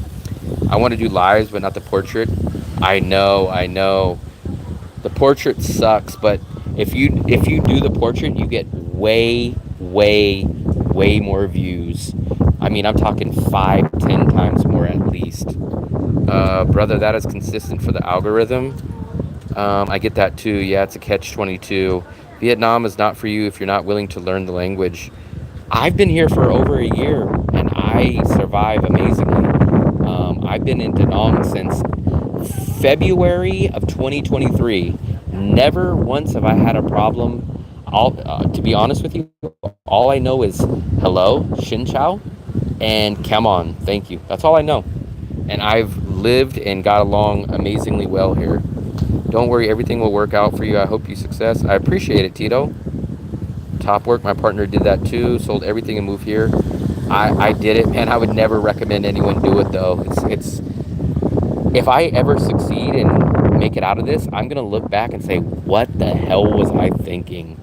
Like, I'm stuck in the moment now, so I don't really notice how terrifying and crazy of an idea it was. But in a year or two, when I look down the road and if it worked out, I'm gonna say, what the hell was I thinking? I can't believe I did that. But right now I'm in the mode where I can't even focus on that.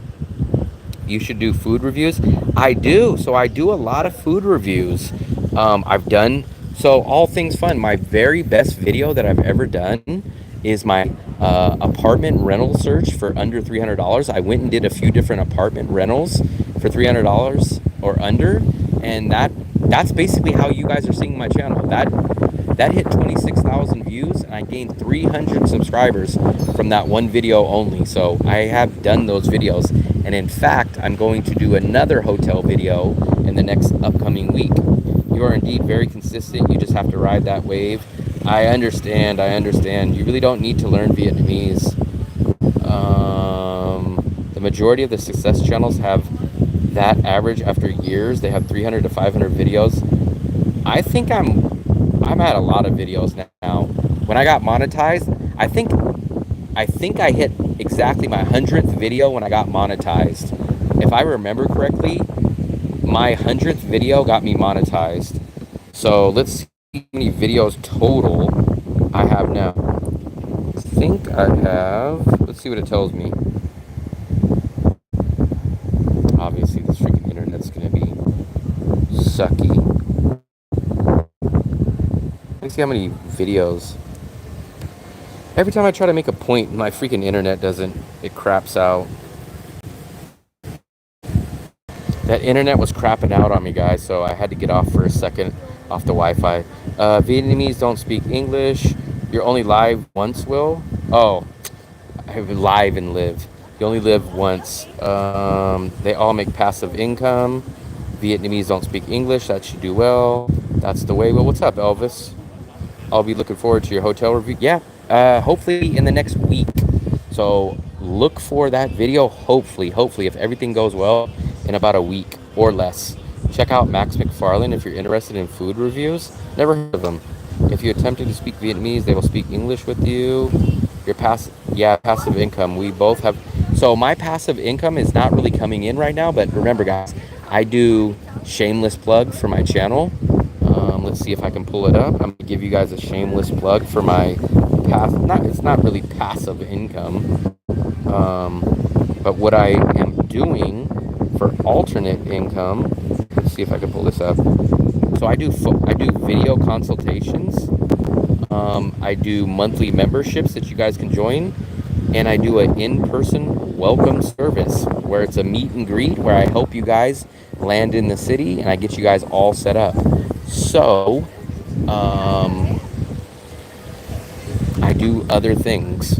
They just haven't really taken off right now. We don't speak fluent English, but most of them learn basic English in school. Smashing the like button. Appreciate it, Elvis. Max is cool. I know, but I don't want to attempt to divide. I'm a bit drunk, just got home from Roadhouse. What's up, Sean? What's up, buddy? What's up? So you're at Roadhouse, man. One day you're at Bikini Bottoms, the next day you're at Roadhouse. I prefer Bikini Bottom better. There's a lot of people that argue. It's an interesting question. I see it on Facebook. People argue over what's the best burger place. Bikini Bottom, Roadhouse, Fly Burger, or Burger Bros. I rank them as Bikini Bottom is my number 1. My number 2 is Fly Burgers now. My number 3 is Burger Bros. My number 4 is Roadhouse. Vietnamese are more decent when it comes to English than Thai. There, no joke though, there is like a big feud over what is the better burger place out here. It's kind of crazy, guys. Let me try to turn the Wi-Fi back on real quick. Give me 1 second. Hopefully it doesn't crap out.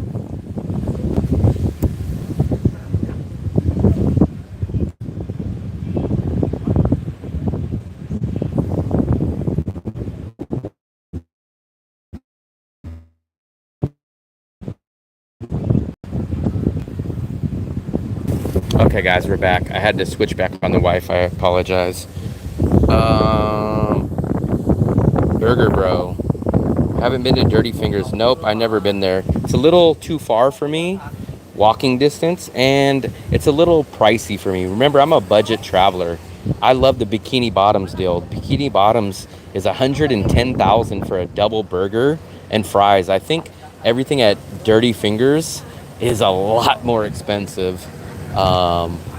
Even Roadhouse is like double the price of Bikini Bottoms, and I think Dirty Fingers is actually like double the price, or at least more than that. Let's see.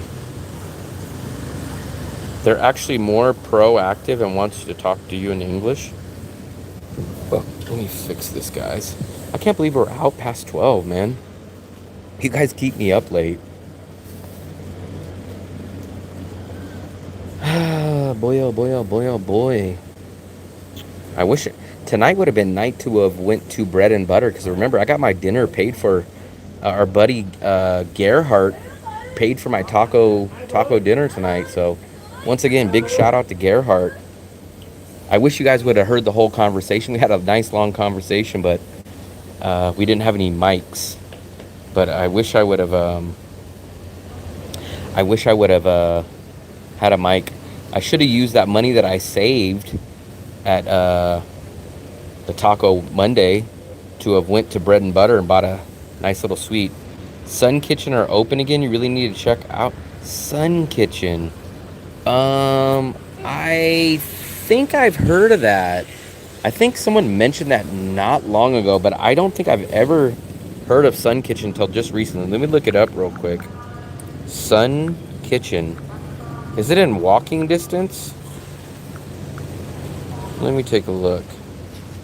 Sun Kitchen. There it is. Okay. So it looks like it's actually right by Bikini Bottoms. I'm assuming this is it.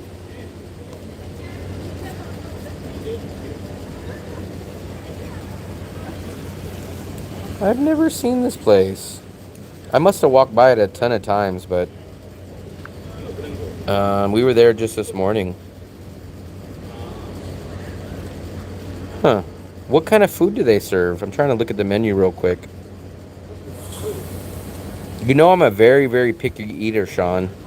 Not only am I a budget eater, but I'm a very picky eater. So I do not eat seafood. I do not eat organ meat. I do not eat pate. I don't eat lamb. I don't eat sheep, goat. I don't eat a lot of things. I'm a very picky eater. We were just there. I'll look into what's your membership. Yeah. I have 4 different tiers of memberships, all things fun. I don't want to pull your arm on a membership, but I would recommend, if you are going to do a membership, I'll show you real quick. I have 4 different tiers. So I have just the standard one, which is $2.99 a month. That's the backpacker. The Explorer is a little bit higher. It's $5.99. But this one, if anybody, not just you, but if anybody's interested, it's called the Digital Nomad. It's $9.99 a month. And what I do is I upload all my raw, unedited videos that I've ever traveled around. And if you're on the backpacker membership, monthly membership, you get to see all. I got hundreds and hundreds and hundreds of hours of unedited video that I've never posted. So if you get on that, there's a $9.99 Digital Nomad. And then the top of the line It seems like it's a lot, but I'll explain it to you. It's called the Globetrotter. It's $24.99 a month, but what it includes is everything on all those memberships, but it also gives you a phone consultation with me, a 30-minute phone consultation once a month. So I know a lot of people are interested in my phone consultations. It includes that plus all the other services and all the other benefits. Making recommendations silence your notifications when you live stream. I don't know how to do that. I have no clue. Maybe you can tell me, Elvis, but I don't know anything about that. Okay, I will check that out. Sean, what do they have though? Do they have... So I'm not a soup guy. I know this is the wrong country to say that. I'm not a soup guy. I'm not a noodles guy. I'm more of a banh mi guy. I'm more of a beef with rice, chicken with rice, a pork with rice. I know this is probably the wrong country to not like noodles and not like soup, but I'm very much a picky eater. It must be nice to be able to live off your... No, it's actually the opposite, man. So Henyo, I'm terrified because my savings is quickly running out. My savings will probably be gone by the time January or February gets here. So I went back to the USA and I made money real quick on a low paying job, but I saved every dollar that I could. And then I came out here in February, and basically I will have enough savings to last me from February of this year till February upcoming. So it's not like I'm Bill Gates or nothing. I'm living on my last few dollars. I had a birthday meal at Sun Kitchen last week. Nice. I will have to check out opposite side of the light. I don't even know where the Lighthouse Hostel is, but I do know where Bikini Bottoms is. Gordon's Pizza. I just had Gordon's Pizza last night, Sean. I had a slice of pizza there. The filling station is across the street, or not across the street, but basically across the walkway. So it must be somewhere in that area. Just go there. I'm a picky eater too. Okay, cool. I walk past that area a lot, so probably the next time I go to Bikini Bottoms, I will probably check out their menu and I'll probably take a look at it. I think I'm the only person outside now. There's some people walking over here. Can you guys see it rained a little bit? Can you get a job as a... What did you say? So all things for fun, my choice, I have two choices. I have about 80 days to make a decision. And in 80 days, if my channel is able to break me even or make me money, I'm going to continue doing my YouTube channel. If by January I'm not able to break even, then I'm going to go teach English in China. So those are my two options. It's one or the other. Either my channel makes me enough money to survive here and I keep doing that, or I go teach English in China. It's right next door to Gordon's Pizza at the entrance. Okay, then I do know where the tattoo place is. I must not have seen that place. But there's a tattoo place, and then there's a scooter rental place like right there. So it must literally be right there. If you tried some Hui Tu with black vinegar, I don't even know what that is. I would never eat quail eggs. I would never eat Hui Tu probably. I don't even know. I only eat chicken eggs, nothing else. Trust me, you will not be disappointed. I am from California in the United States. So I'm from the Bay Area, about 30 minutes away from San Francisco. Born and raised in the Bay Area. I grew up about 30 minutes away from San Francisco. I went to college in San Francisco. I lived in San Francisco for about 5 or 6 years. 6 years. And then I started to travel the world in 2019 on and off. And now I'm practically out of the USA. I gave up everything. I sold my car over a year ago. I cleaned out my storage. I have nothing but 3 bags with me, a carry-on, and 2 check-in bags. That's all I have left in my life. Can't you teach English in Vietnam? Okay, all things English. I explain this a lot of times. I know I'm not being critical, but I'll explain it very quickly. So in China, they'll pay me $4,000 a month to teach English. They will give me a free apartment in China. I will work Monday through Fridays in China. No weekends, no nights. I will get paid winter and paid summer vacation. $4,000 a month, free apartment. Now let's go to Vietnam. Vietnam will pay me about $1,200 to $1,400 a month. No free apartment. I will work Sundays, Mondays. I will work weekdays, nights, no holidays, no apartment. So it's about a difference of about $3,000 a month plus no apartment plus no holidays. So it's a very, very, very simple choice. That's why Vietnam is not an option to teach. Oh, nice. What city are you from? California is expensive. California is probably the most expensive state, and the Bay Area is probably the most expensive region overall. My sister was from San Jose. Yep. I'm about an hour away from San Jose, but I did work in San Jose for about 3 or 4 months. Quail eggs have high. For me, it's not about the cholesterol or anything like that. It's just I'm a very picky eater in the sense I can't. I mean, some of this stuff might taste amazing, but I can't get my brain to allow it into my food. It's a mental thing. I can't eat seafood. It looks disgusting. I just can't. I mean, I threw up when I was a kid. My aunt made me eat broccoli, and I couldn't even get it in my mouth. As soon as it touched my mouth, I threw up everywhere. It's a mental thing. It's not a taste good or doesn't taste good thing. It's just a mental thing. I'll be in Danang in a few weeks. Maybe I'll look you up. I'm in San Bruno. Okay. I had a friend that lived in San Bruno. Japan pays $5,000 a month, I found out. Japan does pay a little bit higher, but their cost of living is insanely higher. And $5,000 is if you have a lot of teaching experience and a lot of other requirements. But they just don't teach a regular guy off the streets. They don't pay them $5,000 like China does. My sister was in San Jose. Damn, can't beat that.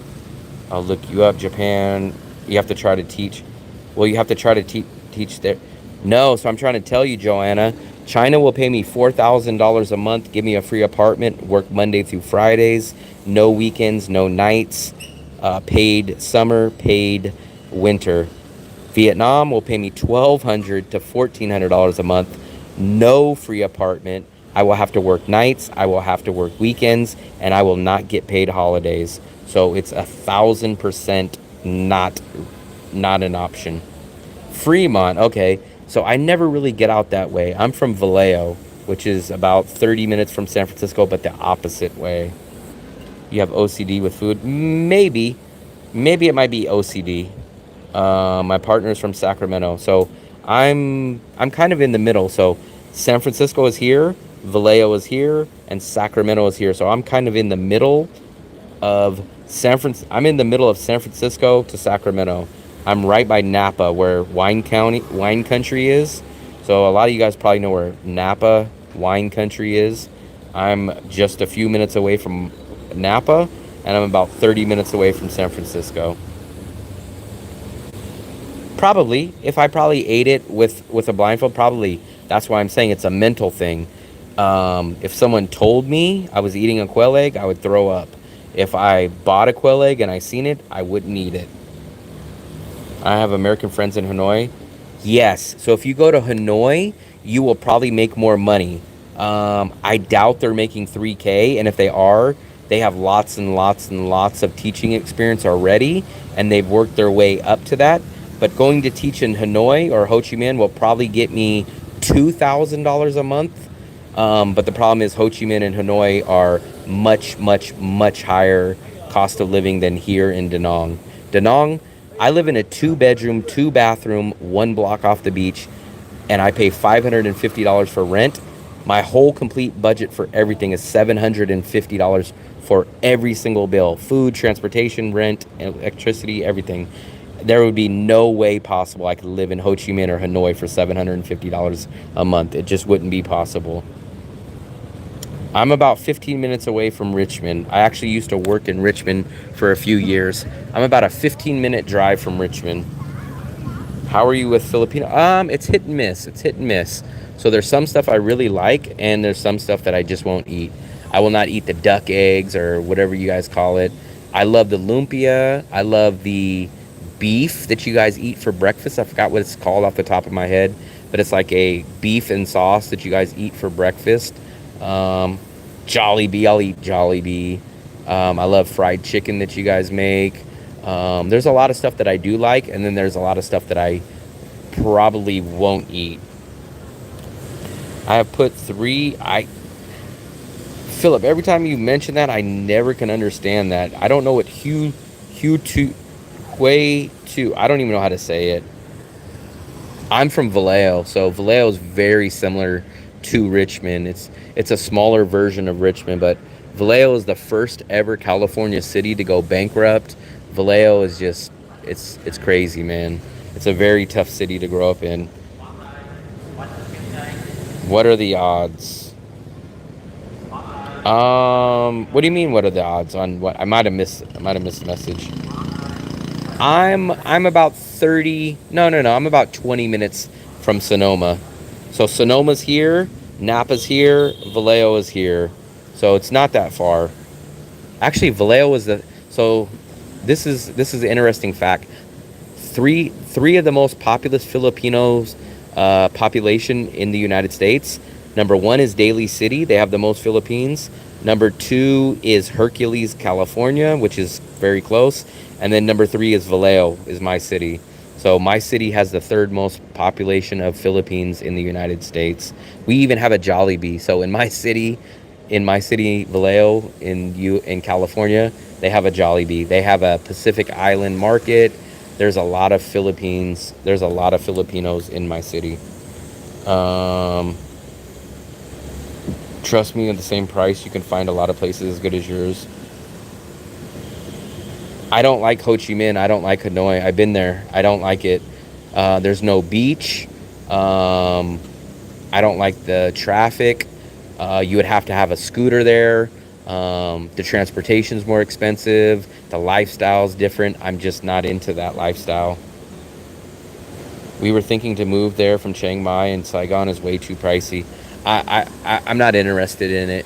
I'd rather live in Danang for $750 in an amazing city than to go to Ho Chi Minh or Hanoi and spend $1,200, $1,400 a month.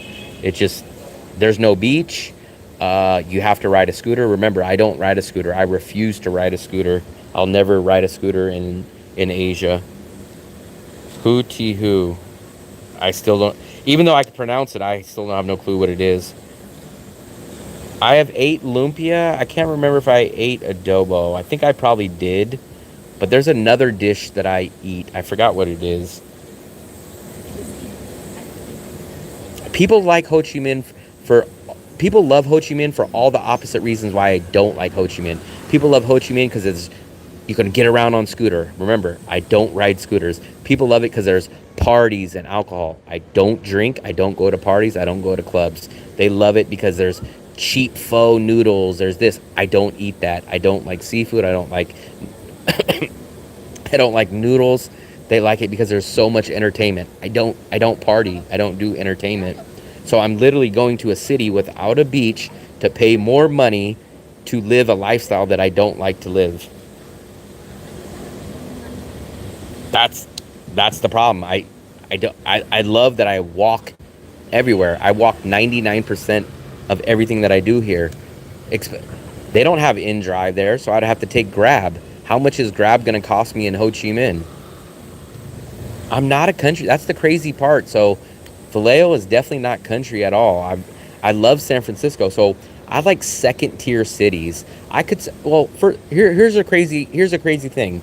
My second favorite city in the world so far is Bangkok. I love Bangkok, but I don't like I like all the non-party stuff about Bangkok. I love Bangkok because it has the BTS. I love Bangkok because it has the cheap food. I love it has the Western amenities. I love it that the people are nice. It's so weird. I just don't like drinking. I don't like clubs. I don't like scooters. I don't like seafood. I don't like that part of a lot of these cities. Seafood City. My dad lives right by Seafood City. So my dad lives by Seafood City. And no. I used to live by Seafood City, and my dad used to live by another one called Island Pacific. Not eating pho is like, I understand, like I said, but it's so weird. I'm not a noodle or soup guy. I'm a rice guy. So I would fit much more into the Philippines than Vietnam, technically, food wise. I love chicken with rice. I love pork with rice. I love beef with rice. I'm not a soup guy. I'm not a noodle guy. No, I eat lots of Asian food. So I love banh mi. I love bonai. I love I love meat with rice. I love meat with rice. I'm not a noodle guy. I like bread. I like meat. I like I like vegetables. Um, I'm a rice guy over noodles. To me, it's just so weird how people are so into glorified cup of noodles or glorified water. That's what soup is. Soup is water with spices. Like, you're literally eating water, water with extra spices. It's like, it's such a weird. The only time I ever eat soup is when I'm sick. It's a old people slash sick food. Old people eat soup, and sick people eat soup. That's how I look at it. Like, imagine taking a big bite of steak. Steak you dig into, it's meaty, it's juicy, it's flavorful. You don't get that with soup. You don't go, oh my God, this soup is so juicy. It's literally water with soup. I mean, with flavor. I've been to 20 countries, Tito. So I've been to 10 countries in Asia. I've been to 9 countries in Europe. And I've been to Mexico. So let me try to rattle them off real quick. I'll probably miss some. I've been to China. I've been to Thailand. I've been to Philippines. I've been to Singapore. I've been to Indonesia. I've been to Vietnam.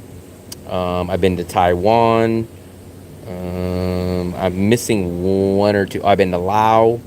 I feel like I'm missing one. I'm probably missing one.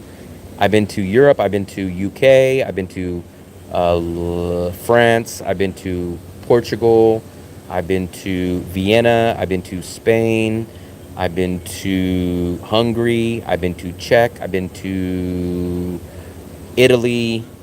I think I might have missed a couple, but I named most of them. I like Manila for a small term. So whenever I go to Manila, I mostly stay in Makati. So it's weird. So like I said, I'm more of a second tier guy, but I love Makati for what Makati is. Makati you go to, it's the Bangkok of the Philippines. So I love it, but I don't love it at the price. I live a much better quality life in Danang for $750 than I would live in Makati for $1,500. So that's the reason why I don't go to the Philippines. Yes, I eat com tam. I do know that one, but I mostly eat pork. I eat the pork chop with the rice. Do you have a wife in Vietnam? No. So my girlfriend is from the Philippines. She's been traveling with me for the past year and a half or so, but she just went back to the Philippines in July. So she might be back soon. We will see. But we traveled basically for the past year together. She just went back almost right at the time that I got monetized. And then she's over there right now. They have Gojek. But I think Gojek is scooter, right? I think Gojek is scooter. Remember, I do not ride scooters. I refuse. I do not eat seafood. I do not ride scooters. So I would have to take Grab or whatever the cheaper version of Grab is. Not scooter-wise, though. That's what I love about Danang. Danang has InDrive. So, Joanna, if you don't know, I would highly recommend downloading InDrive. InDrive is about 40 to 50% cheaper than Grab. Much better. Mexico. Wow. No way. Haha. My partner's dad. Yep. That's like East. That's called East Vallejo. It's a little bit. That's where a lot of people move to raise families. It's getting worse now. Cum tam, I think it's like broken rice with chicken or with pork, something like that. Why did you choose Vietnam? A huge reason is cost of living. This has been the overall Danang is the best bang for your buck. There is no better city for cost of living, for safety, for what you get, for quality, for infrastructure. There's no better city for what you pay. There's just, for what you pay, it's insane what you get. There's just no better country or city that I found. Caramelized pork. I'm not sure of the names. I just call it like pork chop, or I call it pork, but I don't know technically the names. I've stayed in BGC a few times, and I stayed in Makati a few times, and I like them. But so I get a 2-bedroom, 2-bathroom condo here, 1 block from the beach. This is where the beach is. The beach is literally on the other side of this hotel. I get a 2-bedroom, 2-bathroom condo here, rent, electricity, all included, for $18 a night. What am I going to get for $1,800 a night in Makati? I'm going to get a closet, maybe a closet. I don't even know if I'll even find anything in Makati for $18 a night. $18 a night is like 500. It's like 800 pesos. What am I going to get in Makati for 800 pesos a night? What am I going to get for 800 pesos a night? Steve, so I know, I mean, it's all subjective to what you consider decent, but there's a hotel that I tell people to go to that's right on this street, just a few buildings down. It's called Mona Lisa Apartment and Hotels, and you can either get the studio, which is not bad. You know, I don't like studios, but for a short time stay, the studio is only like 16 or 17 bucks a night, and they have a 1-bedroom that's like $19 a night. I recommend that place for people to land and start looking for a longer term place. But you can get a place like that for like $17, $18 a night. There's a place called Gold Time that I know someone that personally stayed there and they liked it, and it's $9 a night. $9 a night. Yeah, I refuse to ride a scooter. You could not pay me to ride a scooter in Asia. It's like a death trap. It's insane. I would never, ever, ever ride a scooter. It's insane. I think people have some kind of death wish if they get on a scooter in Asia. It is 12. Oh, it's 12:50. 12:50 at night. I'll probably stay on until about 1, and then I'm gonna head upstairs. We rent it monthly. If I was gonna rent a scooter, I'd rent it monthly too. But I would never, ever, ever get on a scooter in Asia, especially Vietnam.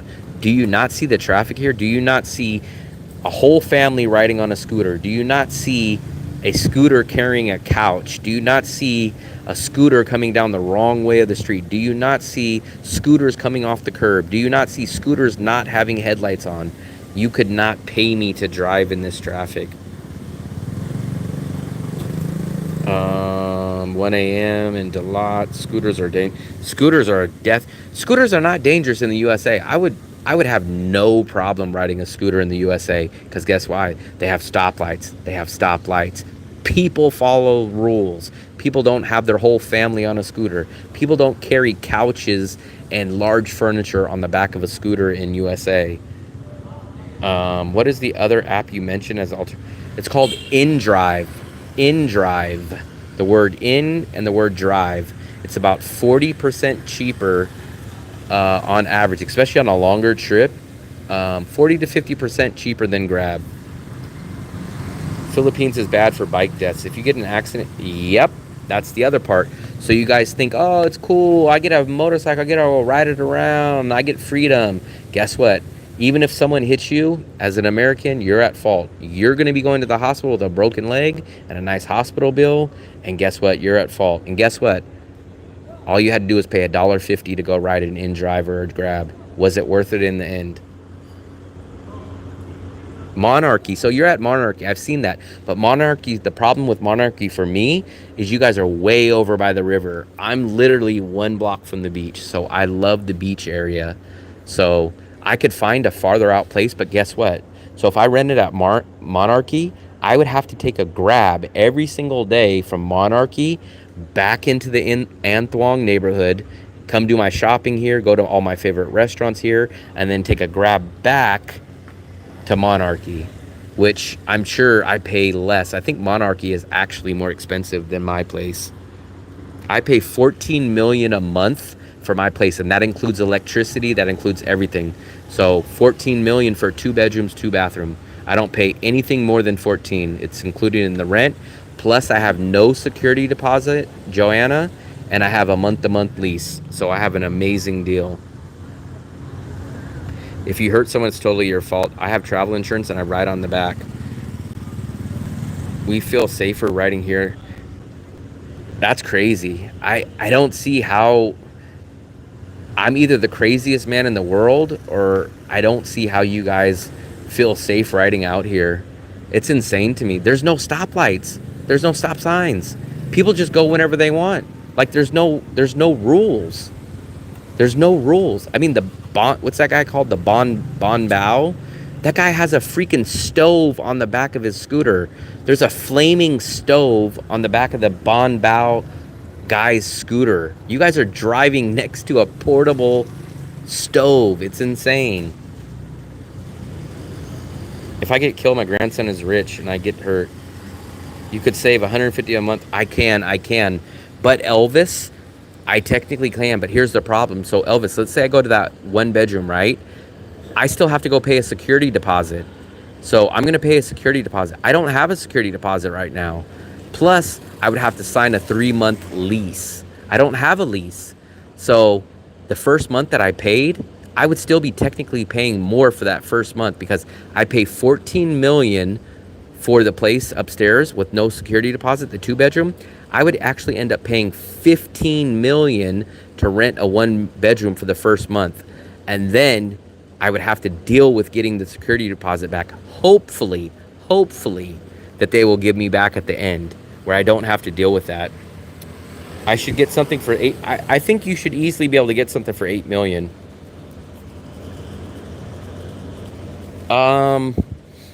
The problem is I do not like paying a security deposit. I'm terrified that someone's going to screw me at the end, or I'm going to have to go convert my money. So I've been so lucky to never have to pay a security deposit. And I hate having a 3-month lease. I love being able to leave at any time. Why do you need the beach? I need the beach for 2 reasons. 1, I love the area. For 2, even if the beach wasn't here, this is my area. Every single thing. I have the Moon Milk here. I have the Moon Milk there. I have my Thai restaurant there. I have my burger place there. I have everything that I do. Like, I'll show you guys. I think I've shown you guys this before. But literally everything that I do here is in this area. So if I move out of this area, I'm literally coming back to commute here every single day. Which means what? I'm going to have to pay for a Grab every single day. Which means I don't even end up saving money because I'm paying Grab. So all these blue spots is everything that I do. All this is everything that I do every single day or every single week or every single month. So I walk to every single one of these places. Now imagine if I lived up there. So imagine if I lived up there. I'm taking a Grab to come back down here every single day. And even if it's cheap, let's say it's $2 a ride, right? $2 a ride there, $2 a ride back. That's $4 a day times 30 days. That's an extra $100 I'm spending a month. I could just pay that $100 extra and just live in this neighborhood and just continue to walk. We don't like the An Thuong. So I'm the opposite. I love the An Thuong area. This is where everything I go to is. For me, the beach is the place that I love to be. Not only do I love the beach, but I love all the restaurants. I love the Moon Milks. I love all the grocery shopping. Now imagine, so Joanna, if you didn't have a scooter, would you live in that area? Would you be taking Grabs every day from Monarchy to wherever you have to go every day? Let's assume that you didn't have a scooter, because that's the situation that I'm in. Most people only live farther out because they have a scooter. But if they didn't have a scooter, most people would not live in those areas. Philippines crew many over deposits rather than stay in hotels, cut and leave. Everything is walking distance from you. Plus it's cooler in Danang. 60 cents on... But remember, I don't ride Grab scooters. So a Grab car is going to cost me at least $1.20, $1.30 each way. So let's just figure 1 Grab there, 1 Grab back. That's extra $3 a day. $3 a day, right? $3 a day times 30 days, that's an extra $90. It's cheaper for me to stay here and pay an extra $90 than it is to go and commute every single day of the hassle of keep doing it. Yes, touchdown. See, I would never do that, Joanna. So I literally can leave at any time, and it's great that you have a low security deposit. But for me, I'm worried because of two reasons. One, what happens if at the end they screw you over? Yeah, I guess it's only what, $100. But guess what? Even if they don't screw you over and you're leaving the country, you got to go take those 3 million dong and you got to go convert them. So guess what? Now you're going to lose what, 5%, 7% on converting that over to a new currency? It's just unnecessary for me. I've seen nice ones for $250. You will never find a 1-bedroom that fits my size requirements for $250 in this area. So I need at least 50 square meters. I need a separate living room and a separate bedroom with a kitchen. The cheapest you'll find that in this area is about $300.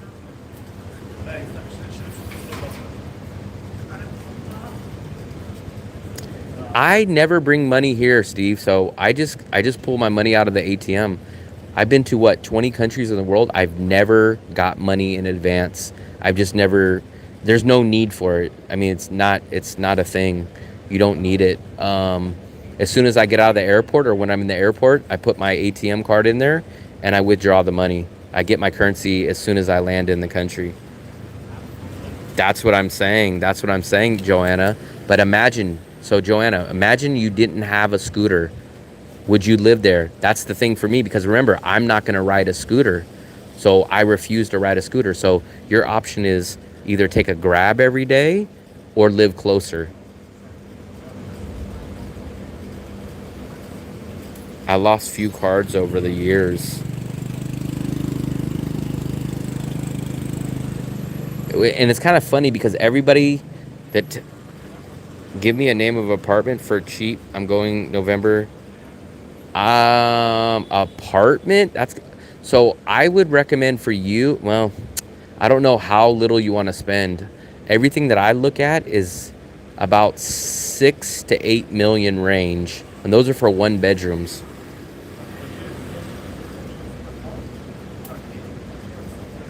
Okay, so if you want a quiet place, I guarantee you my place is much quiet. You know why? Look, I live up on the 40th floor up there. I live at the very top. I have the greatest, amazing view of the whole city, and I live on the 40th floor, so I don't hear anything. I don't hear anything at all. Now, maybe if I come outside, yeah, but guess what? I'm on the 40th floor. I see the Dragon Bridge all the way from this side. I see the Han Bridge. I see the Lot Mall. I watch the fireworks at night. I see the Dragon Bridge spit fire all from the beach.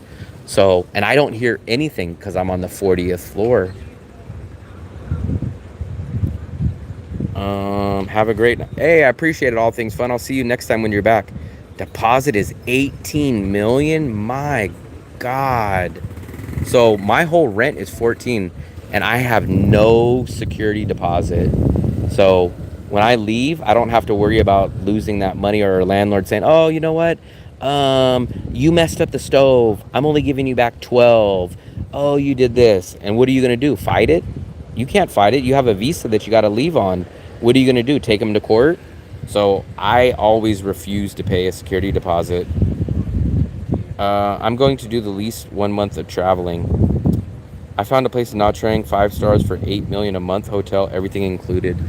I'm not great on hotels besides the few that I told you. But you can definitely get a 1-bedroom apartment for 8 million out here. But remember, if you get an apartment, you're gonna have to sign a 3-month lease. You're gonna have to put down a deposit, and you're gonna have to pay electricity. So, Philip, I kind of think you're better off with a hotel. An apartment is only good for people that want to be here for at least 3 months, that want a living room and want a kitchen. If you don't want a living room or a kitchen or a long-term lease, then I highly recommend going to a hotel.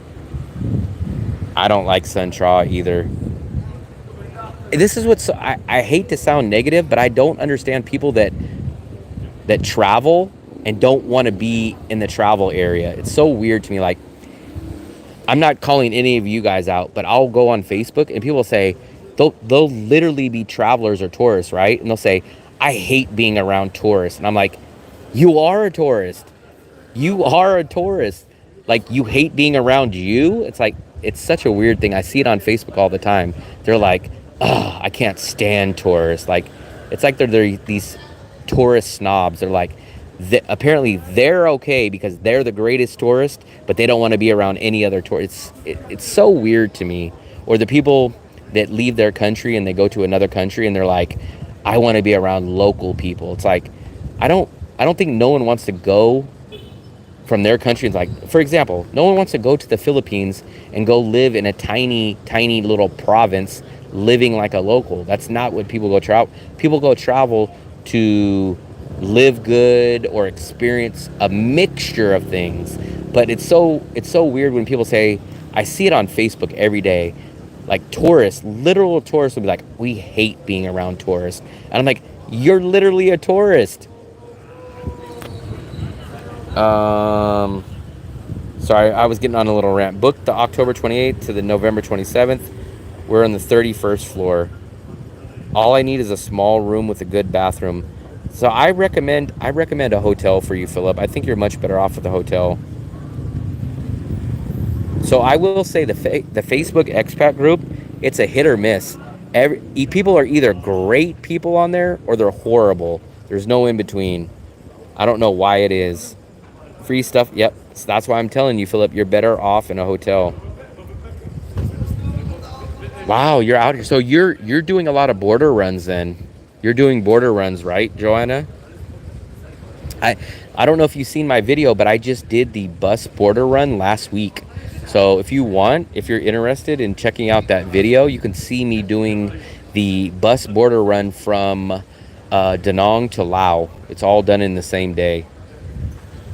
I'm at the coffee shop all the time. Yeah, like I said, Philip, you're better off at a hotel.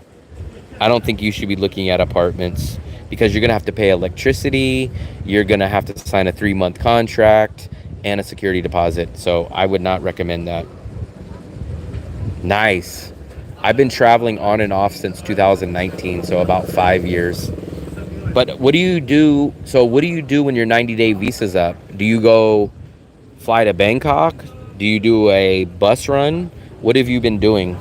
I've done 2 bus runs so far this year. Last year, I did about 8 visa runs from flights from here to Bangkok. Because last year here in Danang, we only had 30-day visas. So I had to leave the country every 30 days last year. The 90-day visa didn't kick in till August of 2023. So now I leave every 90 days. But last year I was leaving every 30 days. I was taking a flight to Bangkok. It's a hit or miss, Steve. Steve, it's a hit or miss. It's a hit. We got back-to-back Steves. Steve, it's a hit or miss. I find that the expat groups, either in the Philippines or in Danang, they're either great people, or they're the horrible bottom of the barrel people. I've never found someone that's just like, they're all right, they're okay. They're either great people or they're horrible. There's no in between. Thailand or the Philippines or Malaysia, then I come back after 28 days. Why 28 days? I'm curious, why 28 days? Thailand, okay. That's what I was doing last year. I was doing the round trip. So literally last year, every month, this is what I would do, Joanna. I would get on the flight at 9 o'clock in the morning from Danang. I would land in Thailand, in Bangkok, at like 11:30 in the morning. I would go upstairs to the 7-Eleven. I would get lunch and hang out till about 2 o'clock in the afternoon in the airport.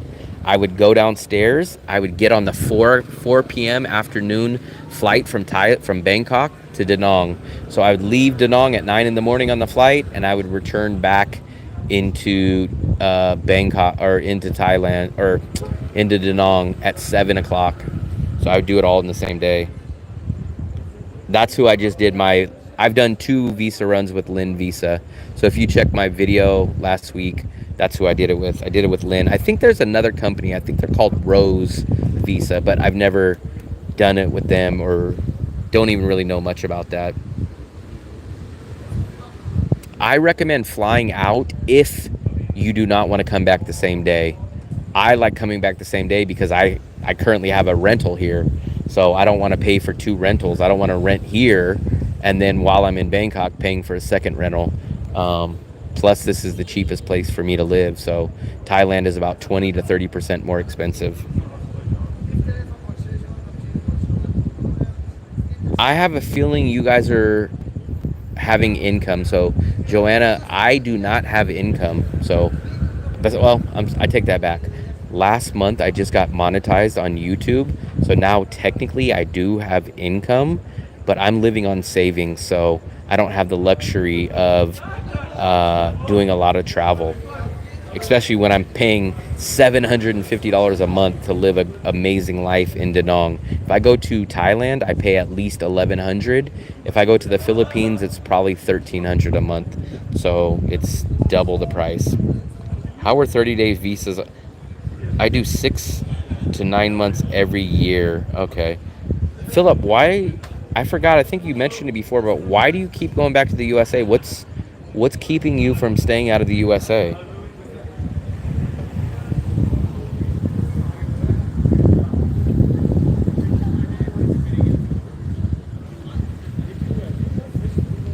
I would probably leave Danang and fly out too if I had extra money.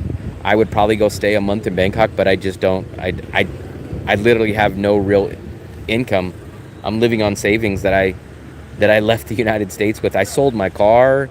I got rid of everything in my storage. I literally have 3 backpacks to my name. What is tiring? I'm not sure if you're referring to me. Maybe you're referring to Steve about 6 to 9 months. I do 4 visa runs a year. So I do once every 3 months. I'd rather do my visa runs all in one day though. The only way that I recommend people doing the flight is if they're going to stay out of Vietnam for longer than a day. If you want to come back in the same day, I highly recommend the bus run. But if you want to stay out of Vietnam for longer than a day, then I recommend doing the flight.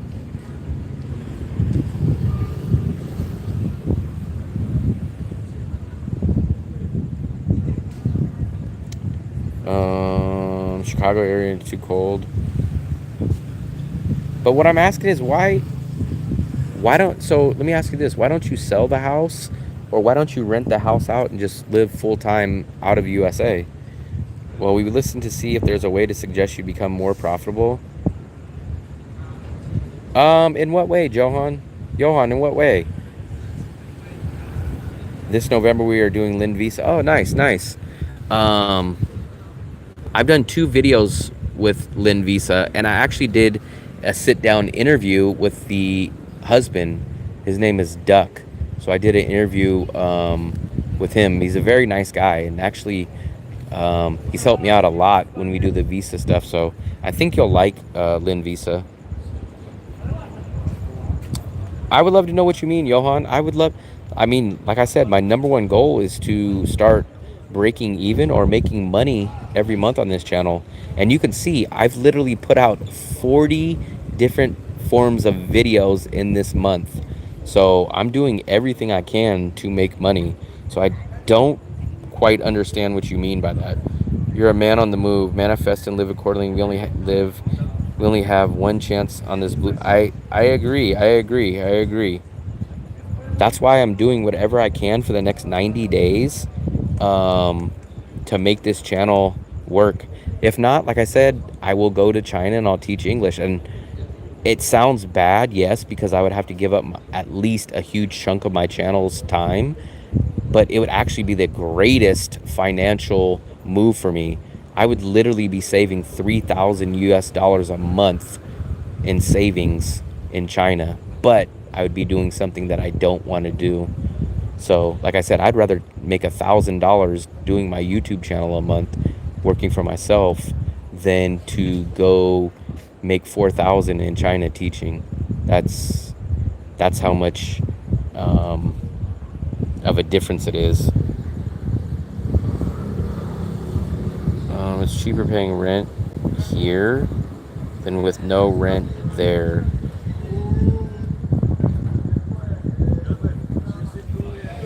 Yeah, I'm actually getting about, I'm making on monetization wise, I'm making about half. So I'm making about half of what I spend here, but I only have 90 days. I only have till January to start doubling that basically. I basically need to at least make $700 a month to just break even, and I have to do that in the next 90 days.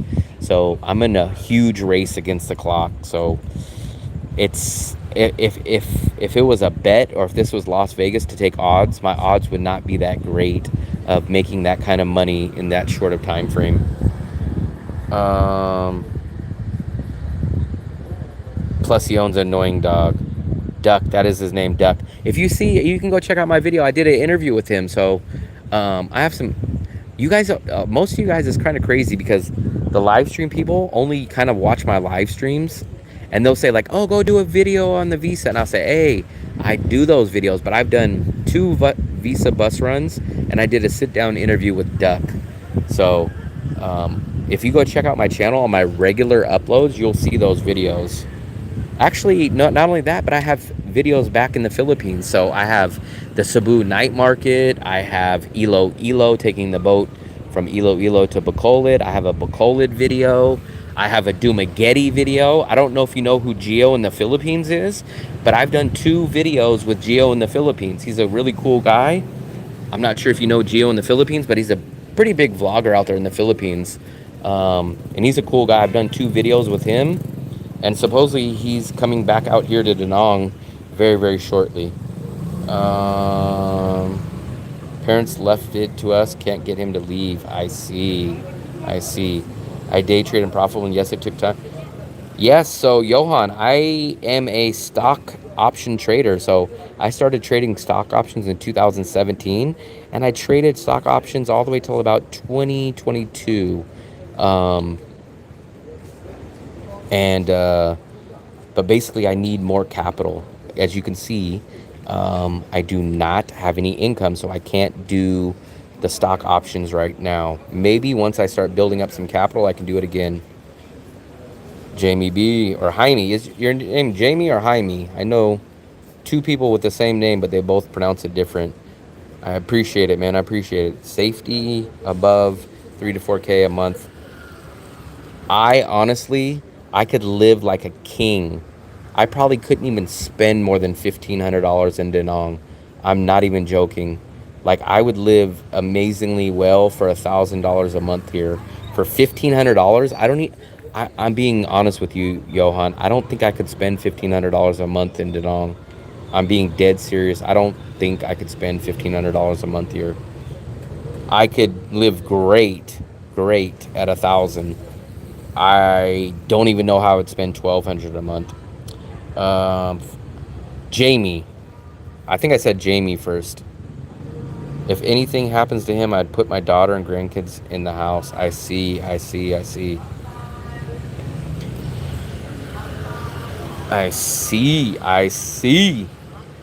See, look at this is the guy I was telling you about. Bun Pow, that's what it's called. This guy literally, I'm gonna try to go over here. When he drives, I want to show you a shot. This guy literally has a freaking wood stove on the back of his scooter. Literally, I'm not even joking, guys. This guy has a wood burning stove on the back of his scooter. There's wood in there, and there's a fire going. And you're supposed to ride a scooter next to this guy. And this is only one of the characters you're supposed to ride next to. You got this guy with an open flame on the back of his scooter. I'm going to go over here. I want to show you. Oh, I can't go over there. I have the, well, you know what? I'll turn the internet off. We'll go try to see this. This freaking stove. And then when I show you this, I want you guys to explain to me how I should be riding a scooter on the same street or near this guy. Watch. I'm sorry for how loud it'll be, but I'm going to try to see the stove over here. Look at this stove. There's literally a stove. Watch. Ciao, ciao. There's literally a stove, guys. Was I lying to you? In 1 minute. Guys, do you see that? There's a freaking stove on this guy's scooter. And you guys want me to ride a scooter on the same street. And that guy's not even the worst guy. There's a guy that rides a couch on the back of his scooter. Then there's the family that has 6 kids on one scooter. And then there's the guy that rides off of the corner with no headlight. You guys want me to ride a scooter on the same street as this? Look at this. You guys want me to ride a scooter with that on the street? Like, are you guys insane?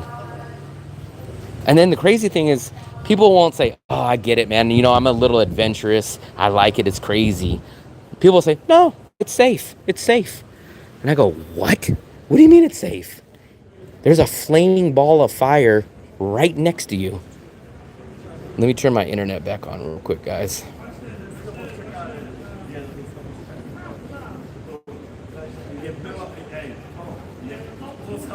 I missed your guys' mess. Let me go back up real quick. First one, I don't trust the daughter. She gambles. Oh, gambling, man. Any kind of addiction is dangerous, man, no matter what it is. I'm right in Bangkok, but kind of sucks, not as cool. I just applied for my 3-month visa to arrive. Nice, man, nice. I really think you'll like Danang. Did you get the 30-day or did you get the 90-day visa, Jamie? It's a bomb on wheels. The king thing is the point. Sure, you can spend more. I honestly couldn't.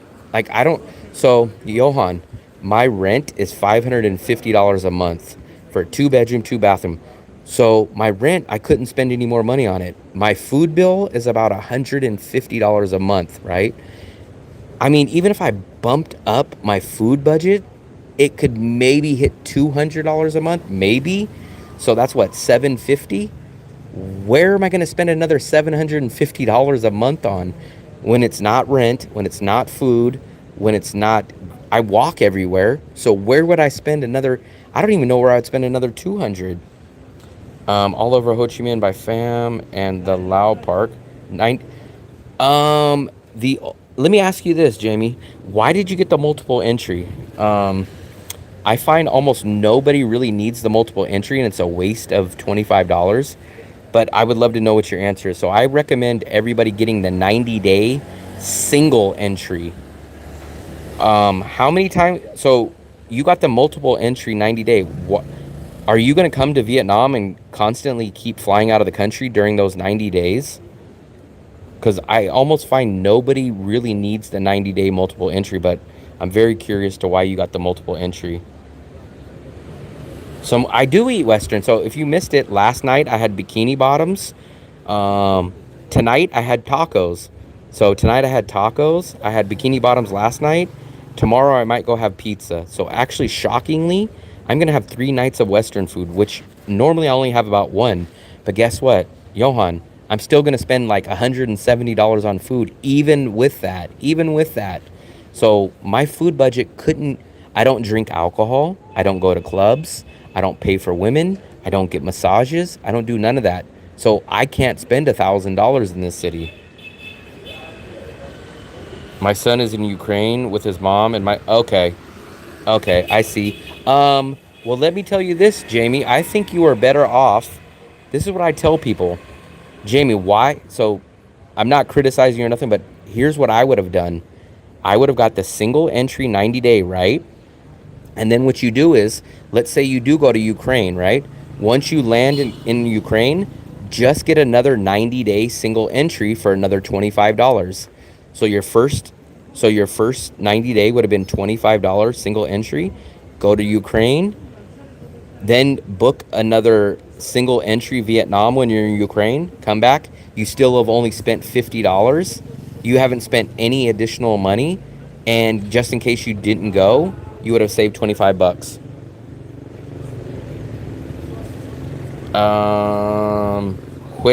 Hue 2 30K sandwich, 20K Highlands. You spend as much on cigarettes per day that I spend on food per day. My food budget is about 100 to 150 max on food and everything. So I literally, 90% of my 75% of my budget is my rent.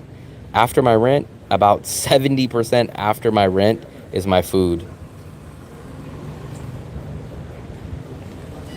I didn't know if the back-to-back entry would be that. Yeah, no problem. There's no issues on that. No issues at all. Nope. Bangkok, that's why I try to tell people, like, people always, oh, Thailand is much better than Vietnam. No, Thailand is much more strict on the visa. It's crazy. There's no such thing like that in Vietnam. So I know people that have already done 4 back-to-back visa runs. There's no questions, there's no issues at all. Vietnam is 1,000% night and day difference on the visa issues. What if you want to use VN as the base, then multiple entries work? What was the cost that you and your girlfriend used the same? Explain that a little bit better, Johan. What if you want to use VN as a base, then multiple entries work? Explain that a little better. Like, give me a situation which you're talking about. Explain it, or give me an example.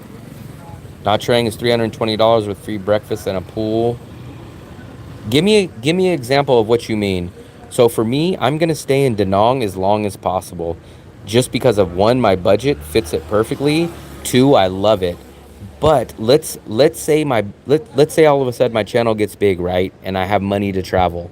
I will still base myself in Danang, but I will go take trips. I'll go take a weekend or a week trip in Bangkok. I will go to the Philippines for a week. Maybe I'll go to Malaysia for a few days. I will go do that.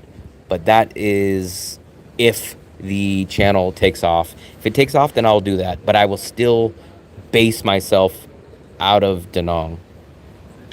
So 150 for a 2-bedroom apartment. I was going to do an air.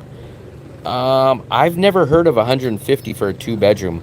I pay 550. But that includes electricity. So I get a 2-bedroom, 2-bathroom, rent, electricity, Wi-Fi all included. No, I'm 1 block off the beach. You could get a 1-bedroom. You can get a 1-bedroom in the same building for $300 a month, or about $350. You can get a 1-bedroom a few blocks away for about $300. You could get a hotel. If you wanted to stay at a hotel, you could probably get a hotel for $250 to $300.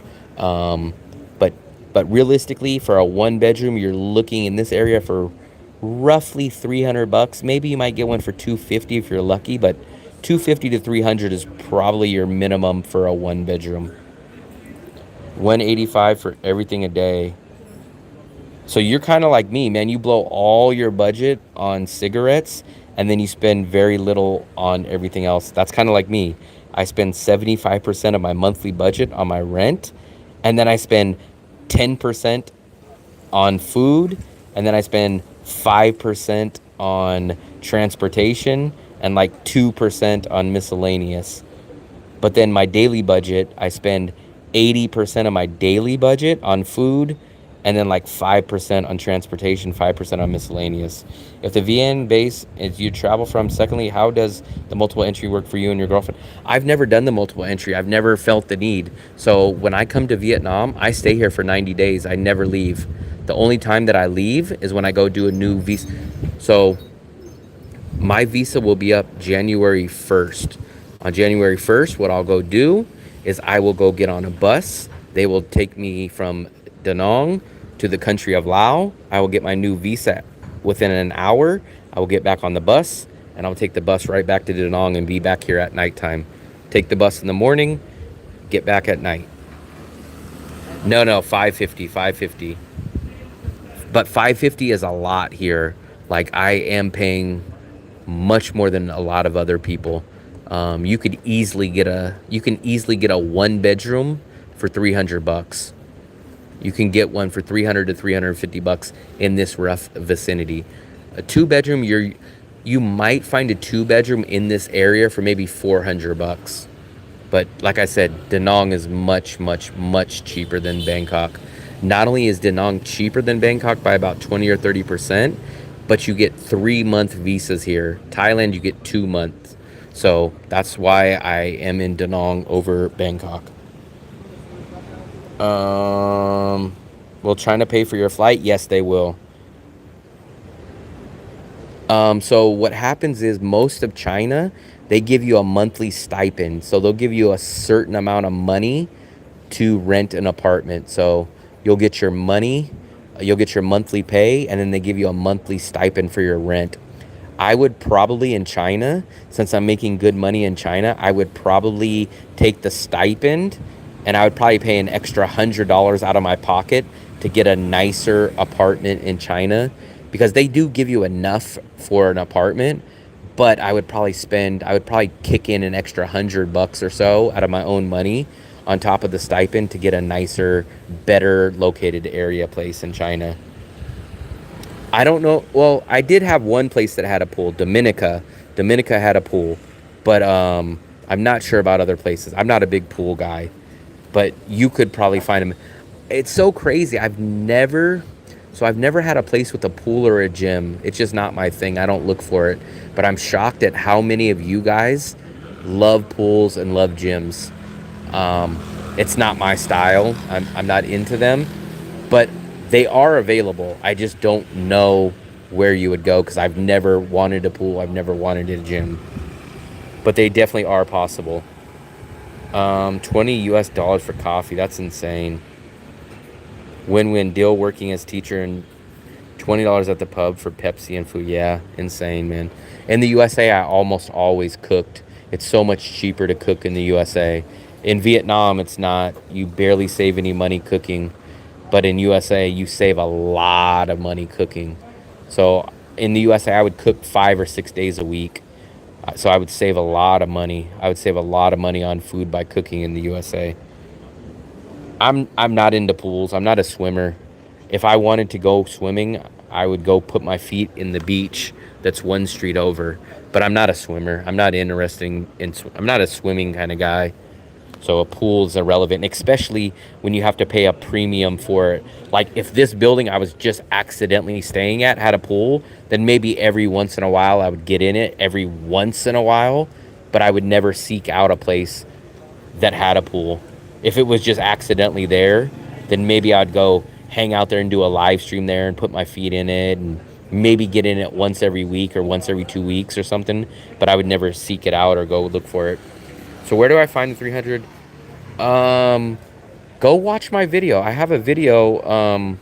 If you want, go watch my video. I give a few names of the places out here, but if not, when you get out here, just look on Facebook Marketplace or go post in Facebook Danang's Expat group what you're looking for and what your budget is, and you'll get a lot of messages from landlords and owners.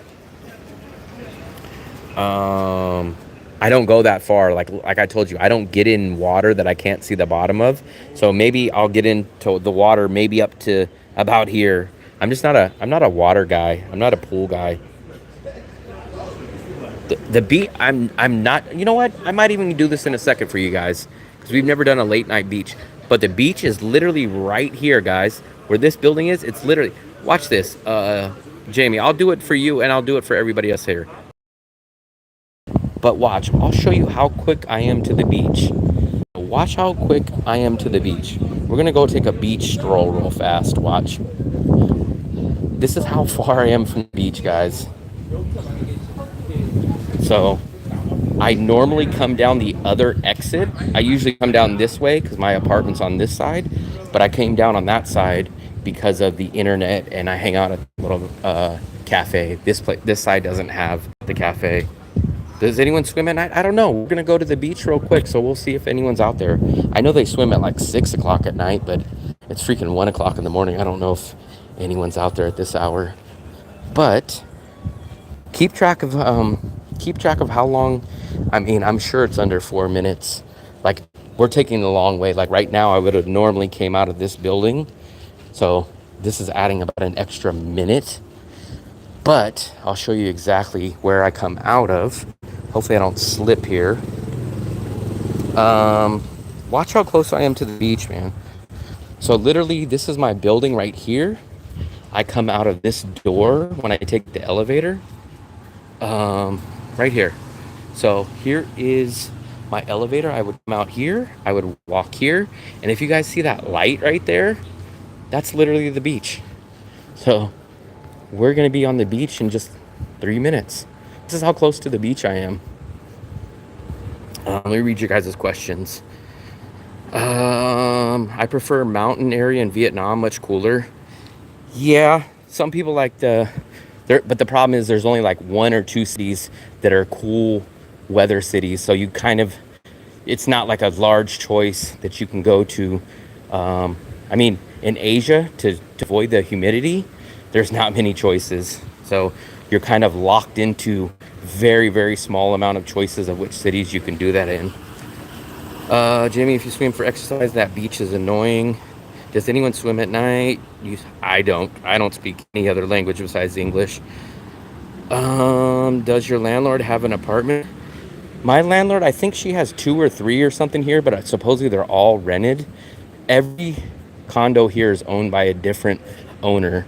So you would post this on Facebook and say, hey, I'm looking for this in the Muang Tan complex. And then someone would message you. Look, there's the beach, guys. Where these trees are, this is the beach. So that's how close I am to the beach. So we're literally right at the beach right now. What's he honking for? So we're at the beach right now. I don't think anyone's swimming, not only because it's late, but because it's been raining too. But literally, guys, this is the beach. So we're on the beach now. So how many minutes was that? 4? And one of those minutes we had to walk from that side of the building over here because we were on the wrong side of the building. But if you guys look right here, this is the beach. We're literally on the beach right now. So I'll show you guys. There's the sand. There's the waves. So we're on the beach. That's how far I am from the beach. So no one ever believes me when I tell them, like, I'm literally on the beach. Let me try to zoom in if you guys can see these waves. There's the waves right there. And there, if you see that big glowing orange thing, that's the Lady Buddha statue. So that's the Lady Buddha statue. Let me zoom back out. Let me go back and read your messages. Does your landlord does Visa run work? Yes, so it works for her too. So Philippines is the same. There's no difference between Americans and Philippines for the visa. She just never has done the visa bus run because when I did the bus run, she went back to the Philippines. If she would have not went back to the Philippines, she would have done the visa bus run with me. Is your apartment building also a hotel? No, but I'll show you something that's kind of interesting, Philip. There's my building in the back, right? And then there's this blue building. This is the same, I guess it's the same owner, I guess technically. This is called the Muang Tan Apartments. This is called the Muang Tan Hotel. So this is a hotel that's owned by that place, or one of them's owned. But this place is about double the price, and it's a hotel. It doesn't have a kitchen, it doesn't have a living room, and it's about double or triple the price as the apartment. So that's why I don't stay at the hotel. Show the dead bodies. I've never heard of a dead body or seen one. But this is what I love about Danang. If I was in Ho Chi Minh, do you think I can cross the street like this? Look, there's nobody out here. Nobody out here. If I was in Ho Chi Minh, I'd be getting rid of. Hey, I live right here. I have a girlfriend. Maybe you need it. My YouTube needs it. He's asking if you guys need a woman for the night.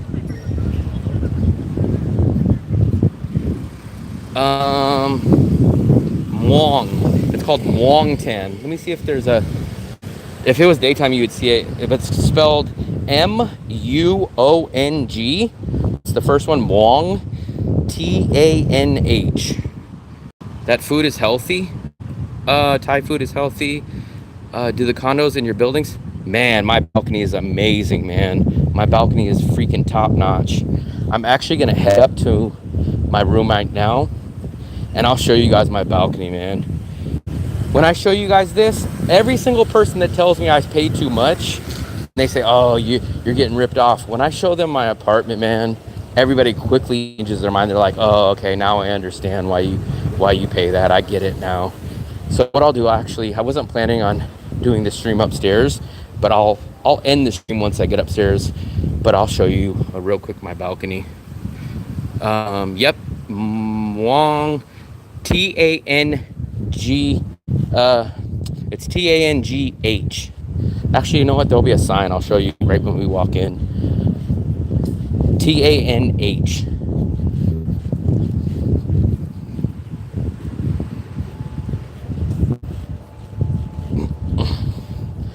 You know what? I need a little snack, I think. I'm gonna get a late night snack. Let me see what I want to get. What do I want to get, guys? Let me take a look. Cincho. What do I want to get? What is this? What is Dua Nuo? Anybody know what that is? Maybe I get raisin bread. I got this before. I like this one. How much? How much is that one? Is this same or different? Huh? Same? Same? What is that? But is it same thing? It's same thing. Okay. I get that one.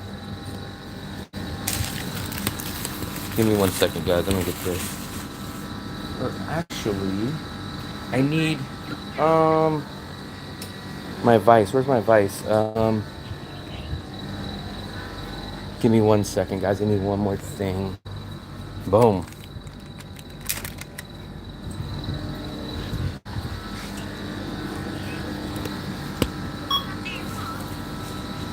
Let me pay for this real quick, guys. Remember, I didn't pay for dinner, so. How much is it? 38.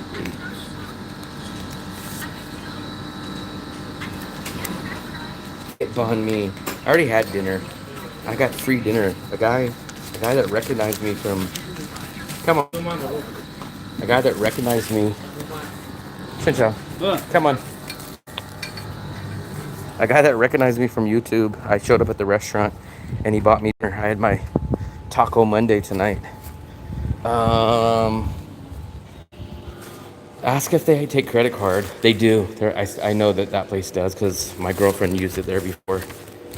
Greetings from Portugal. What's up, Portugal? I've been to Lisbon before. Can you pay with card, wireless? I'm not sure if it's wireless, but you can pay with card. My girlfriend did it before, but I'm not sure if it's wireless. Asia's a little behind the scenes, especially compared to Europe. Even USA is behind the times with card compared to Europe. Europe, I think, is like the most advanced on that tap. I think even in USA, I know it's popular now, but I think I've only like done the tap to pay 2 or 3 times, a handful of times in USA. I see this. Yeah, they have it. I just hate using my cards, man. I hate using my cards. I've had 2 fraud charges on 2 different cards out here now.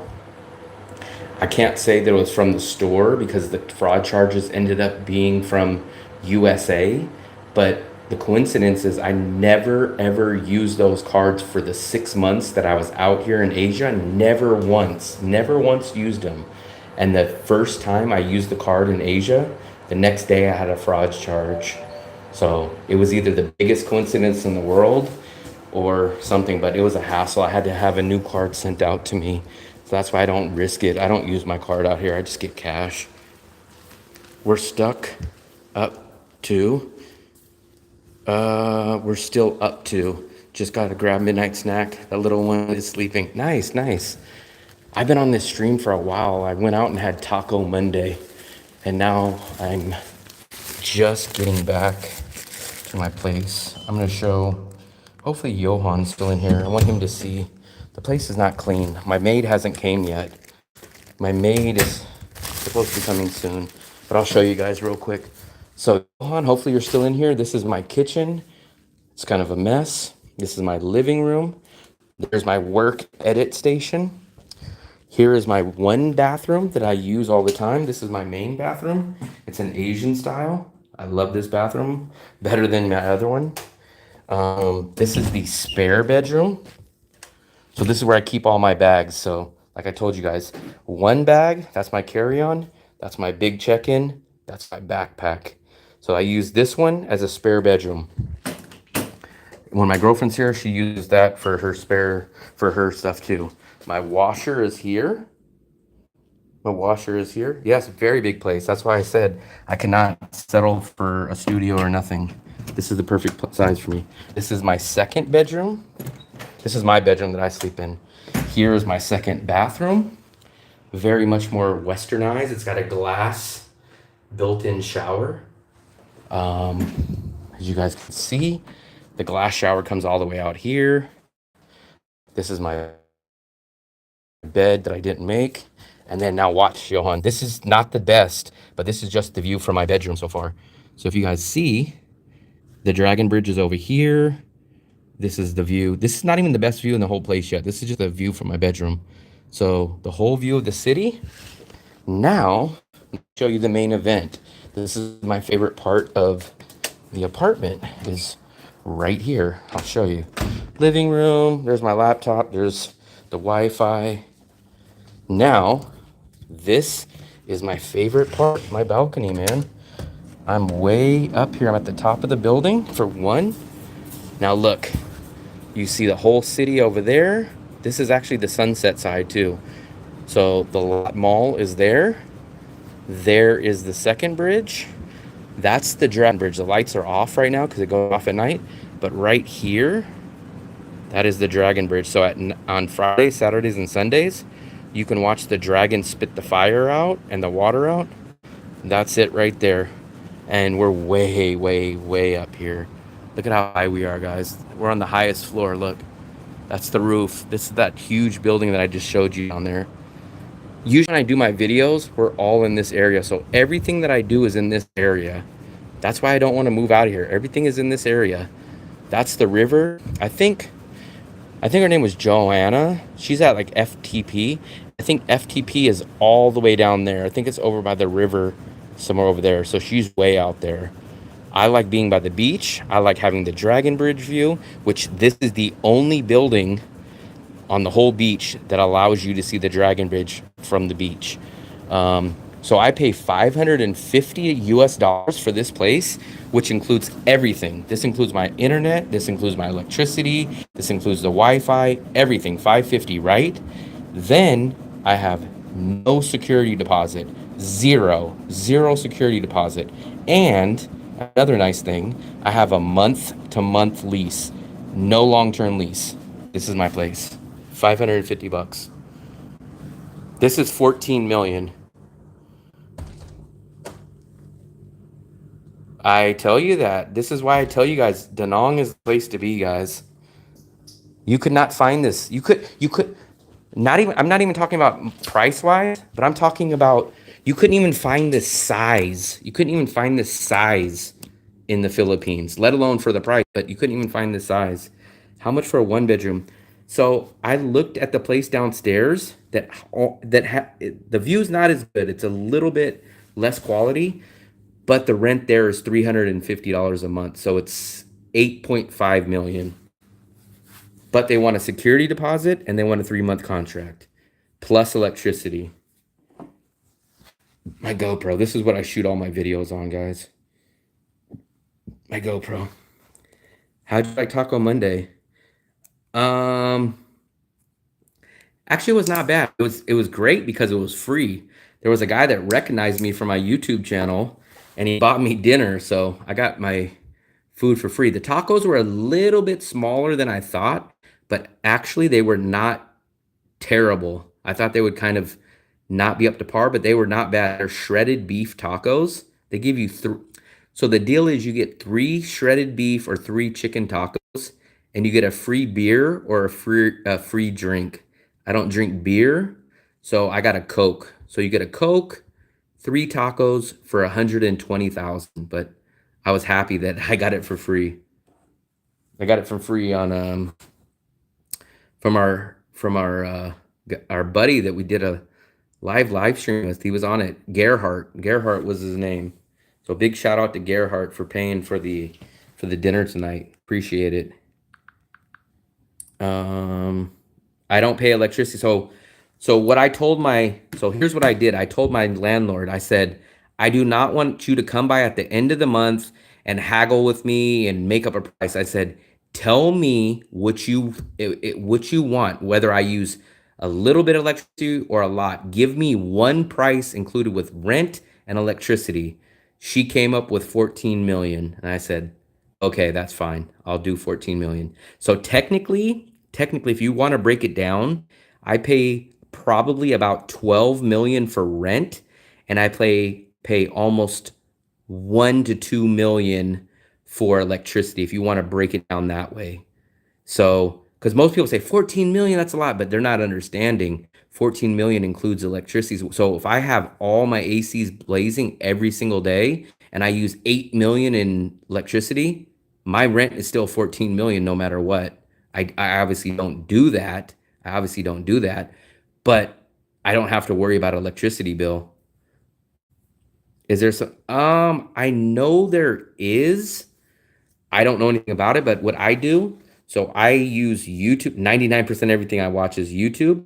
Or what I do is use my laptop and I watch all my pay-per-views. I watch pay-per-view boxing. I watch UFC. I watch football games. I watch them on my computer. I have a free live stream that I watch for free.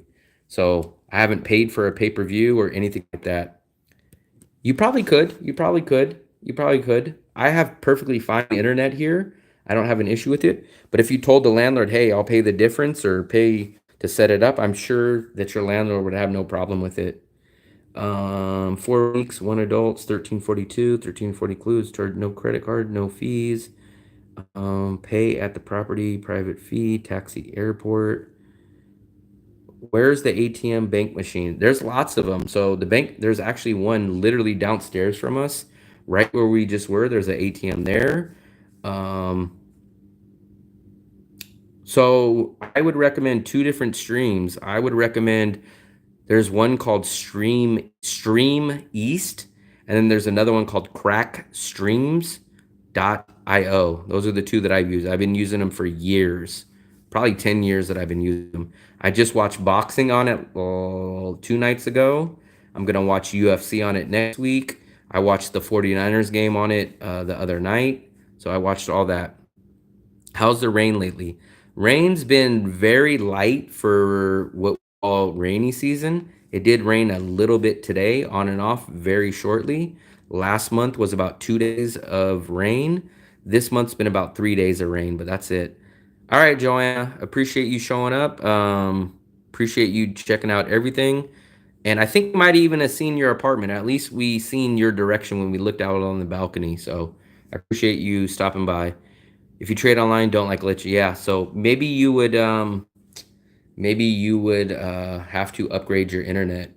I don't think you're gonna find any place in Asia that's gonna have flawless internet. I mean, it's just gonna, especially if you're banking on the internet to make money and instant trades.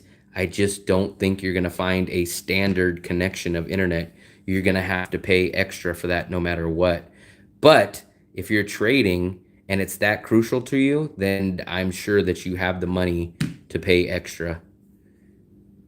Mandy, you can watch with one stream EU on your phone. Good night, everyone. Let's rally. Yes, I appreciate it. What was I going to say? Where was that message? Exactly. So I don't think landlords ever have an issue with it. They just don't want to pay it themselves, so they don't want to have to deal with it. But if you say, hey, I'm paying for it and I don't worry about it, you don't have to do nothing, I'm going to pay for it, I don't think most landlords will have an issue at all with it.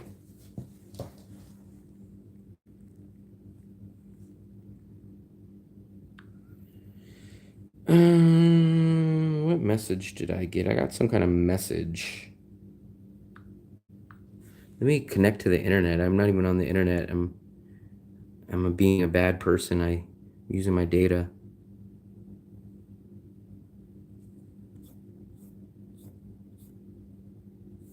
Also, give me Reddit streams too. I don't know what that is. I've never heard of that. I use Stream East and I use Crack Streams. Those are the two that I use. I've been using Crack Streams for years, maybe even a decade.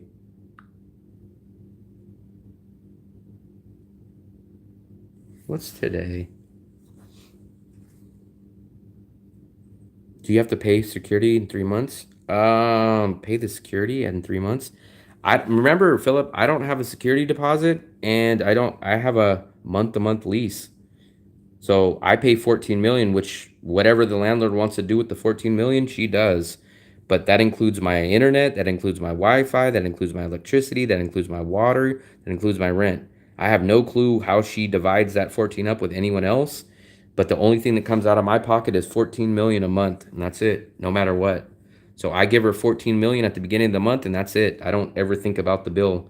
Almost everyone else pays their rent, and then guess what? At the end of the month, the landlord comes and says, "Hey, you owe X amount of money. Do you have to pay the security in 3 months?" Yes. So this is one of the only places I've ever found that doesn't allow that lets me do a month-to-month lease and doesn't charge me a security deposit. So I got extremely lucky. But all these other places are through agents. So I'm dealing with a landlord directly. So that's what I would recommend, is that if you guys want to negotiate and get a better deal, try to find a landlord direct. I smell something like nail polish. What the hell is that smell? That's so weird. What the hell is that smell? I smell like a heavy smell of nail polish. I hope it's not like gas or something. If I blow up or something, guys, make sure you guys tell them that I smelled something. It's like nail polish. I keep smelling. It's very weird. I don't know what it is. The one bedroom was through an agent, so they wanted a security deposit and a 3-month contract.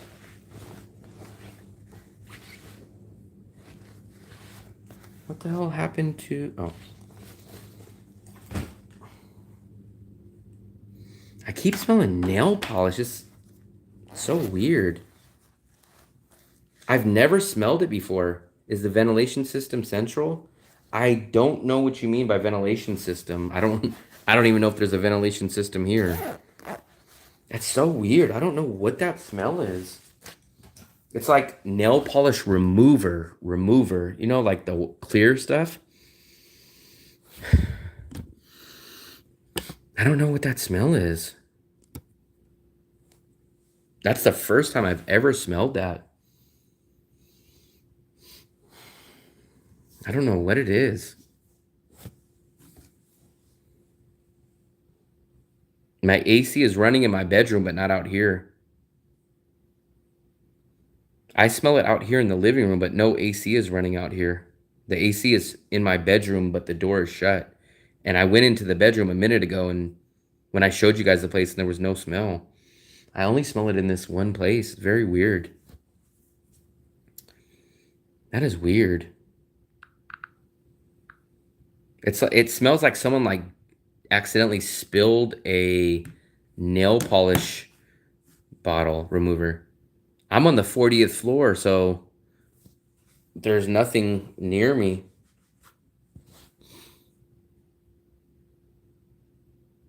That's weird. I don't know. That's weird. One large bedroom, 323 feet, city view, air conditioning. $640.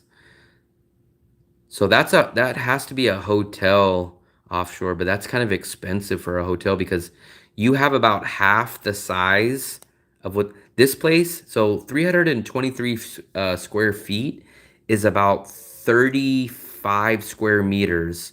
I have 65 square meters here, and I pay 550.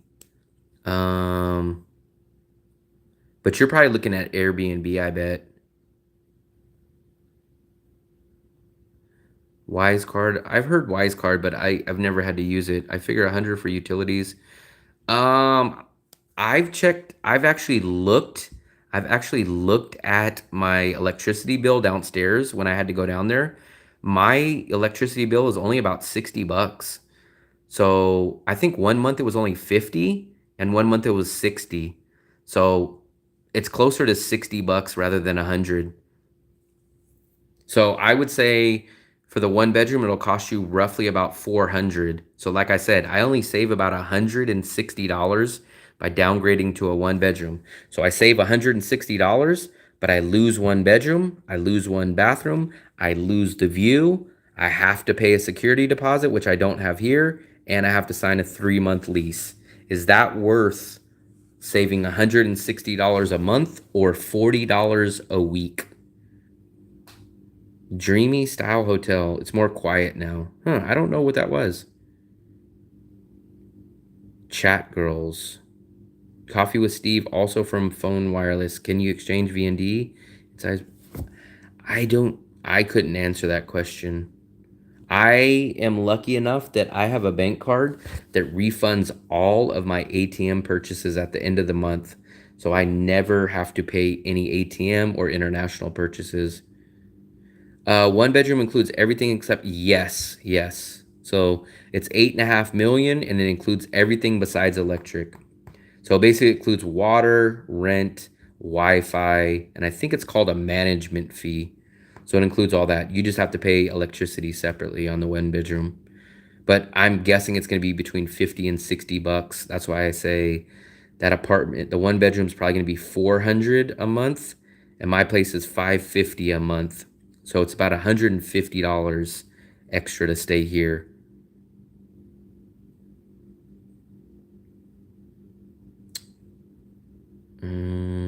Good.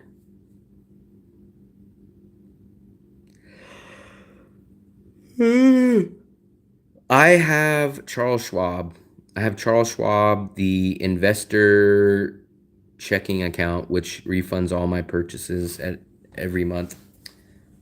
So I love that card. I uploaded VND couple million. My video's not doing as well now. But look, we did gain some subscribers, guys. We're at 1886. We need 14 more to hit 1900. So maybe by tomorrow when I wake up, maybe we'll have 1900. I've never had Fidelity. My video's not doing so good that I uploaded.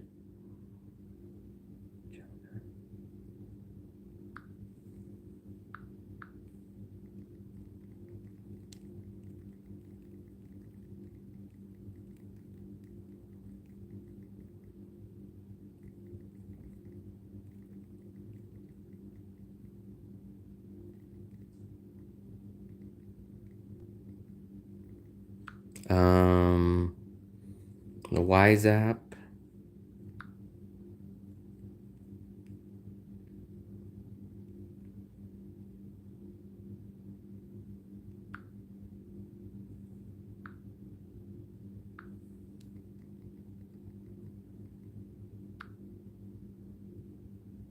Yeah.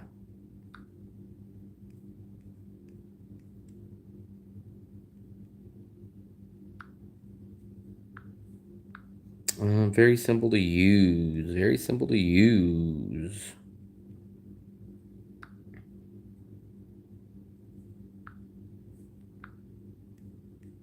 Tonight was a crazy night, man.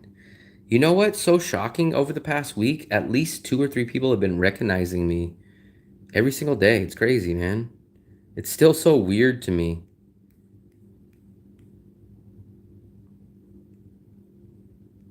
I met a guy earlier today, but he didn't want to be on camera. I really wish he would have wanted to be on camera. I wanted to do an interview with him. But he said he was camera shy. I really wish he would have wanted to be on camera.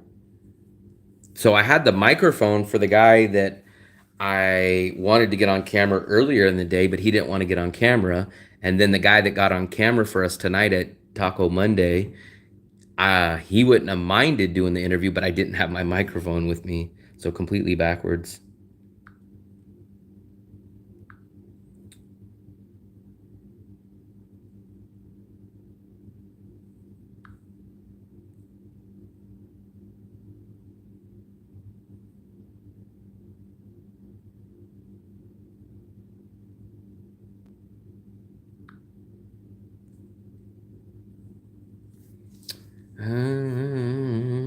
What's today's date? October 15th.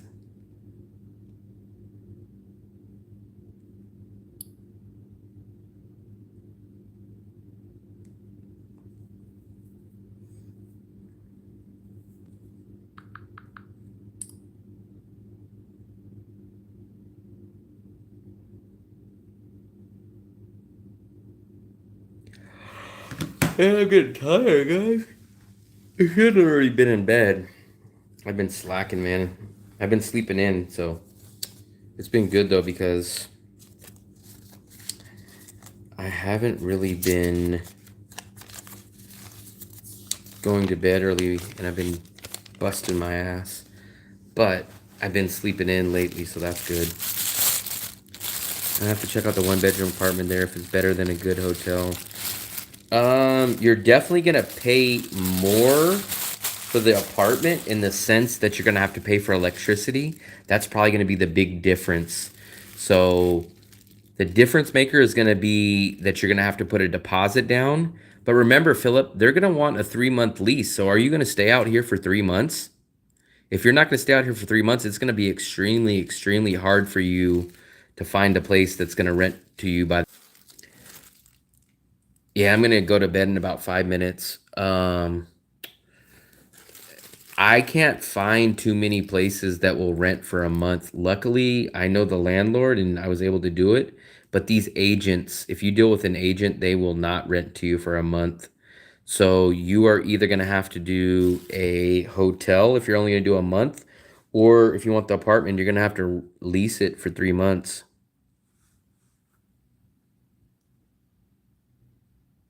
Here, that place would be $2,000. Yeah, I know. I don't even know how much this would be in USA. It would be well over 2,000 in near my area. It would probably be maybe 2,000, but I'm thinking probably closer to 2,500. This thing would be 2,500 bucks, especially with the view. If you factored in the view, man, that place would be expensive. For me, my city is about 30 minutes from San Francisco. So I'll show you guys, man. Yeah, then I would say stay in a hotel first until you decide that. I'll show you guys, man. So look at how expensive San Francisco is compared to Danang. I'll show you guys Numbeo. I like Numbeo. Cost of living. Look at this, guys. Where's Numbeo? So let's compare San Francisco to Danang. Now watch this, guys. Watch how crazy this is. It's insane. Yawn, you see this? Look. Cost of living is 250% higher in San Francisco than Danang. Cost of living does not include rent is 354%. Now look at this. Rent price is 698% higher in San Francisco than Danang. So let's get an idea of what the rent is. So, well, look at here first. A cost of a cheap meal in Danang is $1.61. A cost of a cheap meal in San Francisco is $25. Let's go take a look at the rent. The rent's the big one. The rent's the big kicker. So let's take a look at rent. So a 1-bedroom in the city center One bedroom city center in Danang, $363. One bedroom in the city center in San Francisco, 3,000 US dollars. So you have $360 or $3,000 for the same thing. Insane, man. Insane.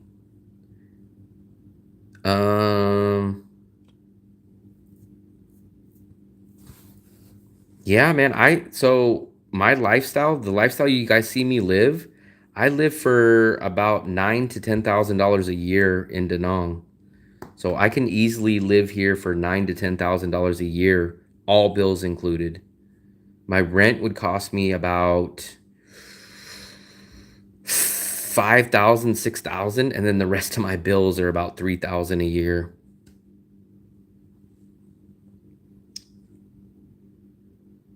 $10,000 to live here.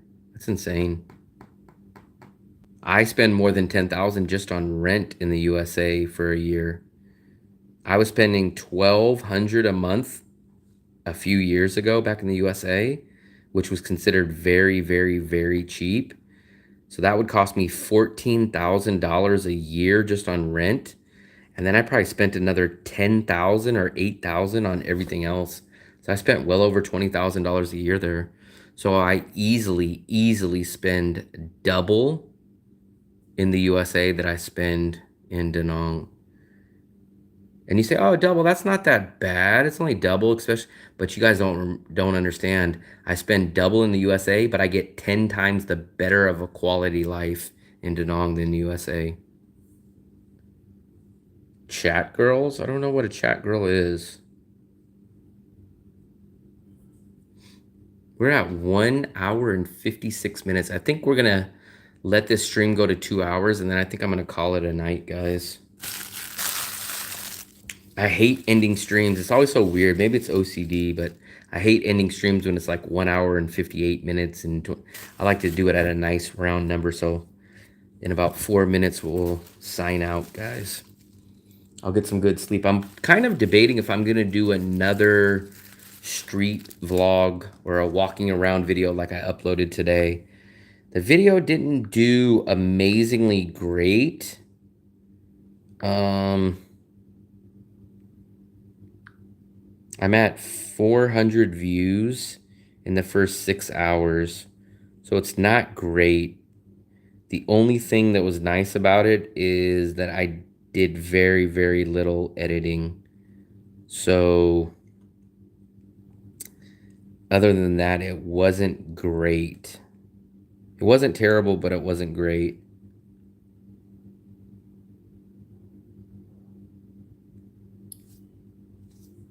I'm gonna go shower and get the base. Man, you're always watching that game, man. You're always crazy. I think you watched the Bears game last night. I used to love sports, man. I used to watch it like crazy, and I don't know, once I started traveling, somehow I went from being a sports fanatic to not even care. But actually, I do watch MMA and UFC almost nonstop now. But before, I used to watch baseball, I used to watch basketball, and I used to watch football. I didn't walk that much today. I think I was under 10,000. I've been trying to do 10,000 steps a day, but let me see what I got today. Let's see what I had today. Damn, did I only do 6,000? I only did 6,000 today. Yesterday, I did 11,000. Or no, maybe I did 9,000. Oh, no. I did 11,000 yesterday, and I did 6,700 today. Yeah, I appreciate watching that. Watch that video and tell me what you think, because I'm either going to scrap those and not really do those anymore, or I'm going to try to do one of those every day or every other day. I was hoping that the video would have took off a little better, but it's only been up for about 4 or 5 hours. But usually I can tell within the first 4 or 5 hours if the video is going to do good. Maybe when I wake up, maybe all of a sudden that video will have done a lot better, but we'll see. We're at 1 hour Hey, 58 minutes, so we're at the 2-minute warning, guys. If you guys got any last comments, questions, concerns, let me know. I've been sleeping so damn good the past couple nights, guys. I think it's been the walking. I think if you walk enough, it wears you out by the time you go to bed. Usually it takes me a while to go to sleep, but lately, I've been falling asleep pretty damn good. This is the camera I used today, guys. I want you guys to tell me. So this is the first time I've ever used the Pocket. So anybody that's seen my video, I don't know if any of you guys are still in there. This is the camera that I use today.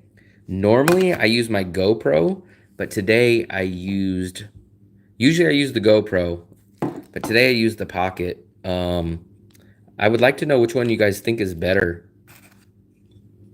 Do you guys think the video today's camera was better? Or do you guys think the camera that I used before? I know. I only did 6,000.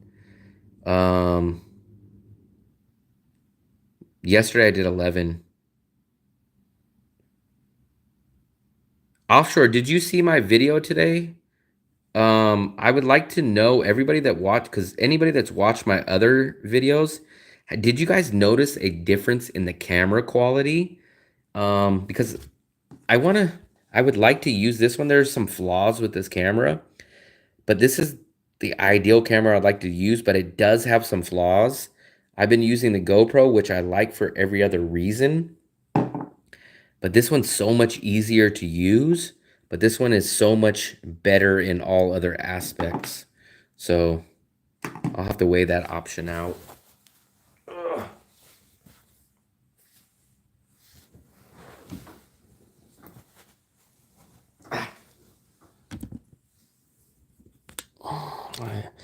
My landlord still hasn't came and picked up the rent, guys. I want to ask her, once I pay her rent, I want to ask her how much does the maid charge, because I need to have the maid come by and clean this place. The flaws are, so with this GoPro, I'll show you the pros and the cons. The cons of the GoPro is there's no stabilization, there's no gimbal, so it gets a lot of bounce, it's not stable. But it does hook up very, very nice with the, it works very, very good with the Rode Wireless Go mic. I set it up, I put the mod on it, and I put my, so you'll see, guys, I have this nice little setup. So I put this on there, and I have the camera set up right here. This sets up perfect for the GoPro. Now the problem is with the Pocket, it comes with a different mic, which I don't like. The mic is not as good a quality, and it's only one mic. So technically I can use this mic with this, which I want to do. But the problem is, look, there's nowhere to mount it. So if I do mount it here, the problem is, look at, how do I hold this? This thing is so uncomfortable because of the mic. So I don't have a place. There's not really a good place to put the mic. So that's the flaw. That's the first flaw, is the mic placement setting.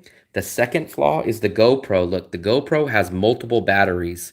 So the GoPro, I could pop in different batteries. It's very quick and very simple.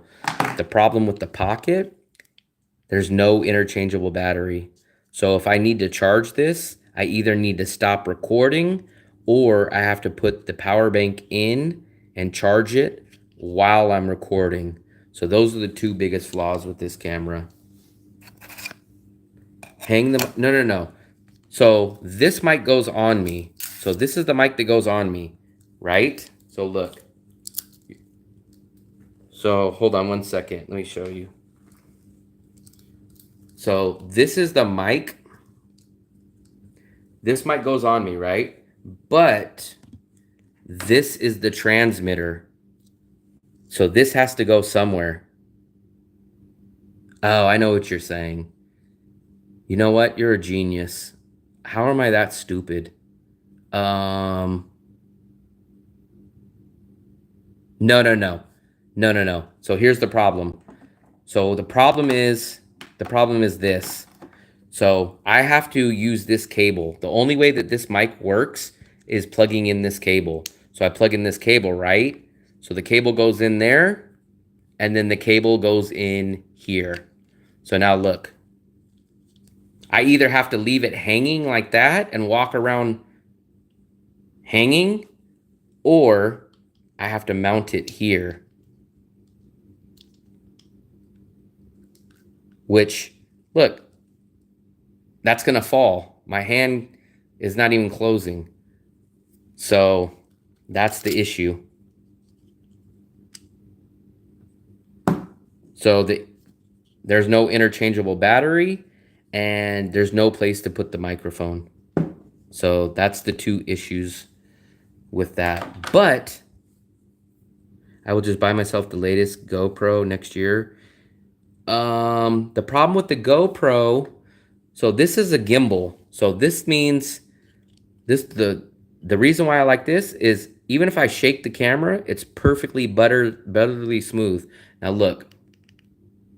So watch. This gimbal, this thing, no matter what you do, it stays. The GoPro is the opposite. So the GoPro does not have a gimbal. So that means when I'm bouncing or I'm walking, the GoPro is picking up this. So that's why I like this camera better, but there's those two flaws. You can't change the battery, which means you have to plug this in while you're recording, and there's no place to put that microphone. That's the flaws. So I don't understand what you mean connect on Facebook. I don't know what you mean.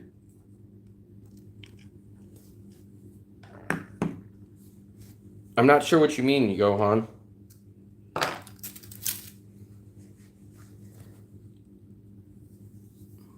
Remember, I'm not, they have the gimbals that fit your GoPro.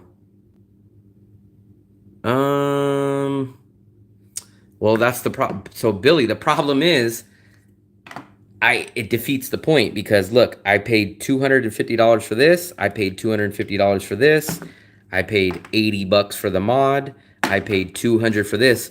So it's like, I'm kind of wasting my money by buying a whole new accessory that I don't really need when I have it right here in this. So it doesn't really make sense. I will connect to you. I don't. Oh, okay, okay.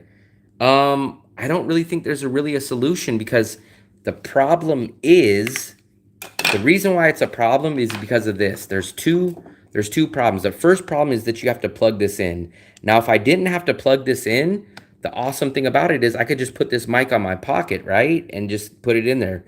But the first problem is that you have to manually connect it. So now I'm left with this. Now, I guess I could technically leave it like that, but that's going to get snagged. That's going to fall. It's not good. So the only other fix is this, is I put the Velcro on there, but now the problem is I can't really close my hand, and it's not a good grip. So that's the problem. So there's no real fix. It's a bad flaw. Now, the problem was the original design. So the original design problem is this. So they gave me a mic. So this is the mic that goes with this. So they do give you a wireless mic, which awesome, cool, perfect, right? This mic is not as good of quality as this mic. This mic is 1,000% better. But let's disregard that. But anyways, I do interviews, or I do 2 people, right?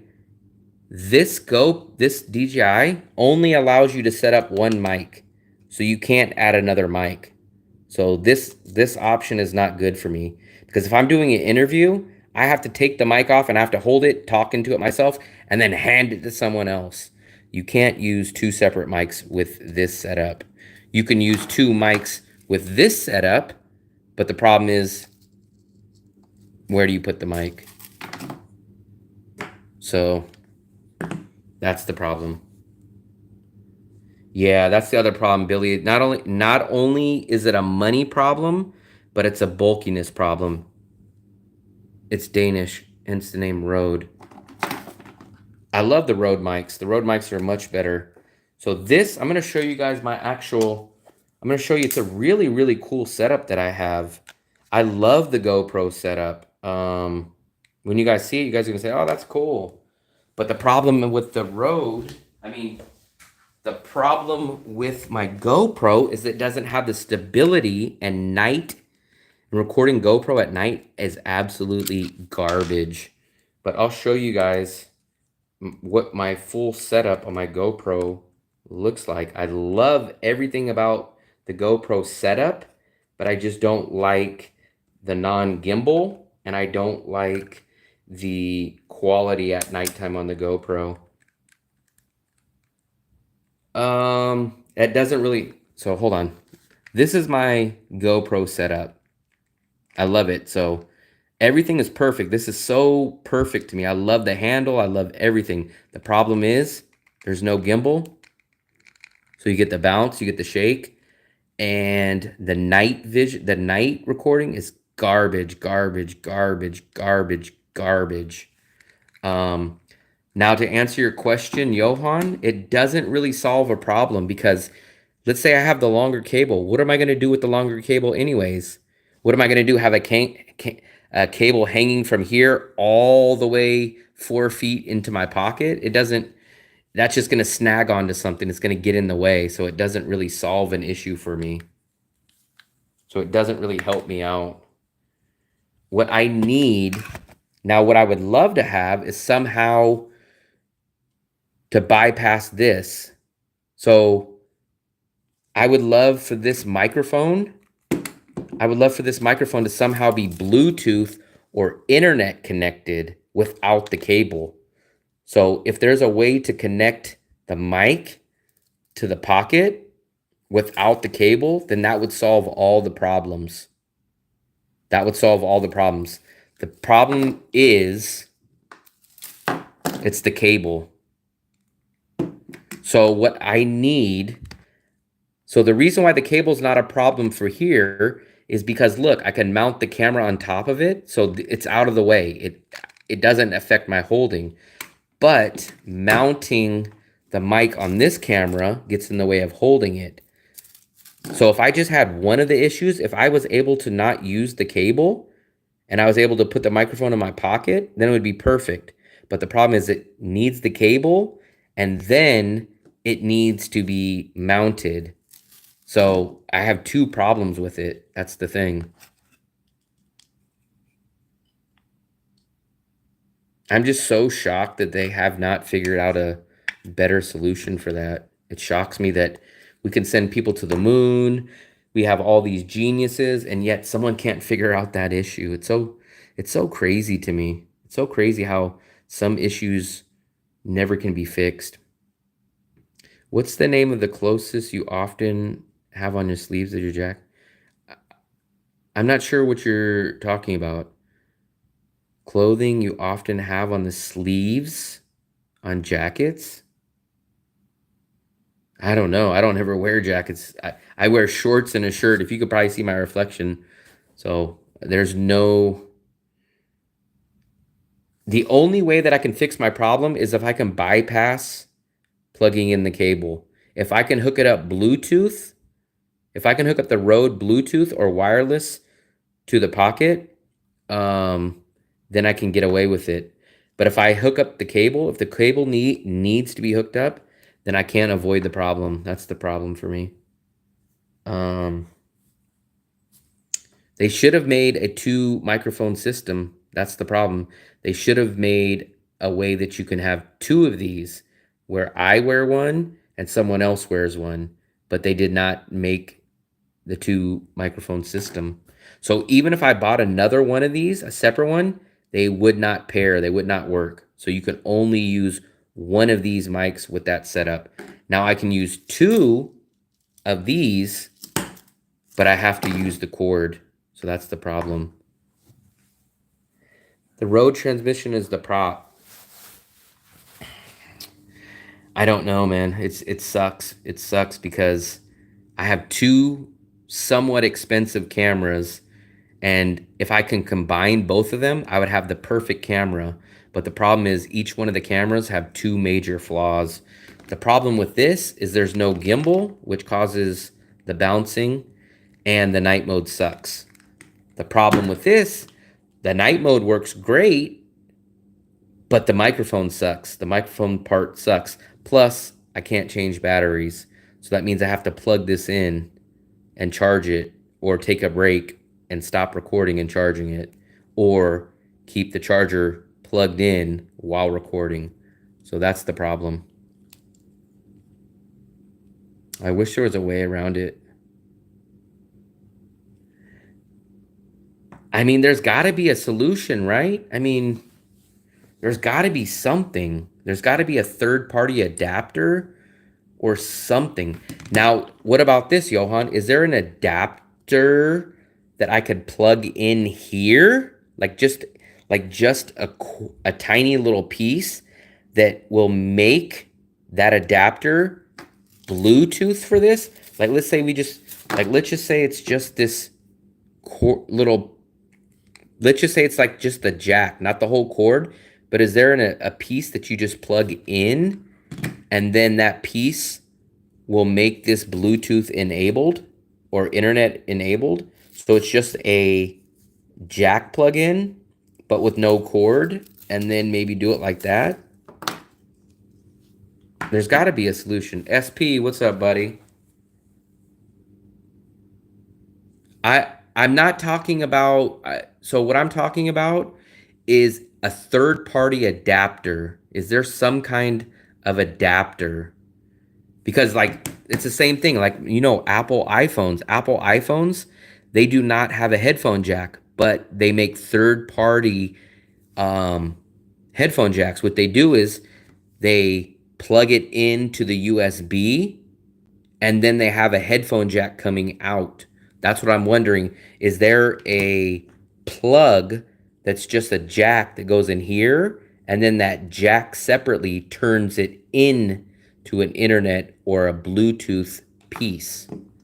Because like you're saying, like, remember, so iPhones don't have a headphone jack, but what people do is they buy a third-party adapter that plugs into the USB. I understand the DJI part. I'm not talking about a DJI product. I'm talking about a third-party product.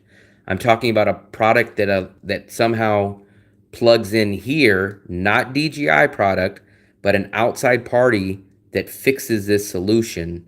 That is there a jack that, like a Bluetooth connection jack, that creates a Bluetooth connection from the jack to here? That's what I'm going to do. When I go to bed, I'm going to ask. I mean, I got to imagine there's something. The problem is going to be, if they do have something, I bet it's not cheap, and it's going to be almost impossible to get in Vietnam. I will look that up, though. I'm going to look that up. Because I have the perfect camera if you combine both of these cameras together. The problem is, each one of these cameras is missing a key feature. That's the part that I hate, man. I hate that I have a key feature missing. And everyone's like, "Whoa, we'll get a gimbal, or go get a new camera." And it's like, why? I don't want to go get a new camera. I have two amazing cameras here, and I've spent hundreds upon hundreds of dollars on these. Like, what am I supposed to do? Just toss these in the garbage and use something else? Like, it doesn't make any sense for me. Now, maybe if I could sell these and trade these or sell these and get one amazing camera that someone would trade me for those two, then maybe I would do that. Dang Vu, I do not drink alcohol, buddy.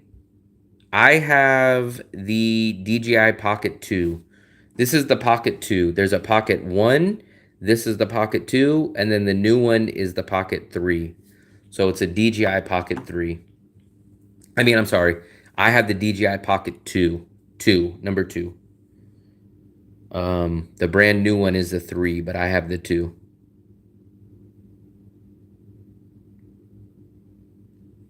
Dang View, I don't drink alcohol, but you know what I do drink? I drink Traw Talk. Trautalk is like my my version of beer. I love Trautalk. I don't know if you know what Trautalk is. I'm sure you probably do, but I love Trautalk. I drink Trautalk and I drink milk tea.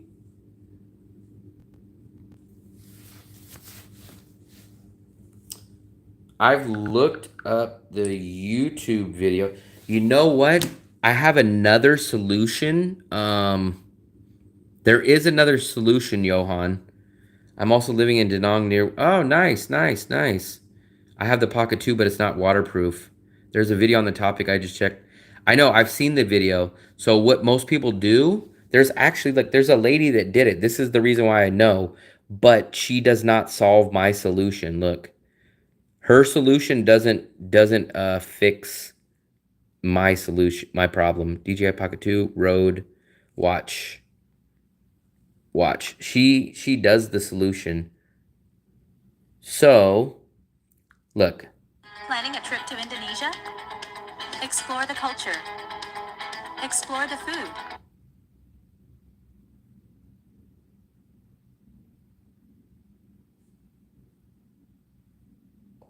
I think, well, the problem with the Action 5, even if I bought the Action 5, Sassy, if I bought the Action 5 doesn't solve the problem of no gimbal. I need a gimbal camera.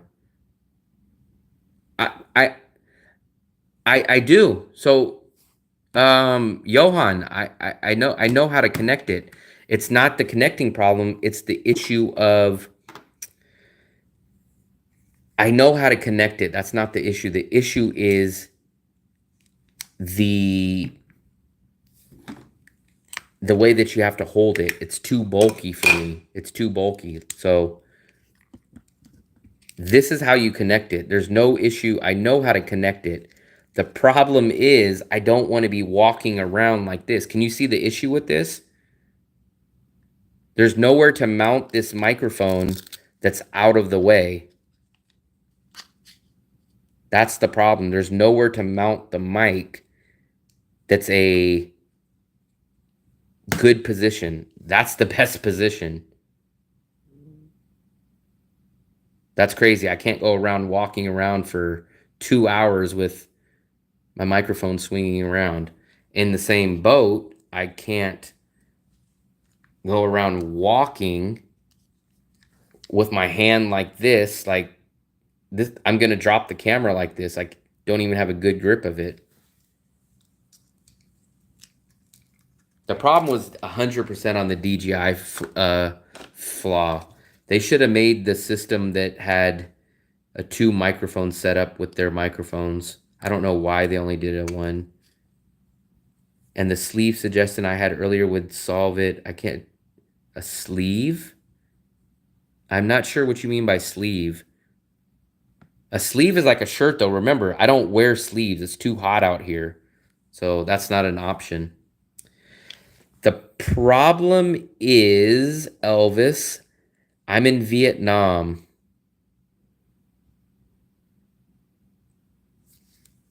I don't want to wear gloves, for 1. For 2, it wouldn't solve the problem, JV. So here's what the problem is. The problem is this. The problem is I have to either keep this dangling or I have to put it here and then it's in my way when I hold it. How to close sleeves on winter jacket. You don't understand. Johan, I'm in Danang. Nobody wears a jacket. Like, I sweat wearing shorts and a shirt. I can't wear sleeves out here. Like, that's just insane. The problem is I need this. The only solution to this is to mount this. So this would be the only place. Like, maybe I can mount it here, but the problem is this is where the tripod goes. So I either have to block the tripod hole. I can't put it here because it's the same problem. I can't put it anywhere else. JV, so here's the problem. So this is, watch, JV, we've already went over this. So Here's the wireless mic that comes with this, right? So JV, watch this. This is the mic that comes with it. Awesome, right? Oh, cool, cool, cool. This is perfect, right? This microphone sucks compares to the Rode. So that's the first issue. That's the first issue. The second issue is I do interviews, which means I have one mic on me and I have another mic on the other person. This mic in this system only allows one mic. So not only is the quality much lower on this one, but I would have to hold this, speak into it like this, and then hold it in front of someone else. Pull it back to me because this system doesn't allow two mics. The only way I can do two mics is if I go to this system. I am listening to you. Maybe I just don't understand what you're saying. I don't understand what you're saying. The only thing that I've gathered from you is that you want me to wear something with sleeves. And I'm telling you that's not possible. Like, I don't know if you've ever been to Danang, but I can't wear a long sleeve shirt while I'm out in 90-degree weather. So maybe I'm not understanding what you're saying, but what I'm understanding what you're saying is that I need to wear a long sleeve shirt, which is like death. Sync both mics to the it doesn't work that way.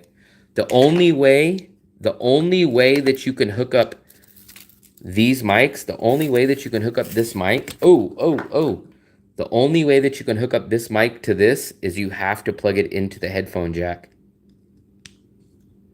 This is the only way that this mic will work. There's no Bluetooth or no internet way to connect this. The only way that this works is if you plug this in. So this is the problem. The cord is the problem. If I could hook this up Bluetooth or internet, then this would fix the problem. Or what would fix the problem is if the longer cord doesn't help me though, Chris. So what am I going to do? So that doesn't solve it. So imagine, say I have this cord, right? What am I going to have, a 4-foot long cord that's going to be hanging out while I'm doing videos? Like, that doesn't solve it. I'm going to be walking around with a freaking 5-foot cord. Like, people are going to bump into this. I'm going to be holding it over food. It's going to get into people's food. Like, that doesn't fix the problem. The only way that the problem gets solved is if I can hook up this wirelessly, which it doesn't allow, or Bluetooth, which it doesn't allow, or the design flaw came here. I would have been fine using this system because you don't have to plug this in. You just turn it on. There's a button and it links, right? But they don't allow you to have two of these mics. They only allow one. I can't. It's too crazy because I want to show you guys. So maybe you guys will see better like this. Watch. It's unrealistic. It's unrealistic. So this is how it is now, right, guys? So the only way that it works right now is this. And the problem with this, look, my hand, I can't even close my hand, right? So what you guys are suggesting is this very, very long cord that like reaches like way over here. But this cord is going to get in the way. It's not realistic. My camera's going to be holding here. Let's say I go and I'm doing a video on someone frying food. This cord is going to be dangling in the fries, and I can't have a long cord. It's just the long cord gets in the way. The long cord gets in the way. I need the cord to be tucked away. So I need the cord to be tucked away like this, where I can have my... So the reason why, there's nowhere to mount it on here. So the problem is, I would have mounted it on the back right here, right? This would have been perfect. But the problem is that's where the charging port is. So you guys say, mount it at the bottom, mount it at the bottom. That's where the tripod port is. Okay, right? So mount it on the side. Okay, the side gives me the hand problem. I can't hold the hand. So they say, okay, mount it up here, mount it up here. The problem is the camera will pick up the microphone and the microphone will be seen in the camera. That's where the tripod is. So I use a tripod for it. So you can't put it at the bottom. It's a design flaw. The only place you can put it is at the side. But the problem with the side is, look, look at where my hand is. Like, I can't even grip the camera correctly. It's a design flaw. There's two issues. So what DJI should have done, what they should have done is they should have made a 2-microphone system. This is the microphone that comes with the DJI. I would be happy with it if they allow you to set up 2 of these, because I keep one on me and then the person I'm interviewing would have one on them. But DJI, the way that they set this up, they don't allow you to use 2 different mics. So if I'm doing an interview, I got to say, hey guys, I'm interviewing with him. And then I got to point it at I don't want to do that. I want them to be mounted. I want one to be mounted on me and one to be mounted on my girlfriend. One to be mounted on the person I'm doing the interview. But the first problem is they made this a 1 system microphone, which sucks. Then the second problem is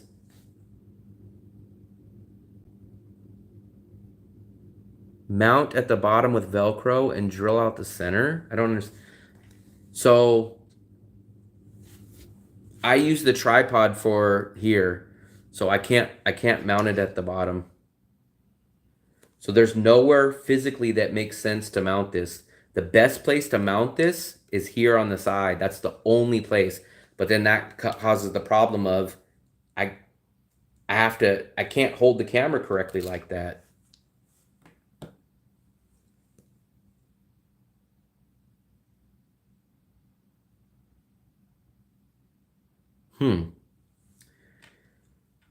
So the only other fix, so literally the fix would have been if they would have allowed you to use 2 of their microphones. They only allow you to use 1. That's the first design problem. The second design problem is they should have allowed you to set up this mic instead of having to plug the cord in.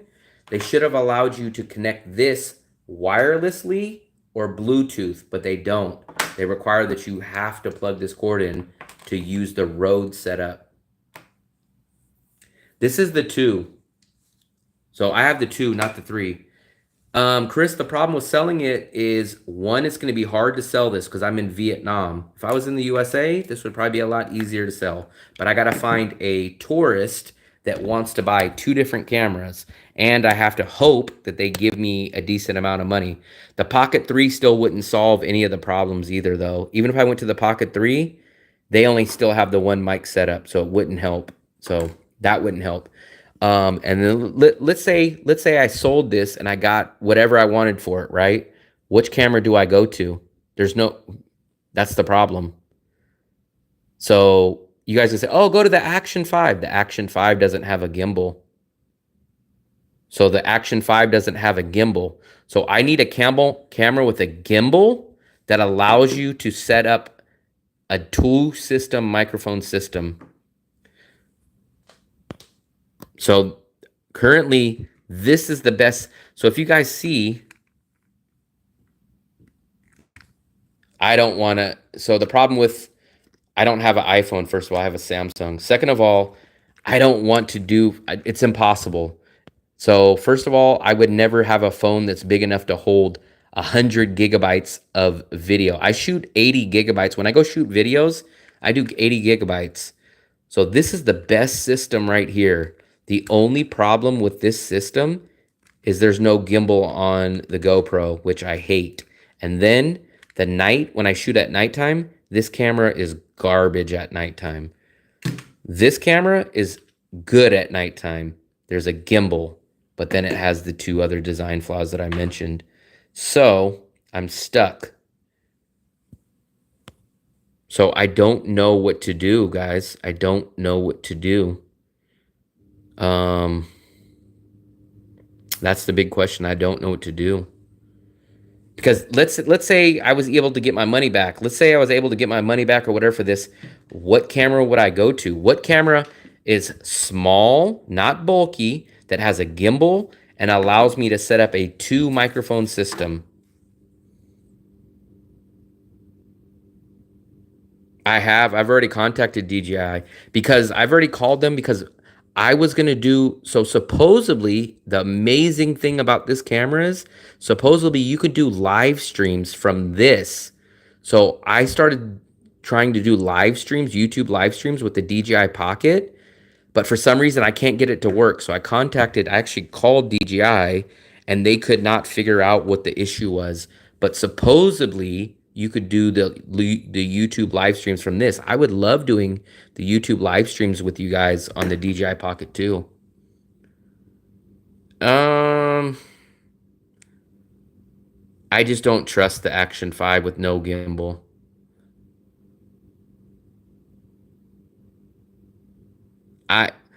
It's impossible. So when I go shoot these videos, guys, I shoot 60, sometimes I shoot 10, 12, 40. Sometimes there's like 40 gigabytes on videos.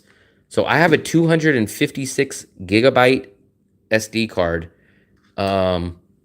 Phones just don't solve the solution. Phones, you don't have interchangeable batteries. That means I'm going to have to keep my phone plugged in.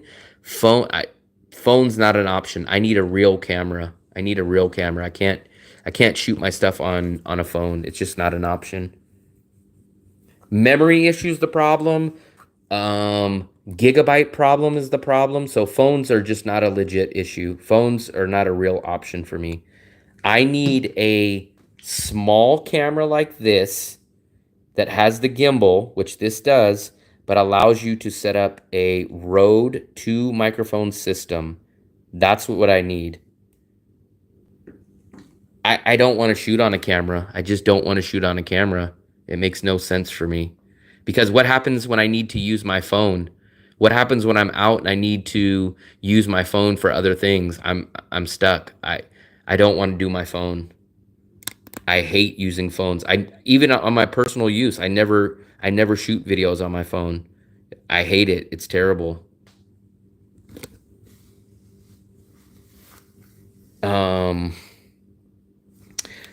I need to figure out a way to somehow, I'm hoping there's a solution to wirelessly or Bluetooth connect this microphone to the DJI Pocket 2. If I can figure out how to do that, which I don't believe there's a way, I think the only way to connect it is through this cord.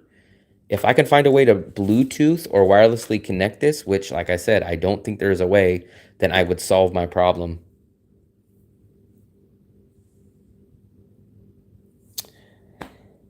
That really wouldn't solve the problem, though, because I would need that person to be with me every single day for multiple hours. So at that point, it makes no sense. I would be paying a full-time employee. So I would never make money off of YouTube because I'd be paying a cameraman to... I wouldn't even be paying a cameraman. I'd be paying a personal assistant to follow me around 100% of the day. So that's not even a realistic option either.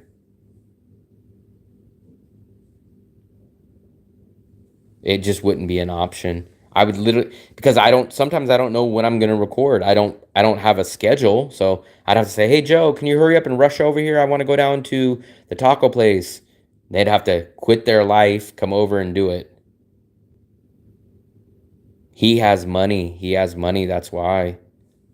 I don't have money. I don't even make money. So what would I pay him in? Compliments? Now, if I was a millionaire, oh yeah, great, no problem. Guess what? Hey, I'll hire you for $30,000 a year. I'm a millionaire, no big deal. Awesome, great. But this channel, I can't even pay my bills, let alone pay someone else.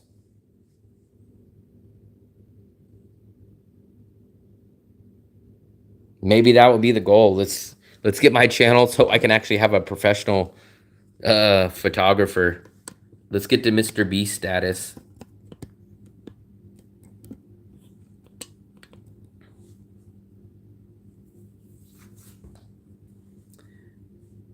She's in the Philippines, so I can't do anything with that.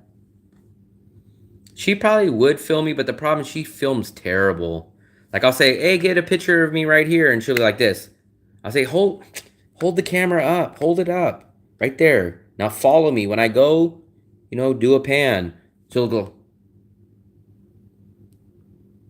And then when I look at the video, it's crap, and I'm like, oh my God, you didn't even get me in the shot. So, plus I like holding the camera because I can turn it back on me. I know what I'm looking at. I know what to catch. I know what to zoom. It's a risk that would have to be planned, but I'm sure there are plenty of young kids that will do it for $20 here. The problem is I don't even make $20 a day on YouTube. So literally I'd be paying them out of my own pocket and not even recoup that money back. So it wouldn't be worth it. I make realistically, I think each day I make roughly about $11 a day on YouTube. Um, and I would literally have to tell the person, hey man, you got to be free at 10 o'clock in the morning all the way till, what time is it now? 2 o'clock in the morning. Is someone going to work for $20 for 14 hours a day? No one's going to work that.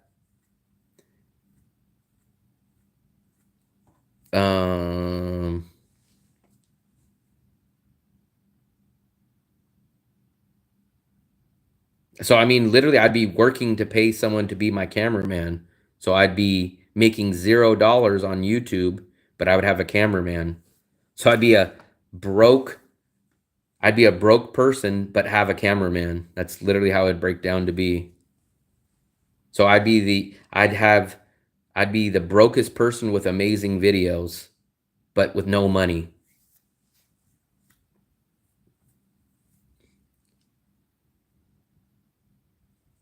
That's crazy. I would love to figure out a way to leverage that. I would love, like, literally, if I was making $1,000 a month or something, I would love to hire someone and say, hey, I'll pay you $11 a day to just be my cameraman, but you have to be here from 10 o'clock till 10 o'clock. Like, I would love to leverage that. Or I would tell them, hey, here's my camera. Go shoot 2 hours worth of B-roll at this place. I'm going to go do this and you do this. That's the problem, Chris. My videos are never like that. So any one of my videos you've ever seen is a spur of the moment. 99% of the time, my videos are all spur of the moment. I don't plan things out. So like tomorrow, I have no clue if I'm going to do anything tomorrow. I'll wake up tomorrow at 10 o'clock, maybe 11 o'clock. And then I'll say, you know what? Oh, shoot. I got to go get some grocery shopping done. You know what? The grocery store is by the market. Let me go do the market. And that's why you guys see my live streams are never scheduled. I don't really know when I'm going to go on camera or when I'm going to do anything till 20 minutes before.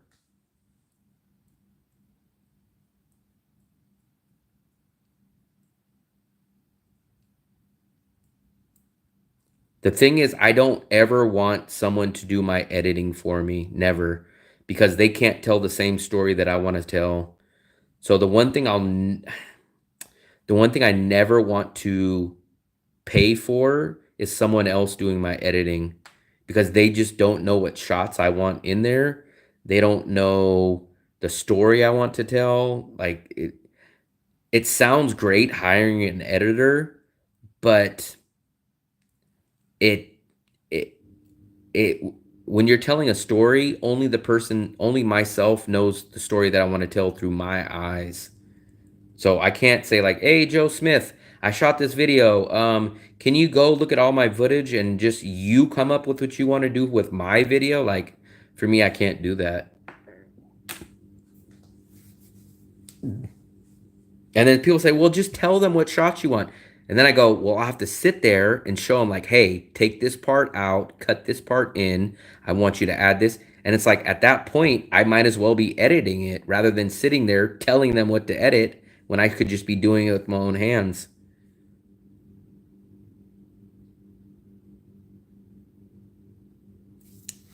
So that's how my other, I don't think, I think I'm too OCD. I never plan out videos, man.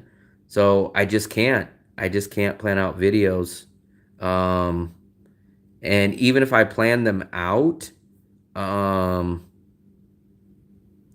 problem is it takes me 3 or 4 days to upload a video. I mean, that's just the bottom line. It takes me, I literally, so like the video that I just uploaded today, I did maybe 10% of editing that I do in a normal video. So the video that I just uploaded today, I probably did 10% editing compared to what I normally do in editing. Offshore,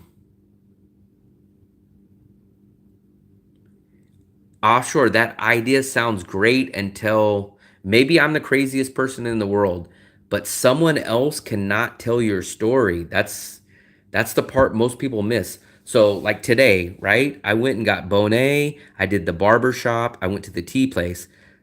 Can you imagine someone that didn't come with me today or doesn't have my same brain? How are they going to tell the same story that I have in my brain? Like in my brain, I knew I wanted to show the Bonet first. I wanted to go into the barbershop. I wanted to show this guy that was talking. I wanted to show that part of the barbershop. I wanted to show this part of the tea place. Like some other stranger is not going to be able to know what shots I want in there and what shots I don't. Now you're going to say, well, just tell him. Well, go in there. He'll open up the video and you point out. And it's like, okay, at that point, I might as well be doing the editing myself. Because if I'm taking the time to explain it to him, then I might as well just be doing it myself because it takes practically the same time. A cameraman, it seems great too, but guess what? Let's say I'm shooting a video like this, right, guys? So a cameraman can't do this. So I'm walking down the street, right? And let's say I see a crazy lady walking. I'm like, oh, wow, look at this crazy lady over here, right? And I go, this lady's crazy. I don't know what she's going to do to me. And I make this face, right? A cameraman's not going to be able to do that shot. A cameraman's going to just be focusing on me and her.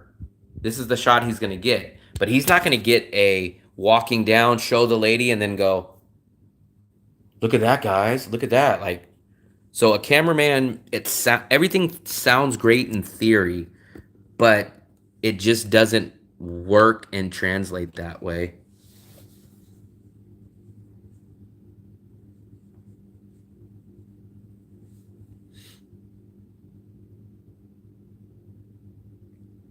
I mean, it's not the money. Like, even if someone did it for free for me, they still can't tell the story. They just still can't tell the story that you want to tell. Like offshore, let's say you went and did an apartment. Let's throw out a theory. Let's say you met me out here, right? And you said, oh, I met Will Travels today. We went and got Tratalk tea. I got this shot of him here. And you know in your mind, oh man, when he handed that tea, that was a perfect shot. You know that in your brain, right? And then you were like, oh, he ran across the street and he grabbed this. That guy that's doing your editing, he doesn't know that. So he's just going to pick whatever shot that looks good. And you go, wait, man, you didn't include that best shot. That best shot was when he handed me the tea. Like he gave me the thumbs up and I gave him a high five. You didn't even get that shot in the video. And he's going to say, oh, I didn't know you wanted that. And you go, well, that was the best part. But that's the problem. So offshore, you're letting someone else tell the story in their words of what you experienced. It sounds good. Everybody thinks it sounds good, but that person is going to pick what shots he wants. So what if he misses the most crucial shot that you wanted included in that?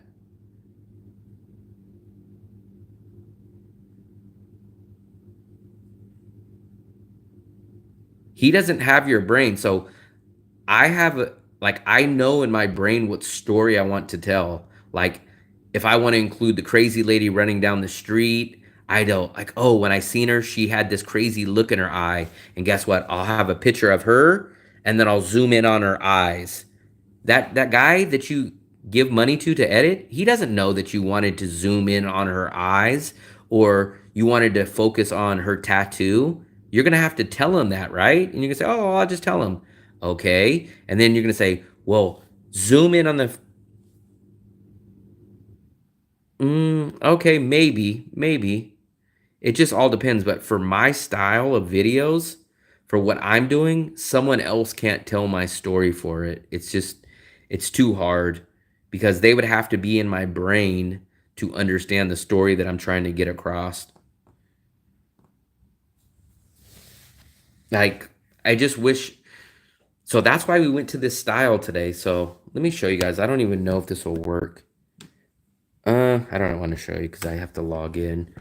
But that's why I did the style. You guys talked me into doing the live stream vlog style recording. That's why I did it like that.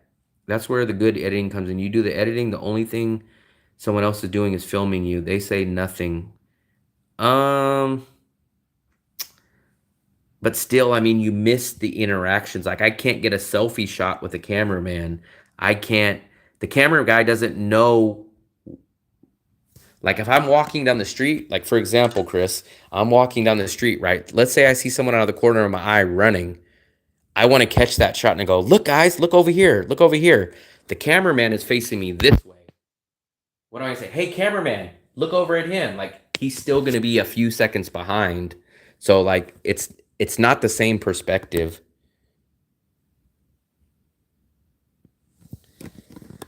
Um, maybe, but go show me any vlogger that does that. There's almost Bald and Bankrupt. Look at Bald and Bankrupt, man. Bald and Bankrupt is one of the biggest vloggers. He uses a camera on a tripod like a selfie stick, and he just does turning it back and forth. Like you don't really see any travel vloggers that does that.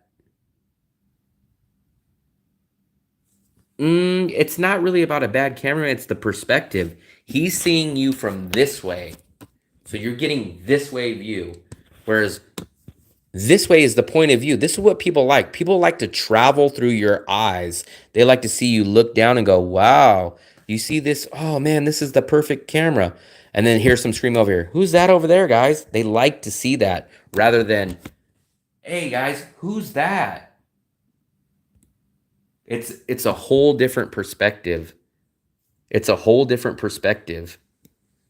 Your videos and other vloggers will be doing something totally different from maybe. So maybe that's the different part. I'm only speaking about vlogging and traveling and telling my story. So maybe what you're talking about maybe is a little bit different.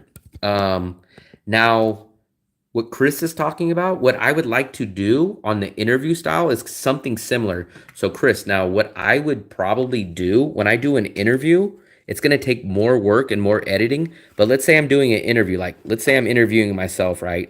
I'm going to have this camera set up for the interview facing him. It's never going to move. And now maybe I'll have this camera set up here and it's going to have this perspective and then the side perspective. So maybe I'll do that. Big channels like what? Show me a travel vlog. Show me a big travel vlog that does a cameraman. Like I said, Bald and Bankrupt. Bald and Bankrupt doesn't use a camera guy. So show me a big travel vlog channel that uses a camera guy. All your travel vlogs, even big or small. Who's the biggest travel vlogger? Who would you guys say? Who's the biggest travel vlogger? Let me see. Who has the most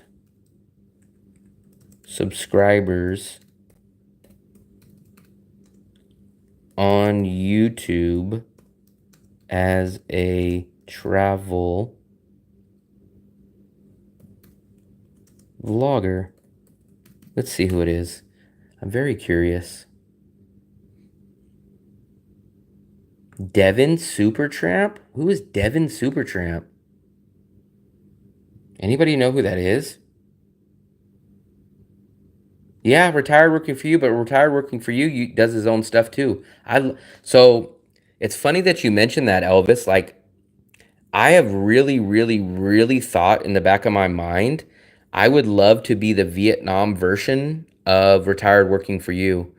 So if maybe I grow bigger, I would love to be the retired working for you. He does Thailand, but I would maybe be the retired working for you Vietnam style. I would love to possibly do that. I don't know who Devin Supertramp is. Who the hell is Devin Supertramp? Here he is. Let's see. He's the biggest travel vlogger, right? So let's take a look and see if he has a camera guy. Devin Supertramp. I haven't got off yet. I'm actually... Devin Supertramp? This is a travel channel? I don't think this is a travel channel. Call of Duty? This is a stunt guy. But look, let's take a look at retired working for you, like Elvis mentioned. Retired working for you. So retired working for you has 500,000. So does Bald and Bankrupt. But look, if you look, let's take a look.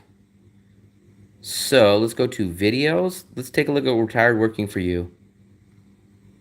He has a 500,000 subscribers. You guys see me in the videos every No single camera guy. time. But for the Haley lovers out there, today's video is extra special. I'm going to turn the camera around See? on my wife and show Look, you guys he's what the she cameraman. does here in Thailand. Hello, See? everyone. Haley, what are we doing He has 500,000 subscribers. Something special. So we are doing Koreans love. I'm asking you guys, so tell me which big travel channel has camera guys. This guy has 500,000. I love, his name is Chris. I love him. Bald and Bankrupt. Let's go take a look at Bald and Bankrupt. Look, let's see if Bald and Bankrupt has a camera guy. Let's see if Bald and Bankrupt has a camera guy. Let's take a look at his video. No big travel channels have camera guys. It just doesn't, it doesn't make sense because travel is about seeing it through their eyes.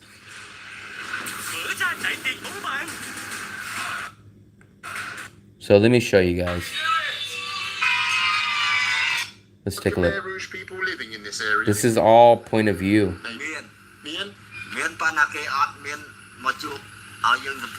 Yeah? Okay. Okay then. I'm going to carry on then. So this is Bald and Bankrupt. This is, I love Bald. It's not easy.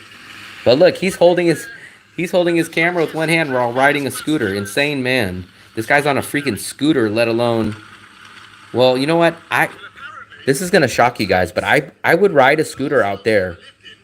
I would ride a scooter out there. So in that traffic, I would ride a scooter here. I would have no problem riding a scooter like this. No, retired travel for you. No, retired working for you is a travel channel. He's definitely a travel channel. He travels. I mean, he travels more often than me, actually. But look at Bald. Bald has what, 4 million? Bald is his own camera guy. Like I said, no travel, no big. I honestly don't know any travel channels that have camera guys. But Bald has, yeah, Bald has 4.1 million.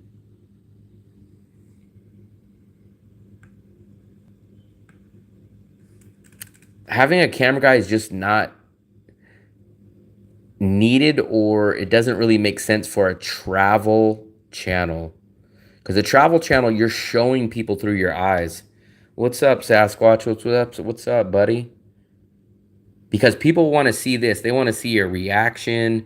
They want to see your feet walking across the water. They want to see all that stuff.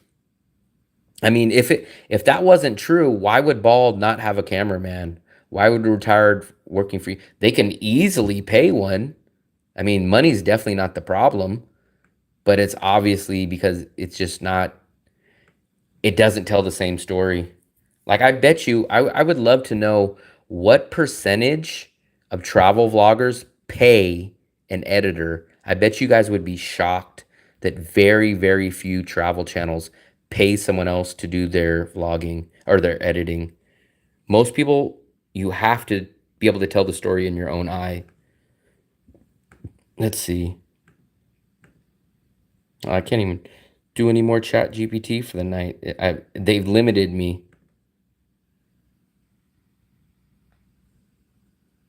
But look, Bald's doing all of his camera work. I don't doubt that. I don't doubt that, Steve. The problem is, if I had 5 years of money, of course my channel would be big. I hate to sound arrogant, but that's not the problem. I don't have the time. The time is the biggest issue. I pay mine? What do you mean you pay yours?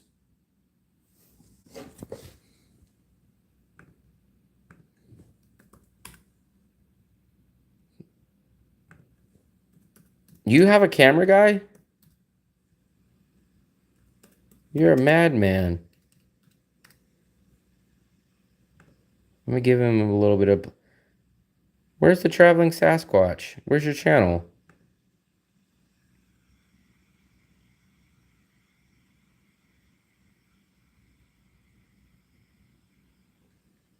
I mean, I hate to sound arrogant, but I'm pretty sure I'd have 5 or 10,000 subscribers. Let's just say if I had 12 months to build this channel and I didn't have to worry about money at all for the next 12 months, I think this channel would hit 5 or 10,000 subscribers. I know, man. I know. That's what I'm saying. Like, everyone keeps thinking, I'm not trying to be negative, but everyone thinks hire a cameraman and have someone else do your editing, but it's like that just doesn't work. You need a travel channel to see from the perspective of your view. Plus, having someone else edit your videos cannot tell the same story. Look at, you guys like my that was my thumbnail I made for tonight's dinner. Traveling Sasquatch, I thought you had a channel. I don't see your channel pop up. The Traveling Sasquatch. I don't see it.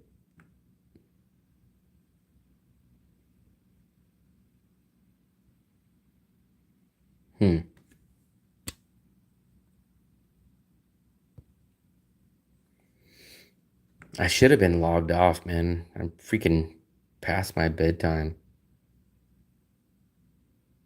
Let's take a look real quick, guys. I want to see how that video that I just uploaded a few hours ago was doing.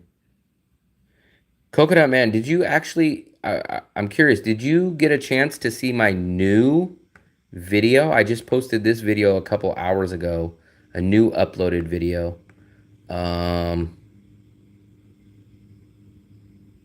That's what's crazy, man. He uses that crazy ass camera. Remember, I think we talked about that. He uses the crazy camera, and that camera's like still outrageously expensive. Did you see this video? I posted this video a few hours ago. So maybe I can ask you guys now. Maybe, I don't know how good of quality, but tell me what you guys think about the quality on, because I used a brand new different camera for this video. So I would love to know if you guys notice a difference, didn't notice a difference. I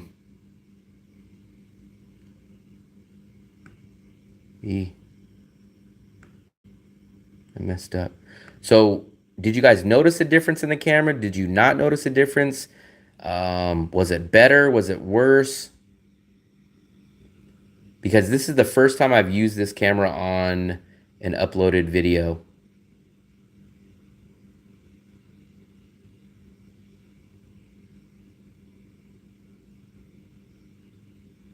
I would love to know, anybody that watched my video today, did they think this camera was better or worse?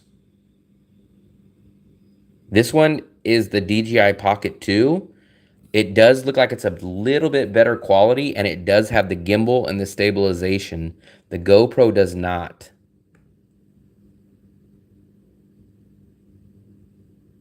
So it's going to be a lot smoother.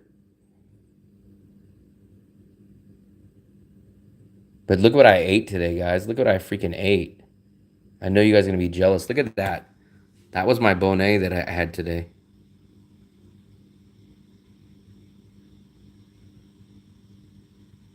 There's the food right there.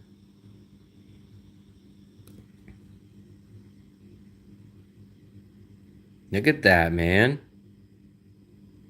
That thing was 40,000. That was freaking 40,000, guys.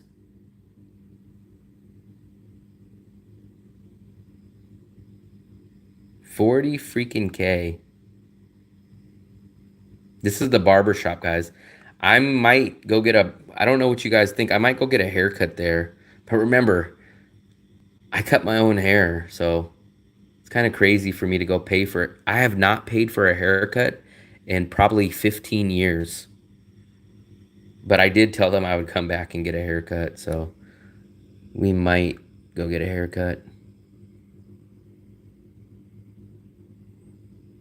I love bonnet, man. That's one of my favorite foods. I love that you can eat that for breakfast. You can eat that for dinner. You can eat it for lunch. I think I kind of like this camera better, but it does have those two major flaws. You have a food channel. You haven't been even to Sun Try yet. I definitely have a travel channel, but I have been focusing for some reason I keep doing a lot of food content, but definitely if you guys would have seen my channel, I wish you guys would have watched my channel 6 months ago.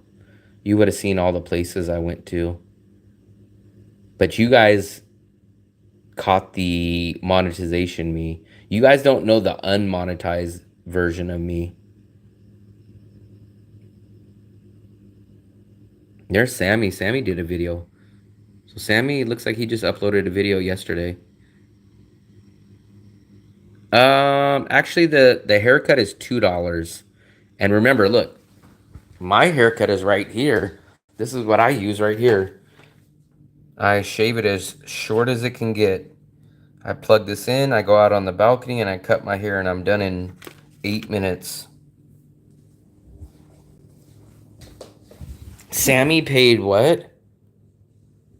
300K? Jesus Christ. So they told me 60K.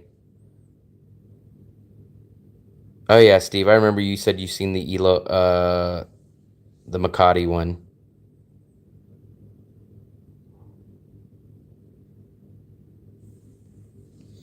The problem is I can only eat once or twice a day. I mean, not only is the budget, but the food. And the problem is, Chris, nobody cares about my freaking... Every time I do food videos, they never do good. I bought those clippers from the Philippines. I can't remember for how much. Back in the USA, I had my clippers. I had some awesome clippers, man. I had wall clippers, and I had those for like freaking 10 years. But the problem is, though it runs off 110 electricity, and when I brought them out here, my fucking clipper started going crazy on me. I kind of think it looks better on that camera too, offshore. Just because I think it has a slightly better quality. Not much more, but it's slightly better. And it has the stabilization, so you don't get the bouncy jerkiness. But remember, so I've had clippers before, like in the USA, I had clippers for like 10, 12 years.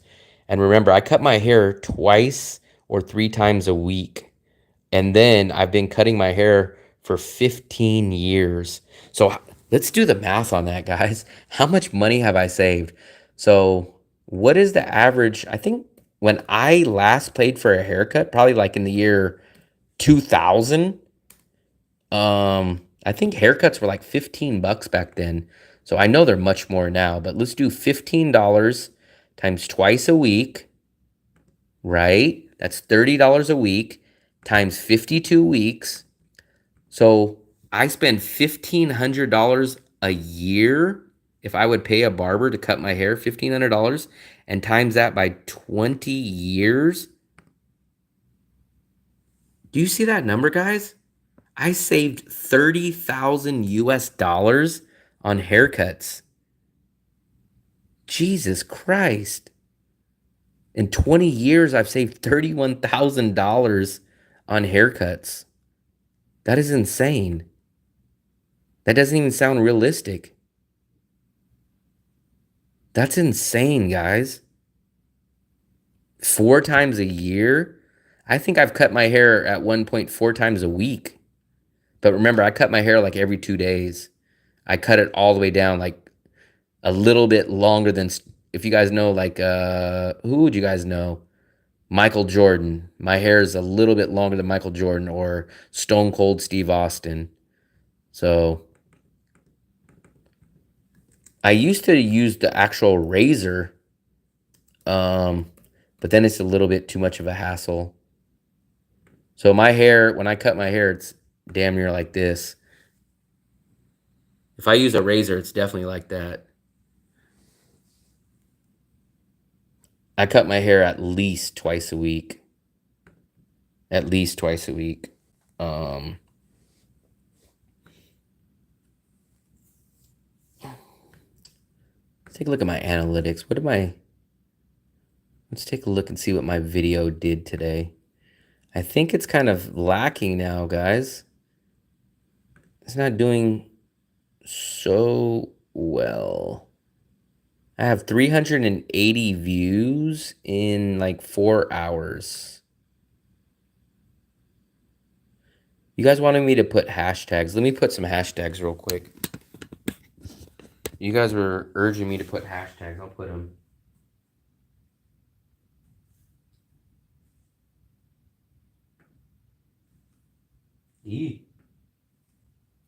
Danang, what about food?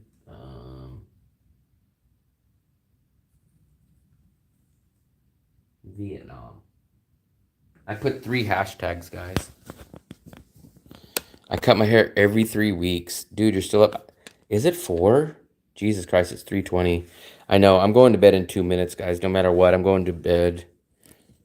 I woke up at 11 o'clock this morning, so at least I got some sleep. I probably won't wake up till 11 o'clock tomorrow also. Oh, man, I'm wearing myself thin. But remember, I think tonight... Well, no, I'm not going to say that. But remember, I cut back. I used to do at least 2 live streams a day. I only did 1 live stream today. But I did upload that new video. I do sleep, but I sleep at random hours. Like I sleep 3 o'clock in the morning till 11 o'clock in the morning. So that's where I get my 8 hours. I would love to know who does more I would love to know who does more live streams on YouTube than me, and I would love to know who does longer live streams than me. And not just 1 live stream, but who does constant longer live streams than me.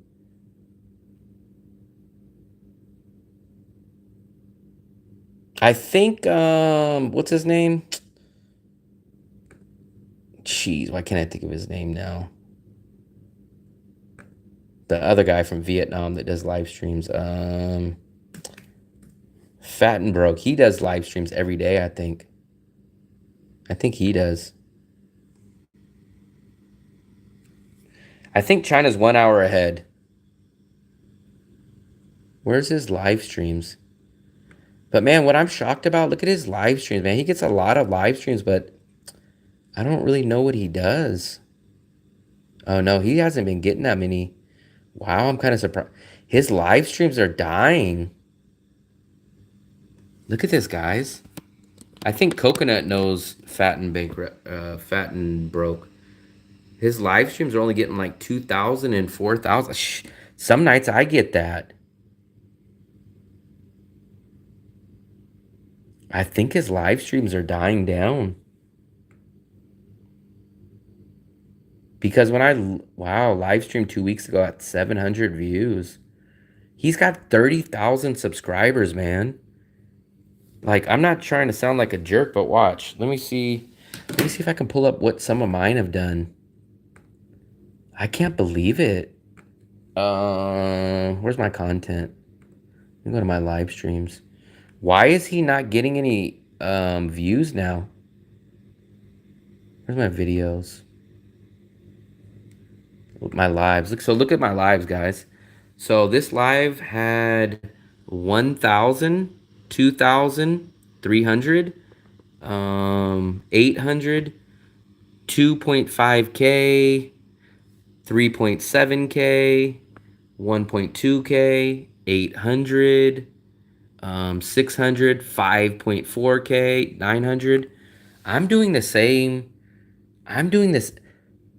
same numbers as Fat and Broke, but he's got 30,000 subscribers. He's got 30,000 subscribers. He's getting like, that's insane.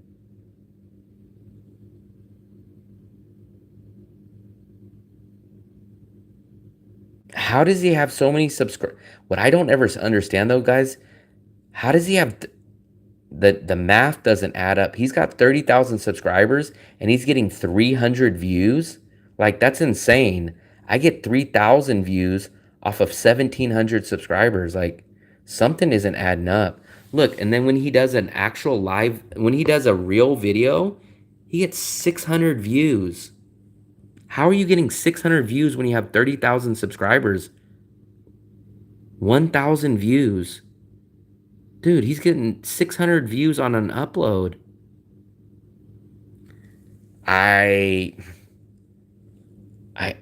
It kind of seems that way. Like, if you have 30,000 subscribers, you should not be asking for money. If you have 30,000 subscribers, you should be making well over $1,000 a month easy.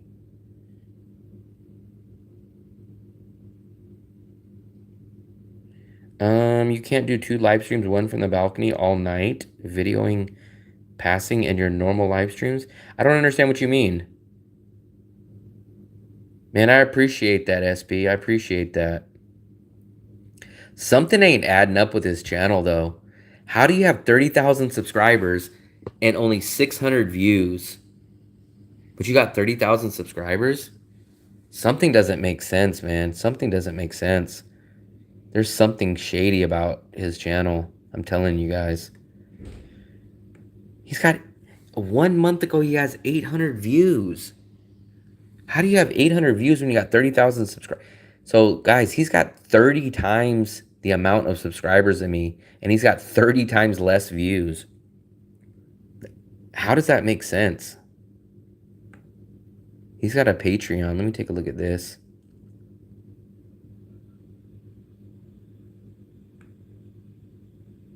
So he makes $350 on his Patreon.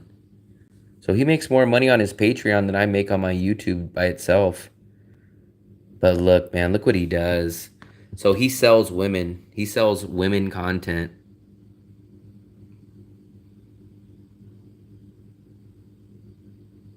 I hate to sound like a jerk, but the few videos I've seen of him is not that great of quality. He doesn't really explain anything. Like, I hate to sound like that, man, because it makes me sound bitter, but I mean, his video, this is not a live stream. Like, to me, I would understand if this was a live stream. Like, this is like how I do my live streams, but this is an actual uploaded, edited video of what he does. They come and offer me a contract for like $5,000 a month. I'll exclusively stream there, but other than that, it's okay. It doesn't have the greatest reputation in the world anymore either.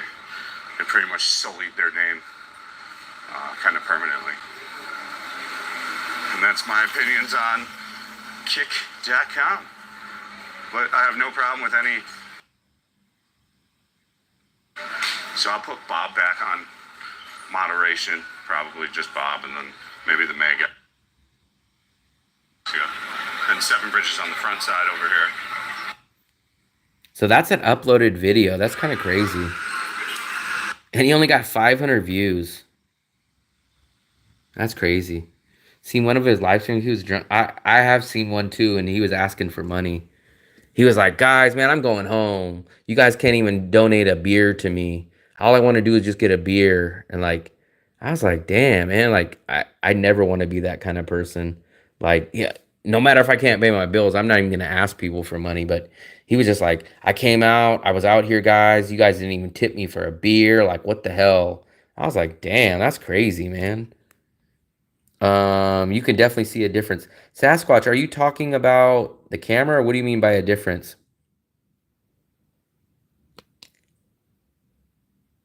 Some guy spit on him?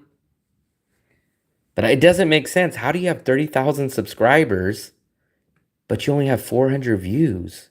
Like, look, 4 days ago, you have 479 views. So he's getting 100 views a day.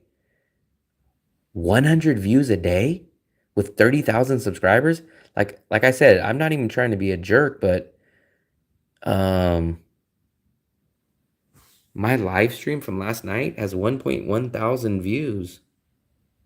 My live stream from 1 day ago, 2,000 views. Like, how do you have 30,000 subscribers and have 400 views in 4 days? It has to be, man. I hate to say that, but because I mean that's insane. Like he's getting 0.000000001% of his subscribers watching his channel, watching his video.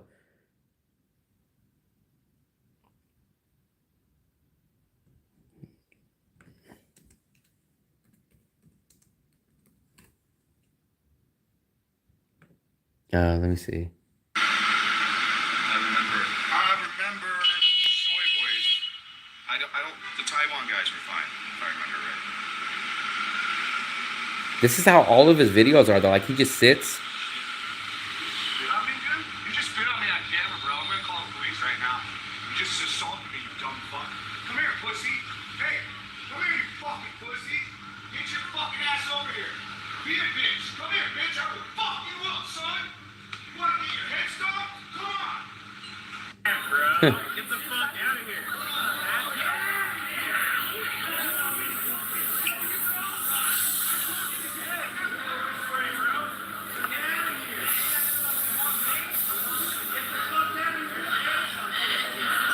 The Saigon Spitter.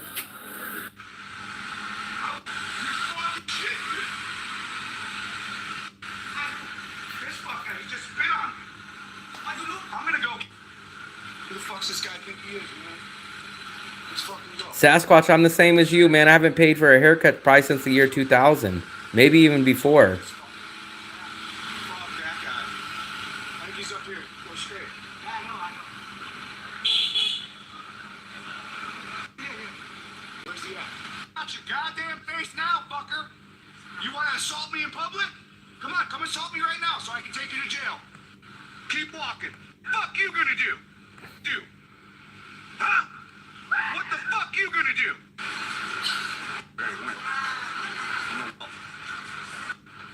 Where the fuck's this guy at? Hold him. We gotta call the police. Call the police. Call the police. I'm not playing this shit, dude. I don't understand why he's acting big and bad, but he's threatening to call the cops. Like, either let the guy go or handle it yourself. But chasing him down to say, hey, I'm going to call the cops, and he's kind of crazy. Interesting. That video, that's crazy, though. That video only has 3,000 views. I would have thought, that's from a year ago. I would have thought that video would have had more.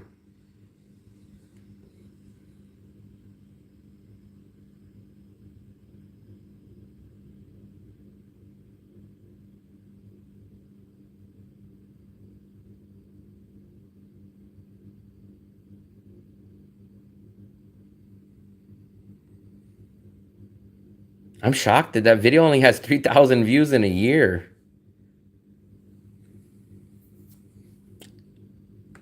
I've only seen one of China Max. I've seen tons of his interviews. Like, watch, anytime you look at China Mac, when I think of China Mac, this is what I think of China Mac. Like, watch, I'll show you guys. Everything that I've watched of China Mac is this is how I know China Mac. Watching him on DJ Vlad. This is how I know China Mac. Watching him on DJ Vlad. This is how I know China Mac. Watching him on DJ Vlad. This is how I know China Mac. So it's so weird for me to see him doing YouTube. It's so weird. But now he's like, he's trying to like, he's on the run or something. I don't know what it is. Vietnam and you come with like your wife or like your girl or like your family, Danang is the place to come. Oh, he's in Danang. Like a Florida vibe. So he's in Danang supposedly. I should meet up with China Mac.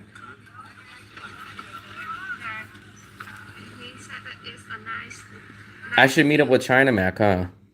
I would, I mean, who am I? I'm a nobody, but I would definitely, I would meet up with him. I'd do some content. Shit, he's already got 525. He probably wouldn't even read my message, let alone respond. It's just so weird because I don't understand how we went from making podcasts about rap to being a Vietnamese vlogger. I still don't understand. So I'll show you guys the interview. This is so.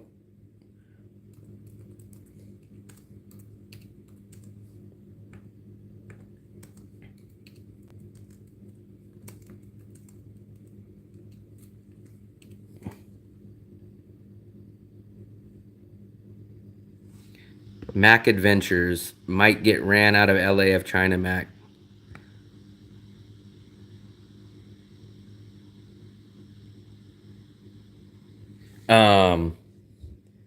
I just don't understand how he became a vlogger. He did a trip to Danang. He's probably out, probably. Oh, he's in Bangkok now. Okay. Maybe later you'll see him in jail asking for donations. Get a lawyer. He had those subs before he came to Vietnam. Ah, okay. It's not weird at all. You're just bored now talking about random stuff. China Mac just rented 2 different apartments in Saigon for content. I'd never know. I don't think I've anybody. The only live I don't watch anyone's lives. The only lives that I have watched, I've watched a few of Geo's lives, and I've seen Travel with Chris's lives. But other than that, I never really get alerts for anybody. So sometimes I do see like lives, and when I go check it, it's already recorded. He went to Tondo in the Philippines and was kicked out.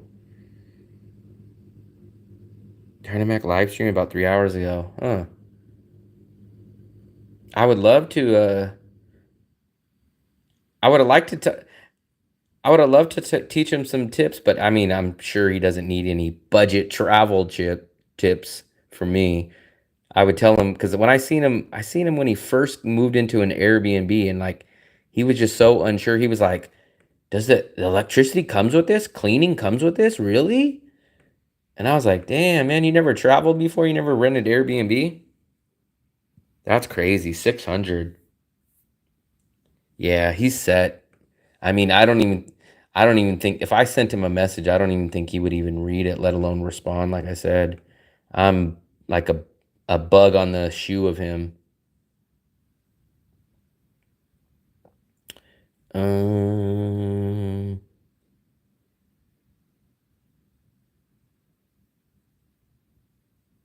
Let me see.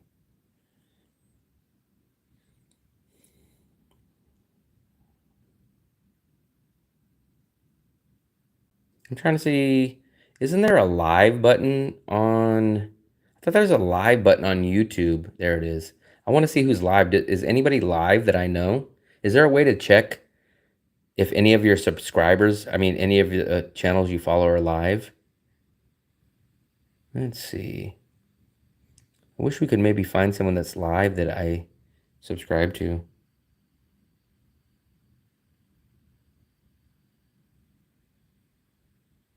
Nobody live. Nobody live.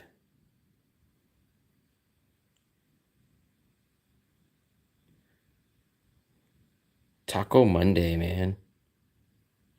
I never get those alerts. And when I do get those alerts, by the time I click on it, it's like, I'll click on it and go, oh, so-and-so is live. And I click on it, and it's like from 3 hours ago. And they're like, they're already off. And I go, oh, this ain't even a live. This is a recorded video now.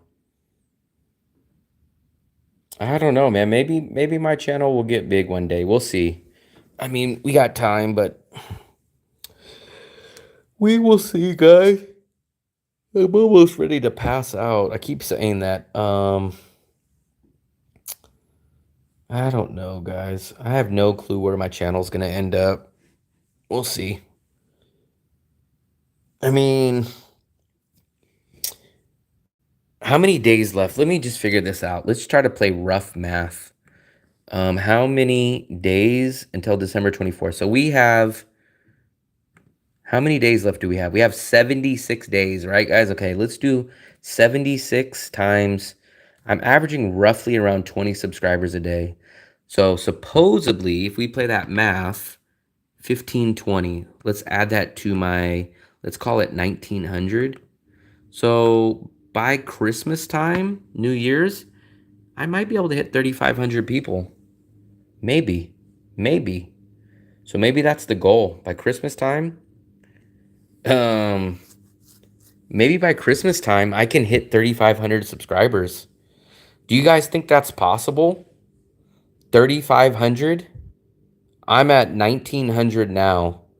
So basically, do you think I can double the channel? Almost. A little less than double in 80 days. I'm averaging about 20 subscribers a day now.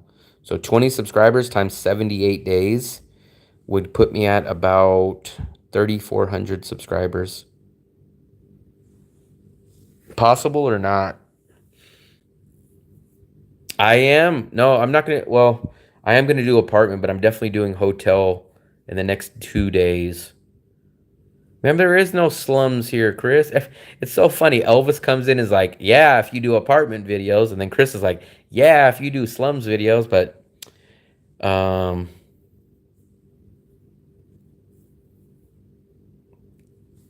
I mean, technically though, subscribers technically don't make you money. It's the views. You get paid by the views technically. So it's like, even if you had 1 million subscribers, you don't get paid by the subscriber. You get paid by the views. Now, yes, more subscribers you have, the more views you're naturally going to get.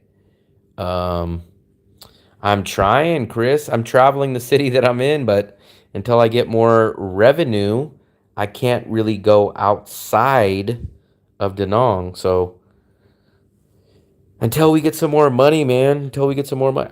You missed it, man. I wish I would have done my live streams when I did the train trips. So Chris, you missed it. It would have been awesome to have done live streams back when I did these videos. Remember? Oops, those are my live. It would have been so, I miss it, man. It would have been awesome to have done live streams when I went to Hue. I took the train to Hue, and I took the train to Wien. It would have been nice to do live streams back then. I know, Chris. I know, man. That's why I'm saying, man, I don't, how does Sammy and how does Travis Travels, how do they survive? Because I do understand that that's a problem, is that you run out of content here in Danang. But how do they keep growing? How does Sammy and how does Travis keep surviving without leaving Danang? I have thought about that. Interview weird local characters or expats. Actually, it's not hard at all to take the train. I would like to take the train again, but the only place that I could take the train that I haven't been so far would be Nha Trang. But Nha Trang is a freaking 10-hour freaking... It's a 10-hour freaking ride. I could go back to Hue. You know what? I did like Hue, but Hue was so damn humid. It was hotter than Danang. 4X, get back on the trains. Those trains were dirt cheap. I know they were $7. The problem is, if I go do the train, I would go to another city for a few days. So I need to time it where I'm not paying rent here. Because last time I went, I spent 4 or 5 days in Hue, and I was paying for this apartment and then paying for rent in Hue for 4 or 5 days. Take the train to new restaurants. Elvis, I just told you in the next 2, I think on Wednesday, Vietnam, I have an appointment to go see 2 hotels. I'm going to go see Mama Hotel. And what's the other one? I think it's called Anumura. So that's coming, Elvis. I promise you, man. I promise you it's coming. And supposedly Sammy said we might do some content together this upcoming week. So maybe that'll help too. I don't know what he has in mind. I don't know what kind of video, but what kind of video would you guys like to see me and Sammy do? If me and Sammy do some content, what do you guys want us to see us do? A live stream? I don't think he's in the mood for live stream. I don't think he wants to do an hour, 2 hours live stream. Yeah, I know, man. I'm on live. I'm going to get off soon. I promise you guys, man. I keep saying that. I want to take it to Hanoi. That's insane. I think that's like a 12 or a 14-hour trip. I could not be on a train that long. A boxing match. Sammy's still recovering, man. I think he's still recovering from his surgery. I don't think he wants to do a boxing match. I don't know what we'll do. I was kind of hoping maybe he would want to do an interview with me, and maybe I'll do an interview with him, but I don't know. Whatever he wants to do, I'll do.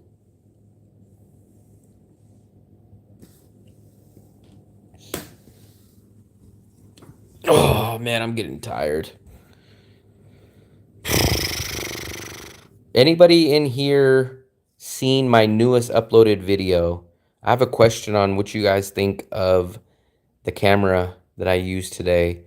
Thumbs up that you like the camera better that I not on the live stream, on the uploaded video. The uploaded video that I put up about 6 hours ago is called The Hidden Gem of Danang Neighborhood or something.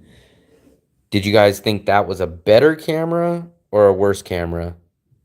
It is a better camera on it. Okay. Okay.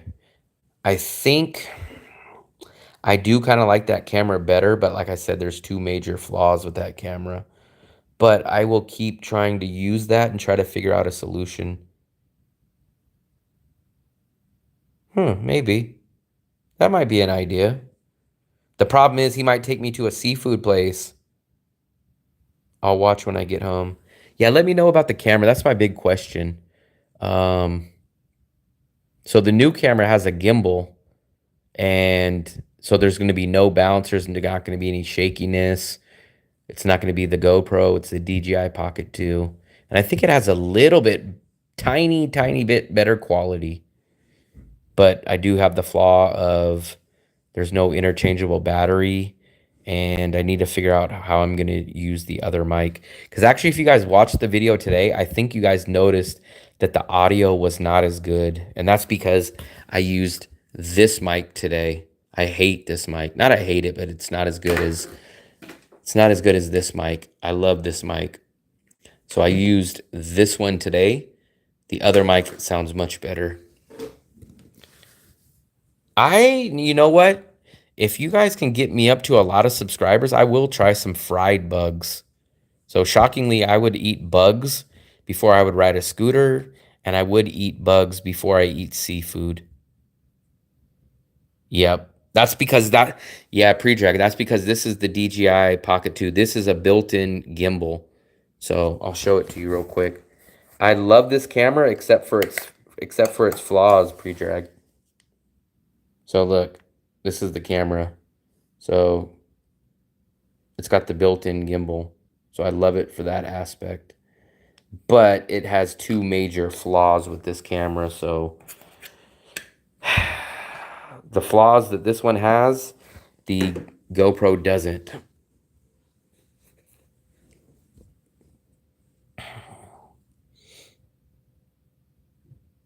See, the GoPro, when I travel with the GoPro, I have 3 batteries. So if a battery goes low, I pop this one out, ba-boom. Pop the other one in, ba-boom. If I pop the other one in, boom. The problem with this, there's no battery to change. So that means if I'm recording and the battery's low, I either have to quit or I have to plug in my power bank and have a cord hanging from it and do the video. And then also I have to use this lower quality inferior microphone rather than this one. So there's 2 major flaws with that camera. But we'll try to figure something out, guys.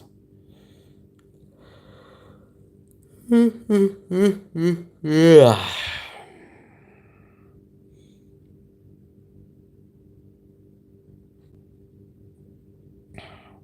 I wonder how many views we have on this stream. Let me take one last look at what that uploaded video did views-wise.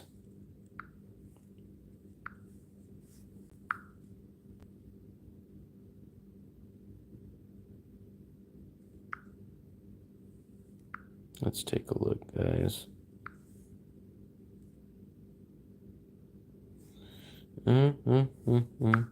I have 450 views in 8 hours. Let's see what that totals to be. 450 views in 8 hours. Let's see, 8 times 60. I'm only getting 1 view per minute. That video is not producing as well as I thought.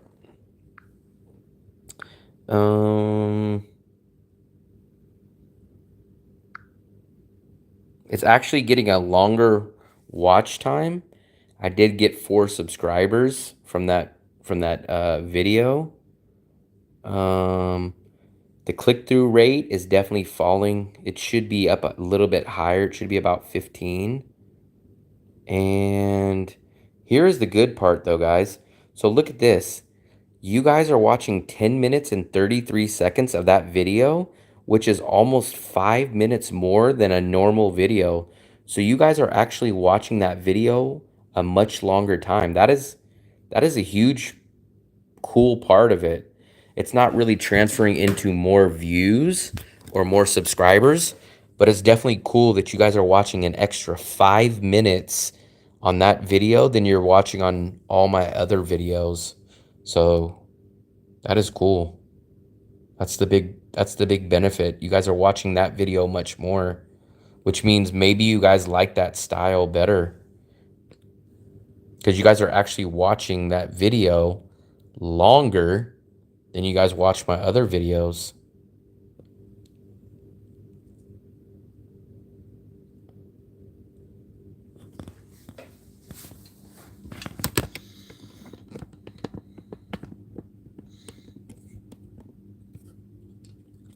Uzbekistan, what's up, buddy? What's up? I think you're the first person ever to be from Uzbekistan in here, at least that I know of. So, welcome. I think you're the first person, at least that I can remember. I think I'm going to wrap this up, guys. I've been saying that for a long time, but I appreciate everybody coming by. I appreciate anybody subscribing. I hope as soon as you guys get off here, Samarkand City, very nice. I hope when you guys get off here, I hope you guys go watch that video, boost that algorithm for me, hopefully. Hopefully when I wake up tomorrow, I'll have 8 million views on that and 8,000 subscribers from that video. And all of a sudden, all my problems in the world will be solved, but I'm not going to hold my breath. But once again, I appreciate it, guys. I will probably do another live tomorrow night at dinner time. Remember, I might go to the same restaurant and go get buy one, get one free pizza. I was trying to hopefully get a message from, what was his name? Gerhardt. He paid for my dinner tonight, so maybe I'll return the favor if he contacts me. So until tomorrow, I appreciate you guys. So once again, good night, good afternoon, wherever you guys are at, and happy travels.